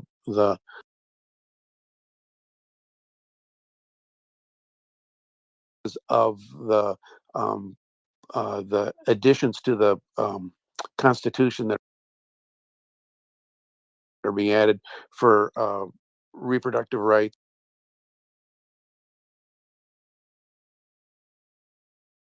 Don't panic over this. I'm not being sanguine. I'm going to get out and work in the election. I keep an eye on it, but I just don't see the doom. I do not. Having said that, the optics of the American system globally is a huge problem. It is an absolute disaster. It's a trend. But the point is, there's nothing that in this election that either fixes that or makes it worse. I just don't see it as a factor.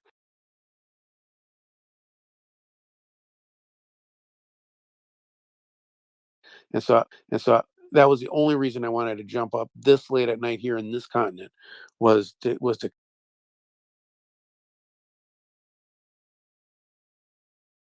kind of throw a little bit of cold water on this idea that get a lot of votes, but he's not going to get more votes than he got last time. The only way he wins is if Democrats stay home, and there's no indication of that. So I think you guys can stick a pin in that one, push it away, and move on. And I will listen. Well, it's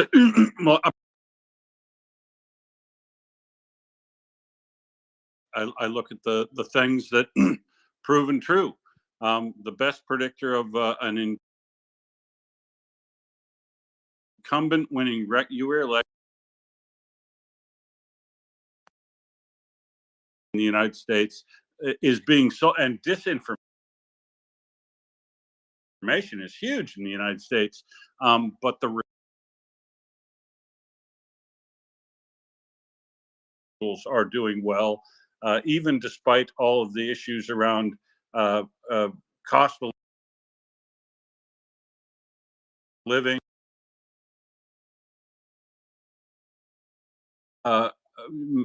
possibly losing control over what they do with their body agency-wise. So I think this is Joe Biden's election to lose.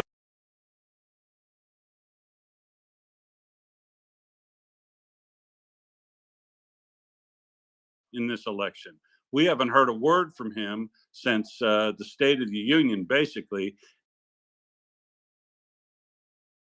And if you want the United States to line up and provide support to Ukraine, how about get out and sell that shit every now and then, like maybe once a week. 100% in the bag for Ukraine. And I think that the Biden administration is doing a lot and has done a lot, but they cannot be suborning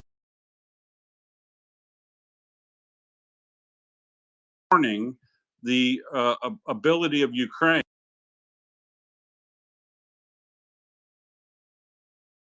Undersecretary of Defense, she needs to be she needs to get a pink slip because she doesn't understand the difference between a strategic target and a civilian target.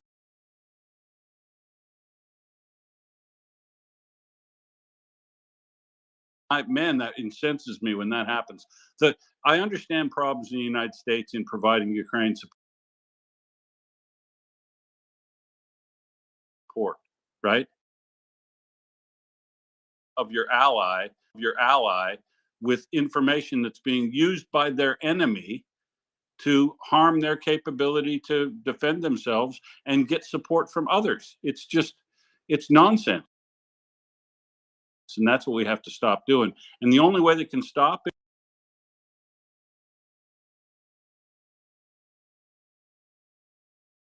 is, I don't want to hear from Wallander. I don't want to hear from Austin. I don't want to hear from Jake Sullivan, and I don't want to hear from Blink for about 50 years, and we plan to isolate it, and then we're coming for you, Iran and China, next. I mean, make some bold statements about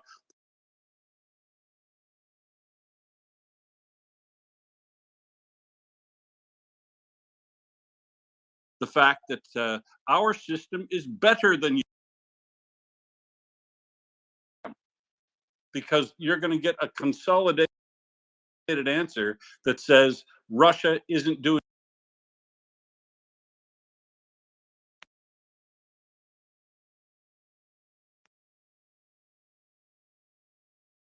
up her order. So let's get stuck into it, Joe, and act like and say like and sell that you want Ukraine.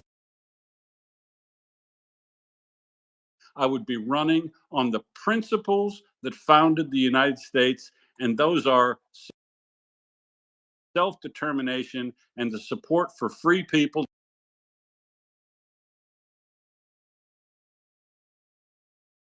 to decide what they want to do for themselves. And the United States is not going to be genocidal invaders. Now, why can't Joe Biden say that? Totally agree, and I do actually want to go back to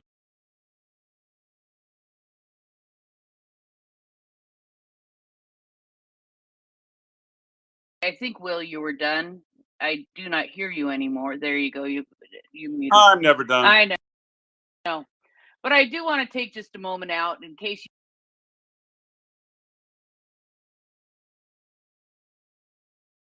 everything necessary to stop any missile, Shahed drones, and other forms of terror. It only requires protect its own life and the life of the entire Europe and other regions of the world from the spread of evil.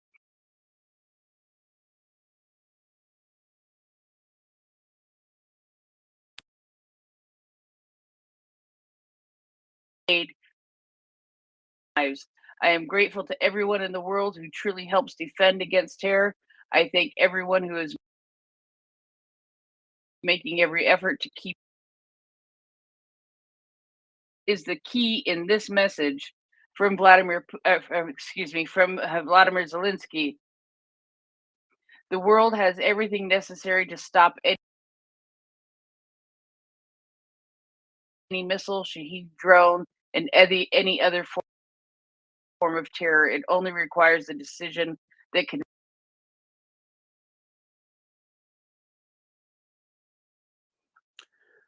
different take on it. I personally believe that that Ukraine is not a winning issue. U.S. election per se, but what it is, by not helping Ukraine, it's a losing issue. By that I mean Biden isn't going to get a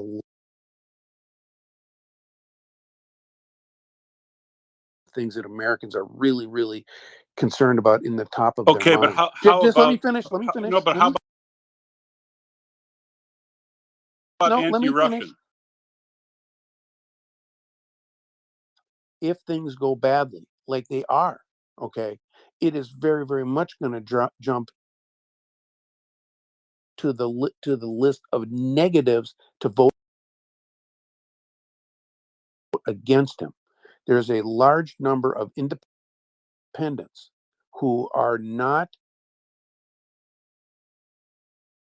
If Biden mucks this up badly, and I think he is, okay, that could hurt his election by just plain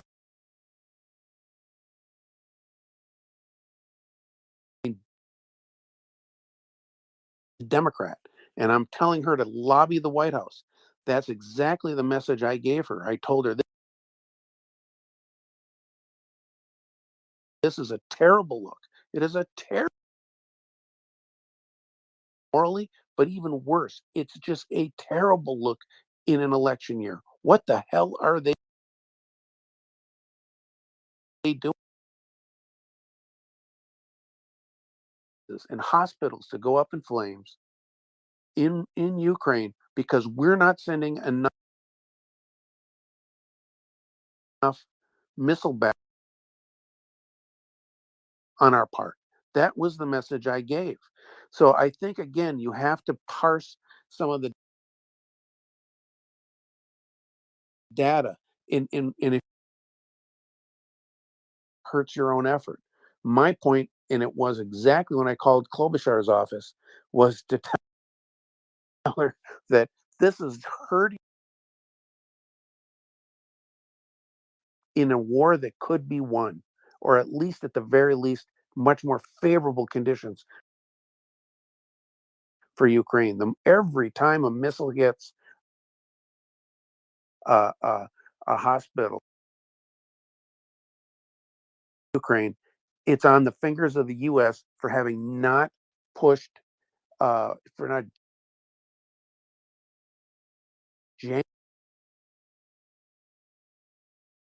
helping them will help you win more votes. I'm not sure it will, but it'll help you it'll help you from not losing more. Completely missed the boat on reading this whole thing. And I think it's of what's important to them. They have other things they're worried about more. But if it gets ugly, it's going to rise themselves by doing the right things. That's really what it comes down to.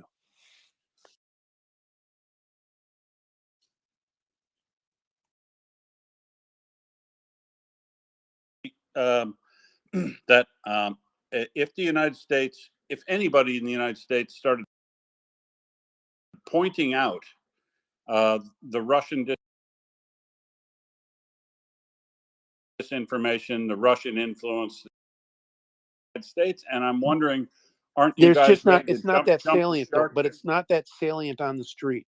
But what is salient is bad press. Bad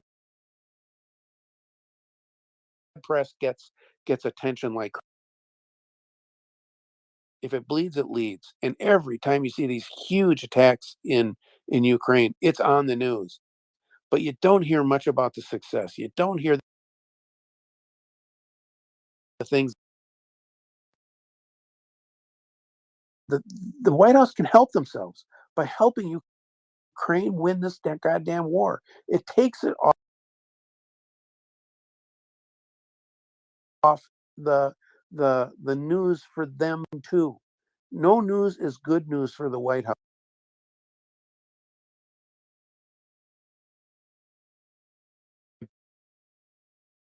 By taking it out of the news. And by the way, I totally agree with that. No news is good news. Just give them the shit and then give them the shit to. Okay, well, God damn it, do something, and it gets this issue off the table. It makes your problems go away. Then you can focus on the things you care about. You know, like the farm bill and other stuff. But can't because this thing is just hanging around your neck. Give them the damn weapons to do the job. Get it off the table. But understand how it works with the polling. It's just nuts the way things are heading. It's forcing the hand, but God damn it, they're not helping themselves. They're not helping themselves. help yourself, do the job, get them what they need to win the war and win it. Not just drag it on for another half decade. And we'll see what happens. But I just wanted to jump in. Good morning, Heather and Will and everyone, just to do a little update from numbers from the IDF. Heather, Will.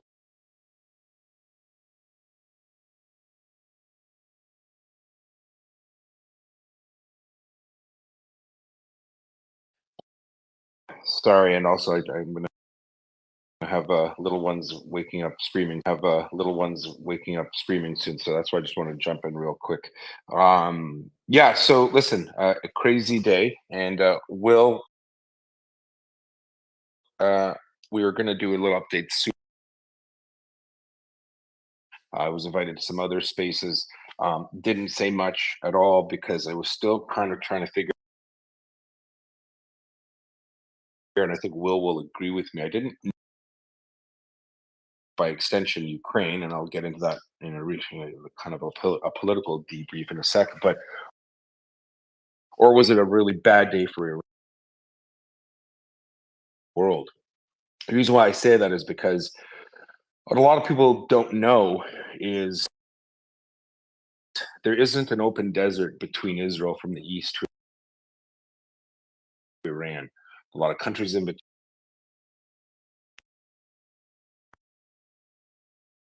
Array system is located to the Persian Gulf, Arabian Gulf, whatever we're calling it now. And to fly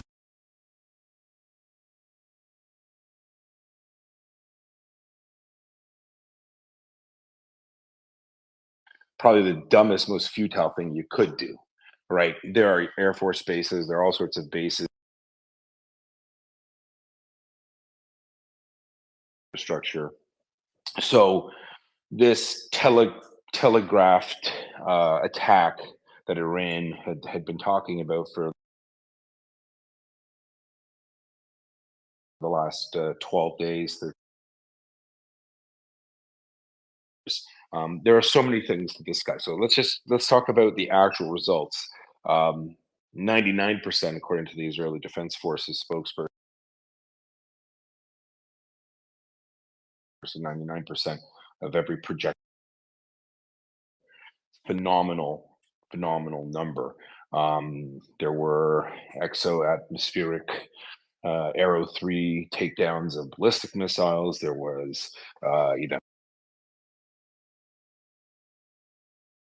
every bit of kit destroying drones, with causing minimal damage. Unsure about how that happened or why. But either way, it shows that Iran likes to make. They're you can take them out, right? And what is it?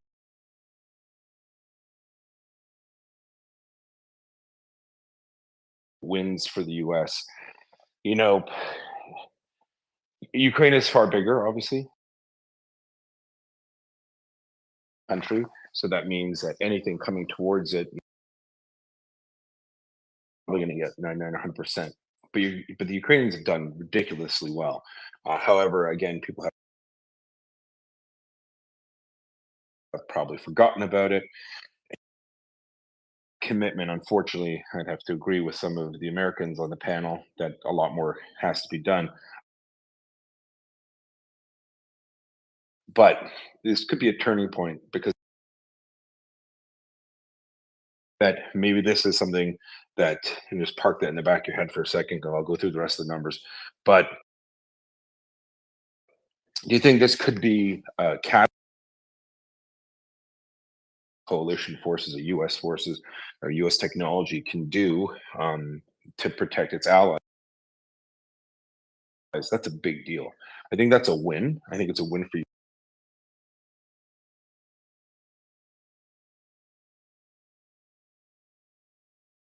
Because the Iranians and the Russians coordinate.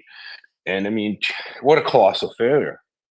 Like, What a colossal failure, tactical failure on behalf of the Iranians. They're now drinking a lot of copium. They're saying this was our throwaway stuff. We're wait till we're really serious, Will. Wait till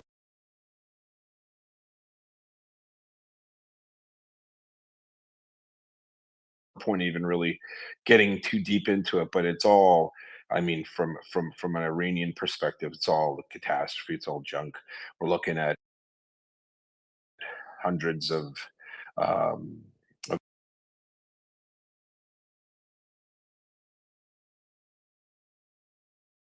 drones destroyed, ballistic missiles, cruise missiles, and literally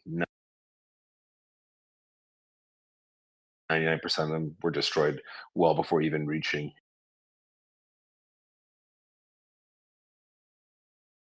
mental action. Now, people did message a lot about Jordan. So, oh my gosh, it's a really big deal. Sorry? That point you made right there was all I was going to add to what you said.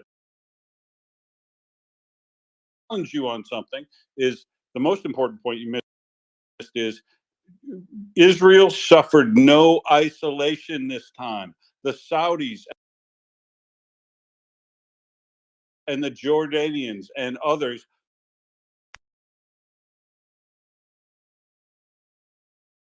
Not because of American pressure. You got to remember something. If you look at a map, I'm going to post this one. If you look at a map of where all the red alerts were, where the intended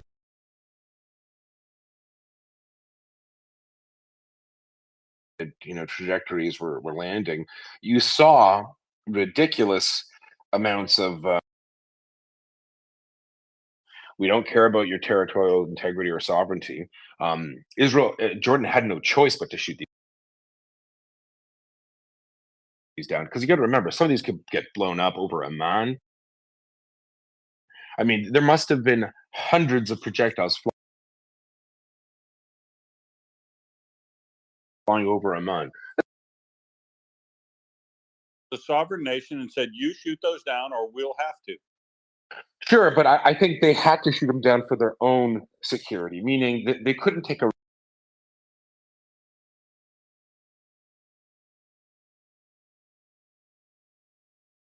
they all fly over. So Iran basically made one of the most incredible strategic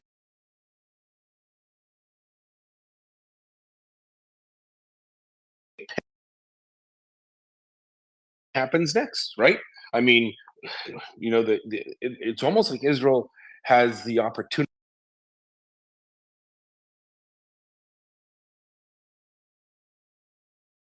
but who knows? Maybe restraint, if they're pushed into doing it and they agree to be restrained, will pay huge dividends for the Jordanians, the Israelis, the Saudis. I mean, you almost got to wonder, like, what did the Iranians think they were going to walk away with this from? As you know, within hours, hey, don't touch us now, we're good.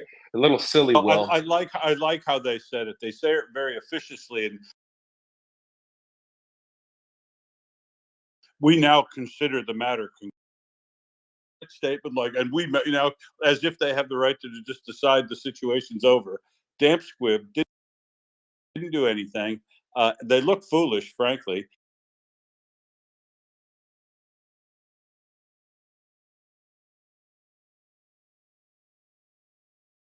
This is 331 objects, I will add, compared to the 186 that were shot down by Ukraine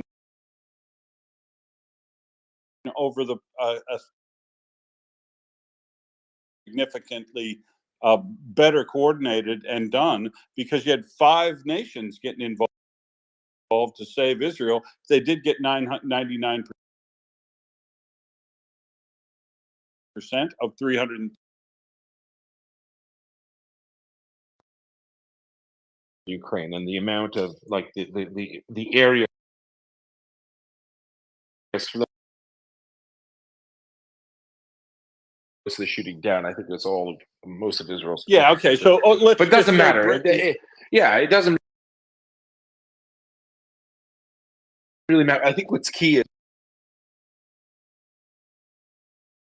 it's phenomenal. That's the real strategic difference, right? Israel is tiny, right? A few hundred kilometers by 15 kilometers. I mean,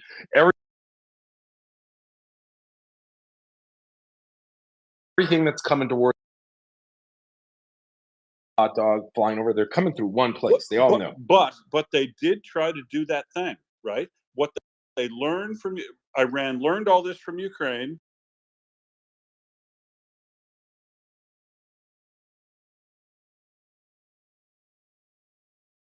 Medium moving cruise missiles and ballistic short range ballistics together to try to do a coordinated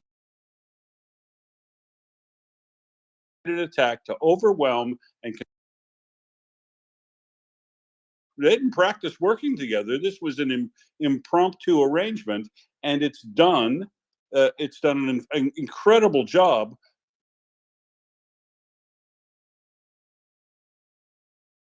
And anybody else who wants to get involved to do over Western Ukraine, Poland, and Romania to shoot down shit that so that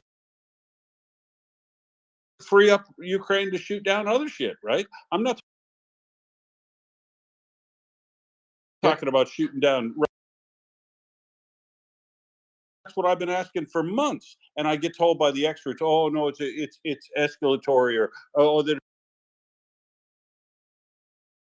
it'd be too confusing. They couldn't work together." They just got together and did it overnight on impromptu, and I hear you. Yeah, I mean, don't tell me it can't be done. I agree with all the points you said, but I still think that we so they are very sophisticated.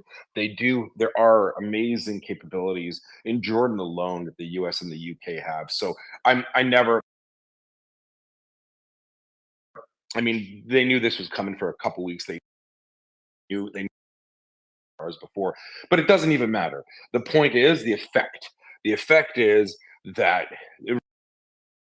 Iran can't do anything. That's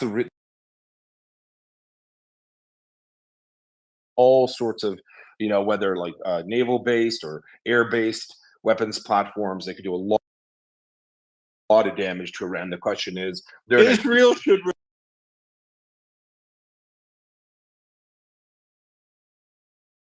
respond with there was no damage to that military airbase. They should send Iran an invoice for any small amount of damage and laugh at them continue.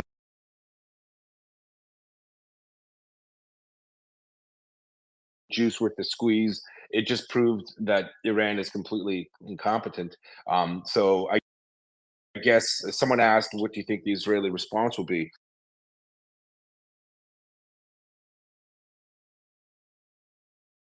And I said, well, that will be dictated. One 10-year-old Bedouin girl was injured by shrapnel in the Negev, which is horrible. But I mean, we're looking at the intent. What did the Iranians intend? And I'm shocked they even tried aiming for an Air Force base. But yeah, so the numbers. I mean, I've just lost the page now, so I'm not looking at zero of this brought in, zero UAVs land in Israel. It is only 6 of the ballistic missiles landed in whole or in part in Israeli territory.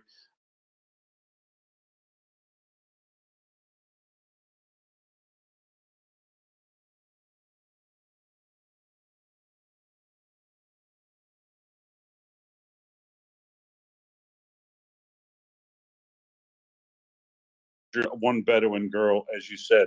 Is that accurate? Yeah, that's correct. So there were, as you said, 6 Holland Park ballistic missiles. There was a report that Nevatim base was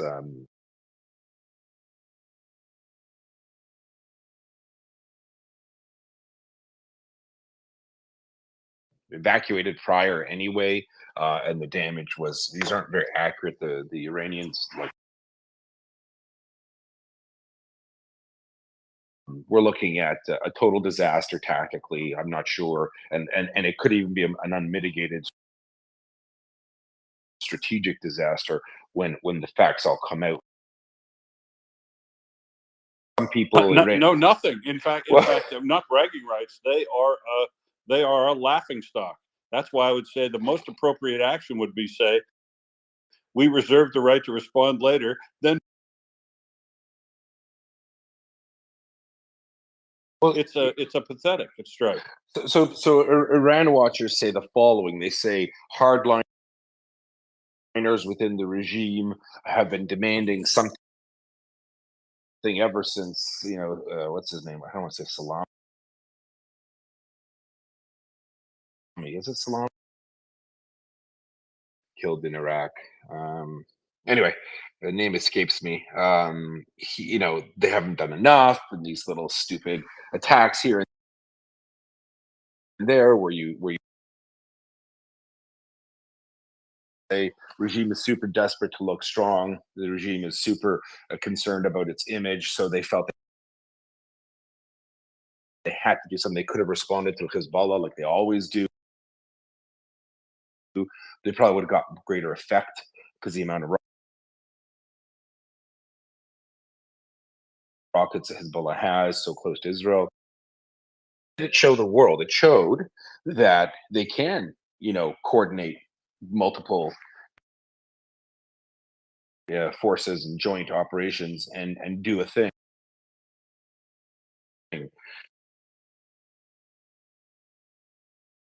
So yeah, I'll go to the. I think Chris is first, then Daniel, then Mike.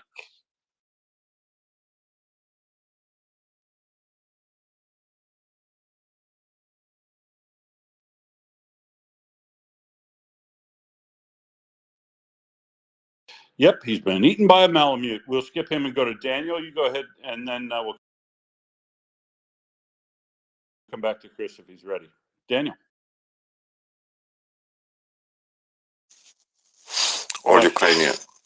All Ukrainians were very unhappy. Everyone. Because it's very easy to brag when you have Arrow and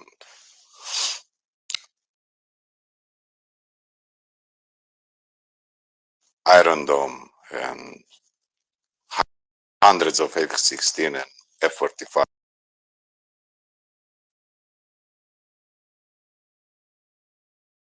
UK defends you. Jordan opened the air for you.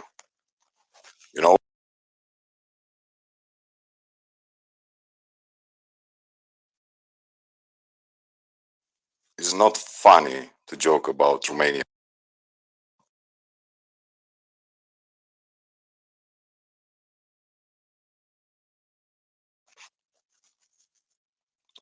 The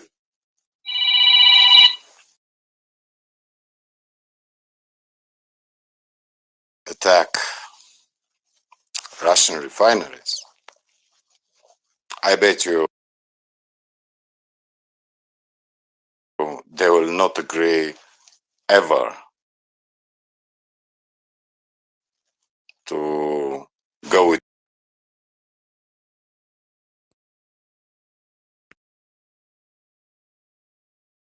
difference in formal alliances. Understand we never allow Israel to be ever threatened.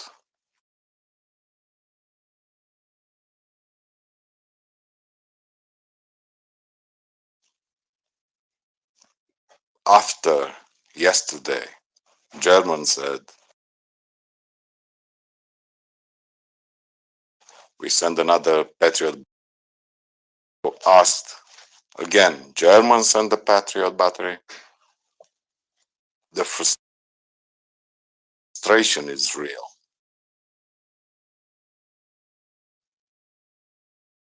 The good thing is I hear from Forrest what is the problem.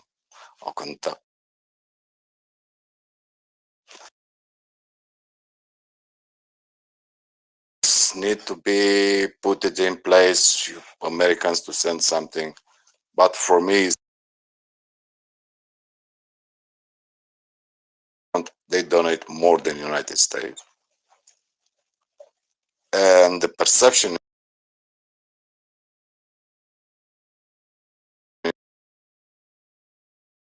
we think about it. And I can say this, taking in account 2 weeks ago delivery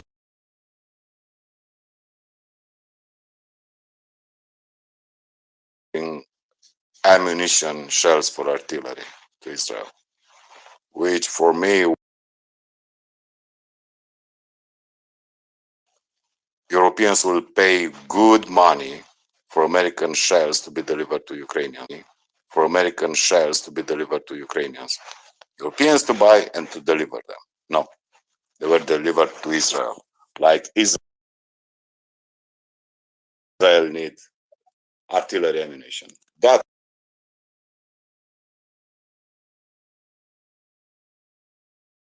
the morning like you did, talking to different Ukrainians who were quite upset, and then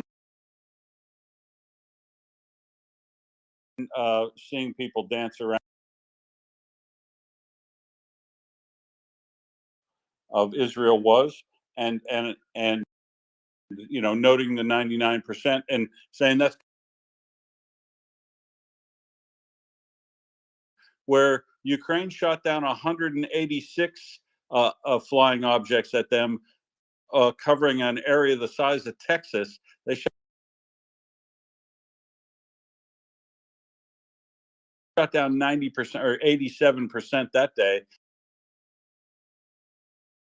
and they haven't got jack shit into its support versus 780 days today. But folks, I think we're up to of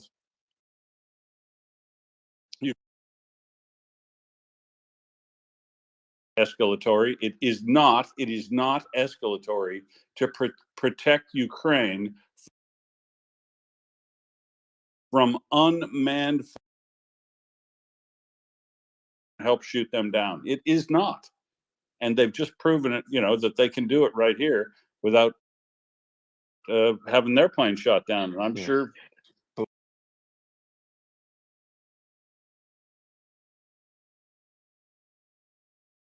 you tell me, Yehuda does what is the air defense system, ground and air base?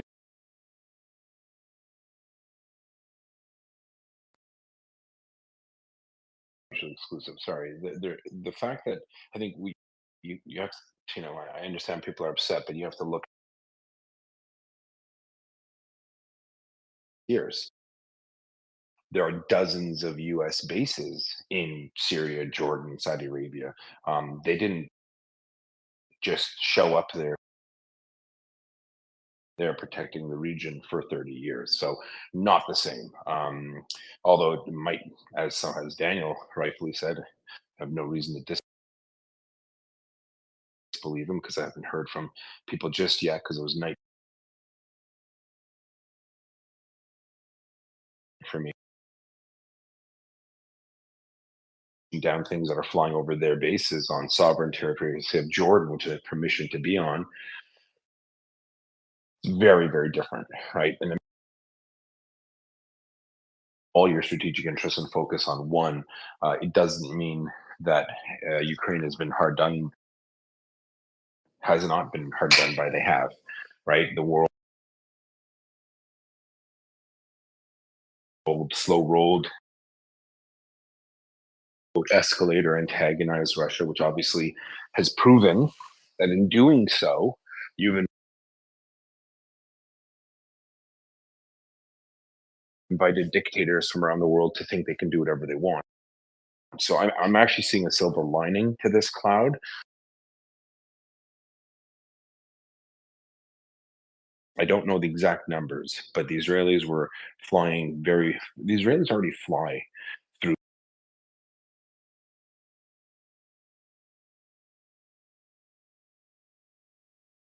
like a squadron. We're not talking about 1,000 jets. We're talking a handful of aircraft. We're talking more about the array network that the Americans have in Jordan and in Saudi Arabia. It's integrated. It's good. The Americans know what they're doing. They pretty much invented. Upsetting for some. I think we need to see the forest for the trees. Look a little past this,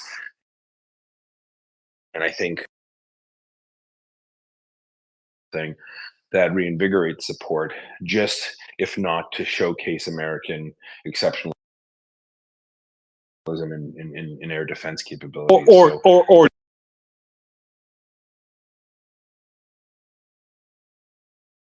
just as you say, just serve as Ukraine or some form of it. I think it could be. Well, Chris, something can be done, but we can never. Well, we can never get what they have with the Israeli example, just because it is. Sure, I totally understand that, but I still think some Polish airplanes over Polish airspace and Western Ukraine and some Romanian airplanes over Romanian airspace and in Western Ukraine could do a lot of good for shooting down 100%. objects. Yep, they need to stand up. Chris Windley, go ahead.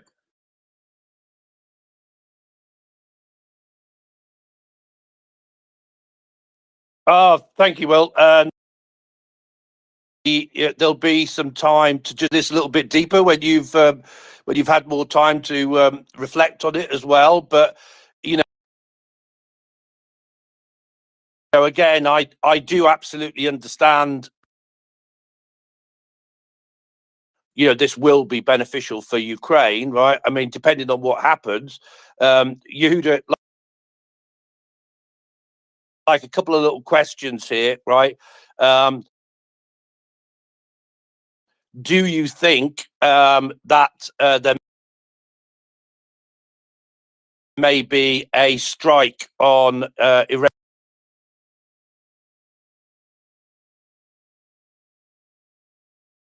Listening to the space here and at the same time flicking through the TV channels to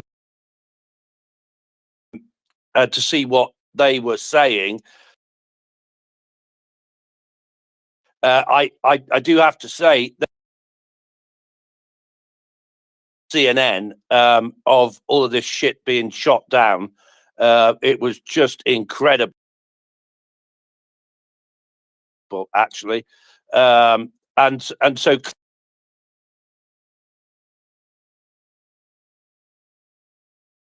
heated things on television, right? Where first of all, it was repeated.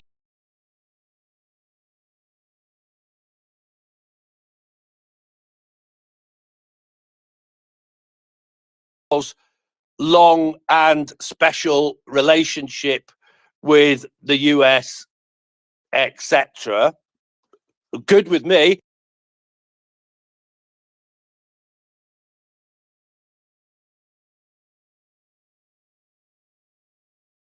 Embassy and killed this guy whose name you can't remember and I can't remember in the Iranian.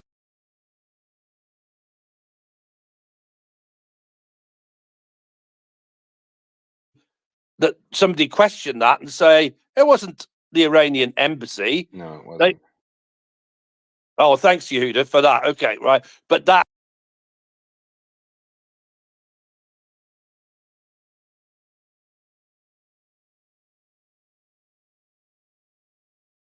embassy in Syria, was it? Or In something? Damascus, Right, it so was a building attached to to a consulate, not to yeah. the embassy.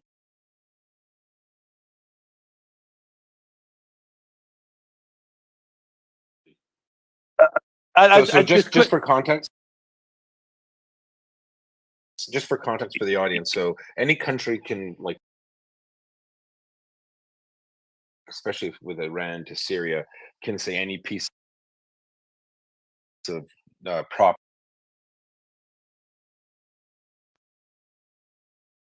attacks on Israel, and one of them was one of the key the 7th of October attack. So if you think that Israel's going to let you waltz around Damascus, not 50 kilometers from their border, after doing a kitty corner to your embassy or consulate is going to protect you, you're probably mistaken. So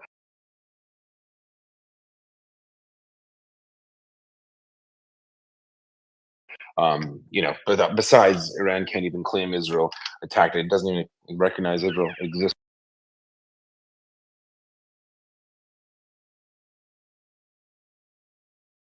You don't plan decent countries don't plan how to rape and murder children in buildings 50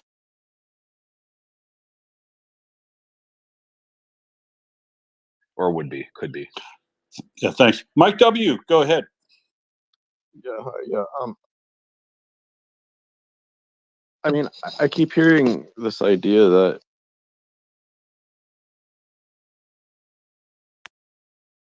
something, but I mean, Biden has kind of done everything he can without Congress's say. Like,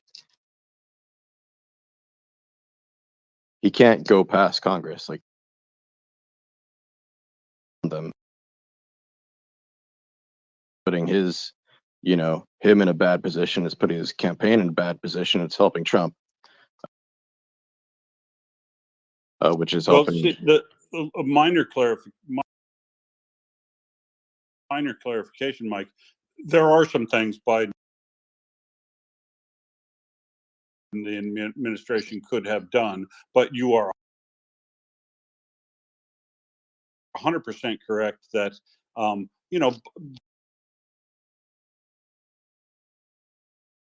if the country doesn't want to do that, right? Well, from what I heard, I mean, I don't know if you're 100% right, but from what I heard, he could do a little for like a little time, and then after that, he needed approval. Drawdown authority under the National Defense Authorization Act, and since they funded the budget for next year, the defense budget, the NDAA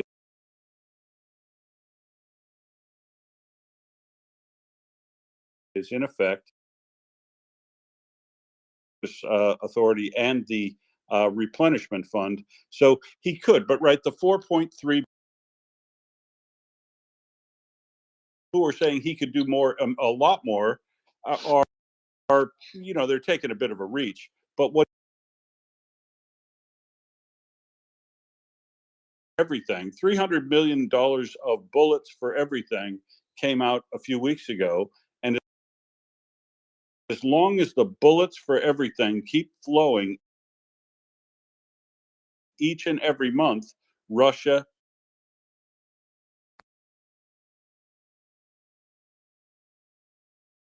for everything keep flowing each month, because it is a proven fact that Russia was not gaining, has to by hook or by crook find a way to do that, and that supplemental has to pass, or America's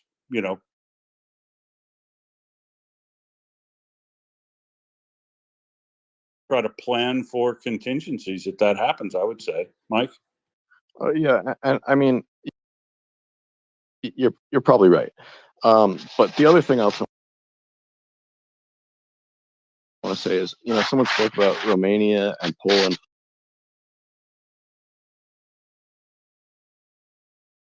flying over Ukraine. Have just let Ukraine into NATO a long time ago. It would have completely diffused the situation from the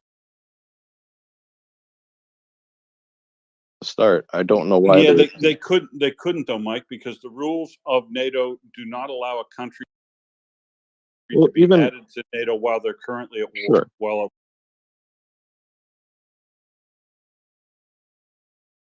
forward with those troops there. I don't really think so. maybe, yeah, probably, but why commit American troops where they weren't needed? All they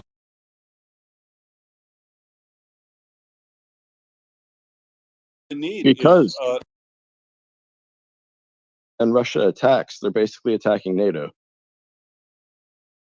and I'll tell you what, I'm almost to that point now where I'd be happy with that. But the truth is,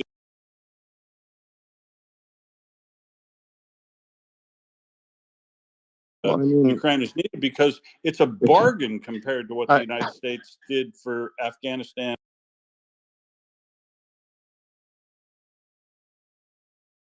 and Iraq. and didn't attack. Well, yeah, that's true. You know, I mean,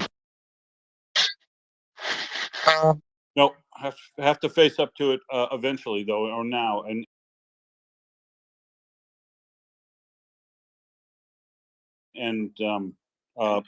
look at look what dithering in Ukraine has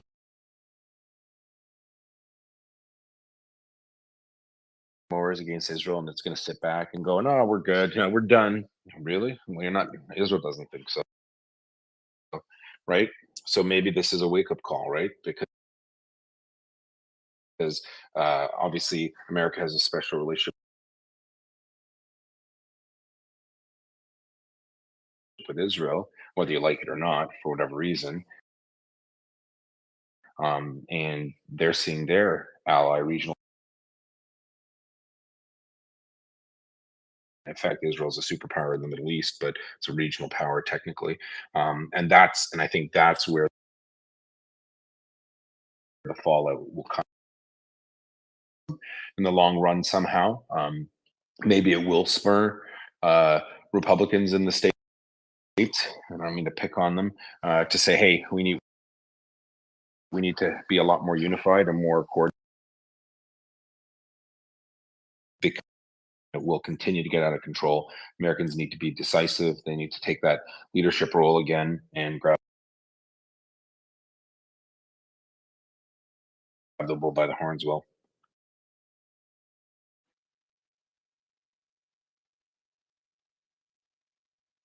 Thank you, Will. So I'm glad that also the fact that Ukrainians are wondering why is that US and UK can take down the missiles and the drones that are flying towards Israel, but this cannot be done to Ukraine.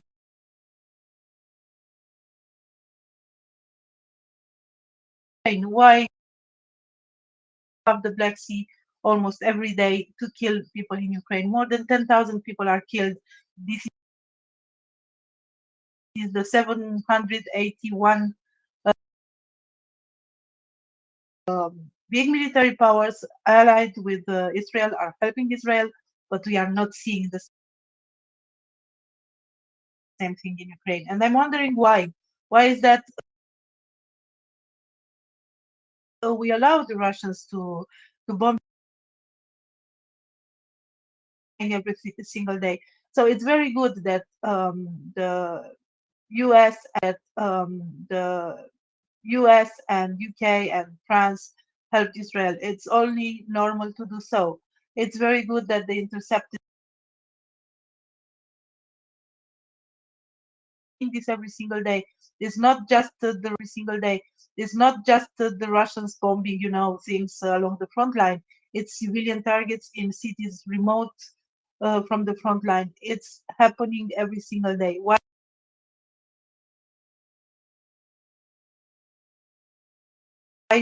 is not taken a decision to do this, and why US is not helping of the and practically they engaged in helping Ukraine.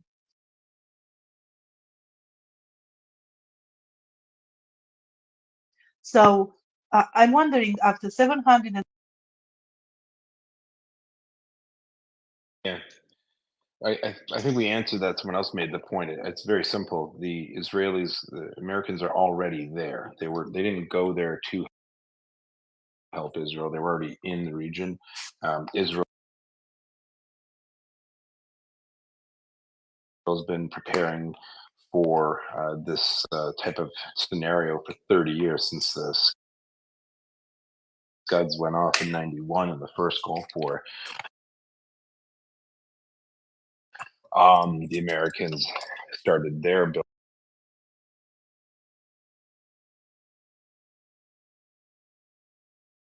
global security, energy prices, and there was a time where Saudi Arabia and other countries wouldn't countenance Israel doing too much outside sphere. That's all changed, but again, it's very simple. US bases, NATO bases between Israel and Iran, so they physically are fit. They're just physically there and able to. Americans do have their radars, their air defense arrays laid out there. And I just said earlier, it would obviously bases in eastern Ukraine. There are not bases in eastern Ukraine. There are not. So that's I would argue that's primarily the reason. But they do have NATO bases in Romania, in Bulgaria, in Poland, in Baltic states. It's on in they're on Turkey. the wrong side of that. They're on the wrong side of the.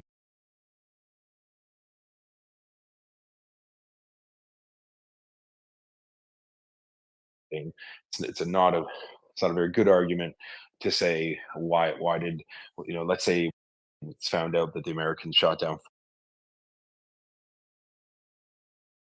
the plus drones. So I think the coordination, the fact that they even work together so well, the fact that Jordan opened up its interdictions, I think this is really big, and I think that it's not the same situation. It doesn't mean that, but I think the only way to think of this in a positive way for Ukraine is to think of the damage Israel can do to Iranian infrastructure that's building Shahed drones. That's an immediate. All of these roads lead back to Moscow. They all lead back to the Kremlin. I don't think the Russians are very happy about what happened. I think that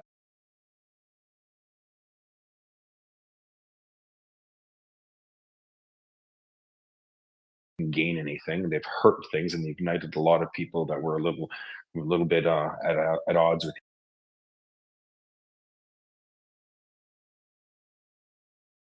people. It's not fair. Granted, no one said it's fair, right? But Israel, again, is a strategic partner of the United States. It's also an important player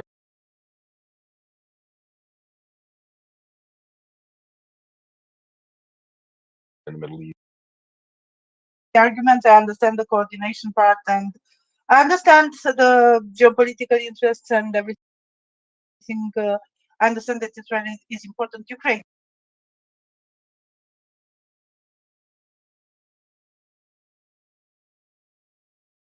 Is also in this war, because 2 years have passed, and one patriot from US.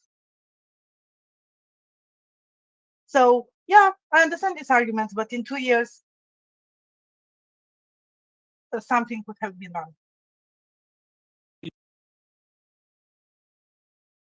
Yeah, and while I agree with the understanding, and Romania independently on their own ought to be flying air patrols over anytime missiles are up, as Poland's now doing.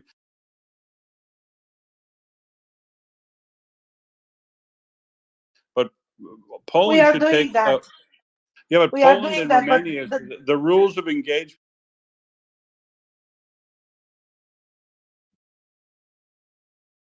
because if it was, Why? I You're think sovereign we, countries. yeah, well, involving a NATO country in a conflict, you know. Have you seen the reaction about the Russian oil refineries or about hitting Novo? With Poland, it's not rogue. I'll tell you what. If they did it one time and it was successful, I'll bet yank humidity and way too much consideration. What good is NATO if every country that's in NATO is afraid to do it?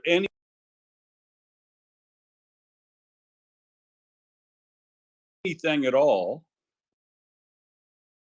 I think Nick Budd is no Fancy's next, then Nick Budd, then back to Daniel and Chris. Fancy. Or Thank you, Will. Thank you. I'm just on the which is called Austria. I have one comment and then some question.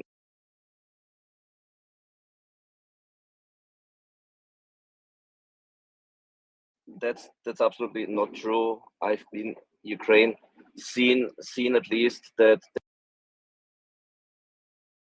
there was punishment for successful strikes by Ukrainians on Russian oil and gas. Therefore, has impacted Ukrainian operations against Russia.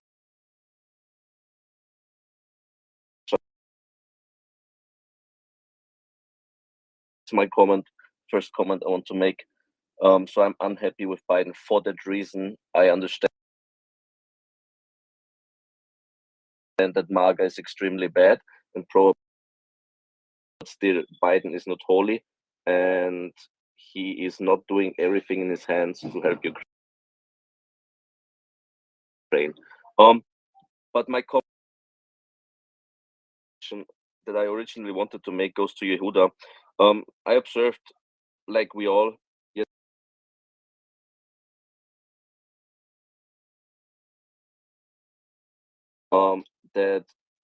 that by basically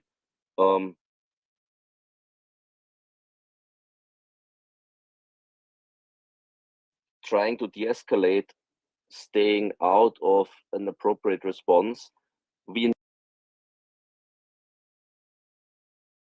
to aggression.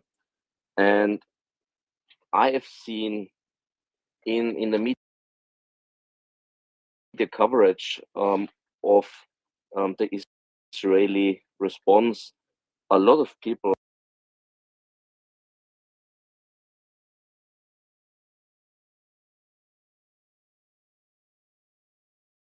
to calm down Israel and said that he would not support Israel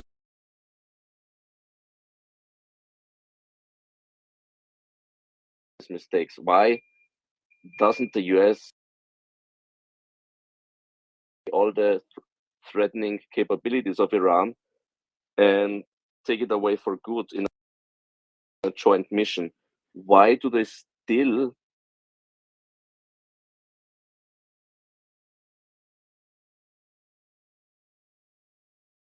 try to avoid this? Let's say they call it trying to avoid the escalation, but they're trying to.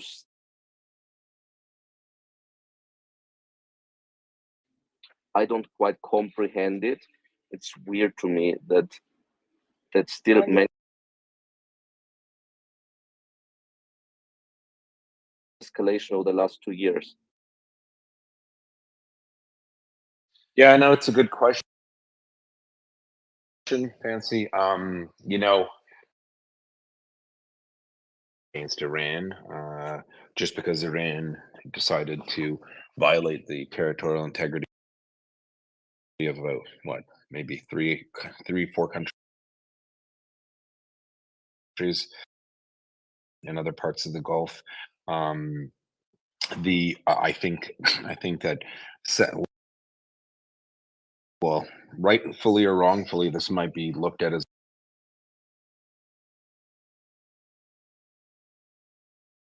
a missed opportunity. Submarines in the Gulf, a lot of damage Israel can do. The question is, what's the appetite? Numbers coming out, $1.5 billion is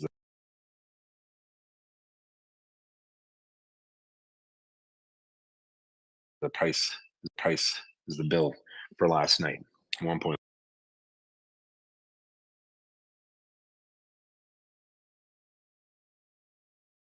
Get 139 and the price just went up. There you go. So I mean, we're not looking.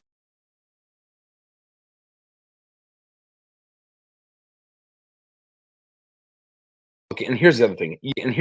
Even if Israel was to attack, say, quote unquote, Shahed drone facilities, come on.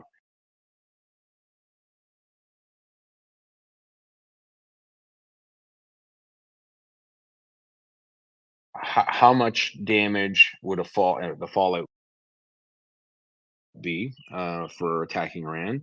What's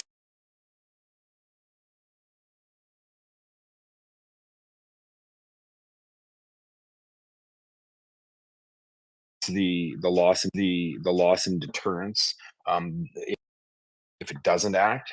What are the effects on Gulf states? Launched a ridiculous attack on it.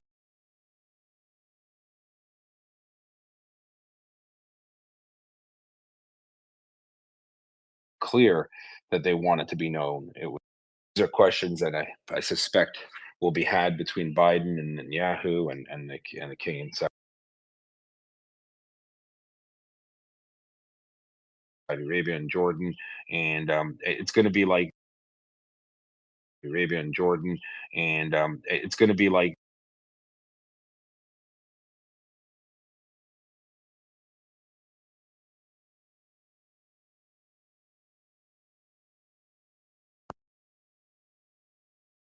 sitting in bases in Iran. I mean that Israel would win, but is it what's best for the region? I think that's what Biden's saying. I did not hear Biden explicitly say they would not support an attack on Iranian soil. I've not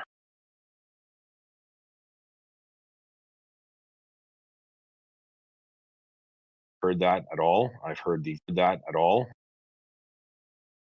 Galant, which is really good because it sidelined a lot of the wackadoodles and the Netanyahu.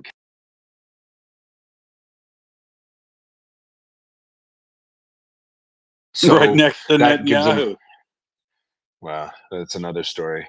But I'm not going to get into him for a second. I'll focus on this. The question will be for the Israelis: what do we gain by attacking? What do we gain by showing restraint? Do we gain anything by not attacking or retaliating or responding?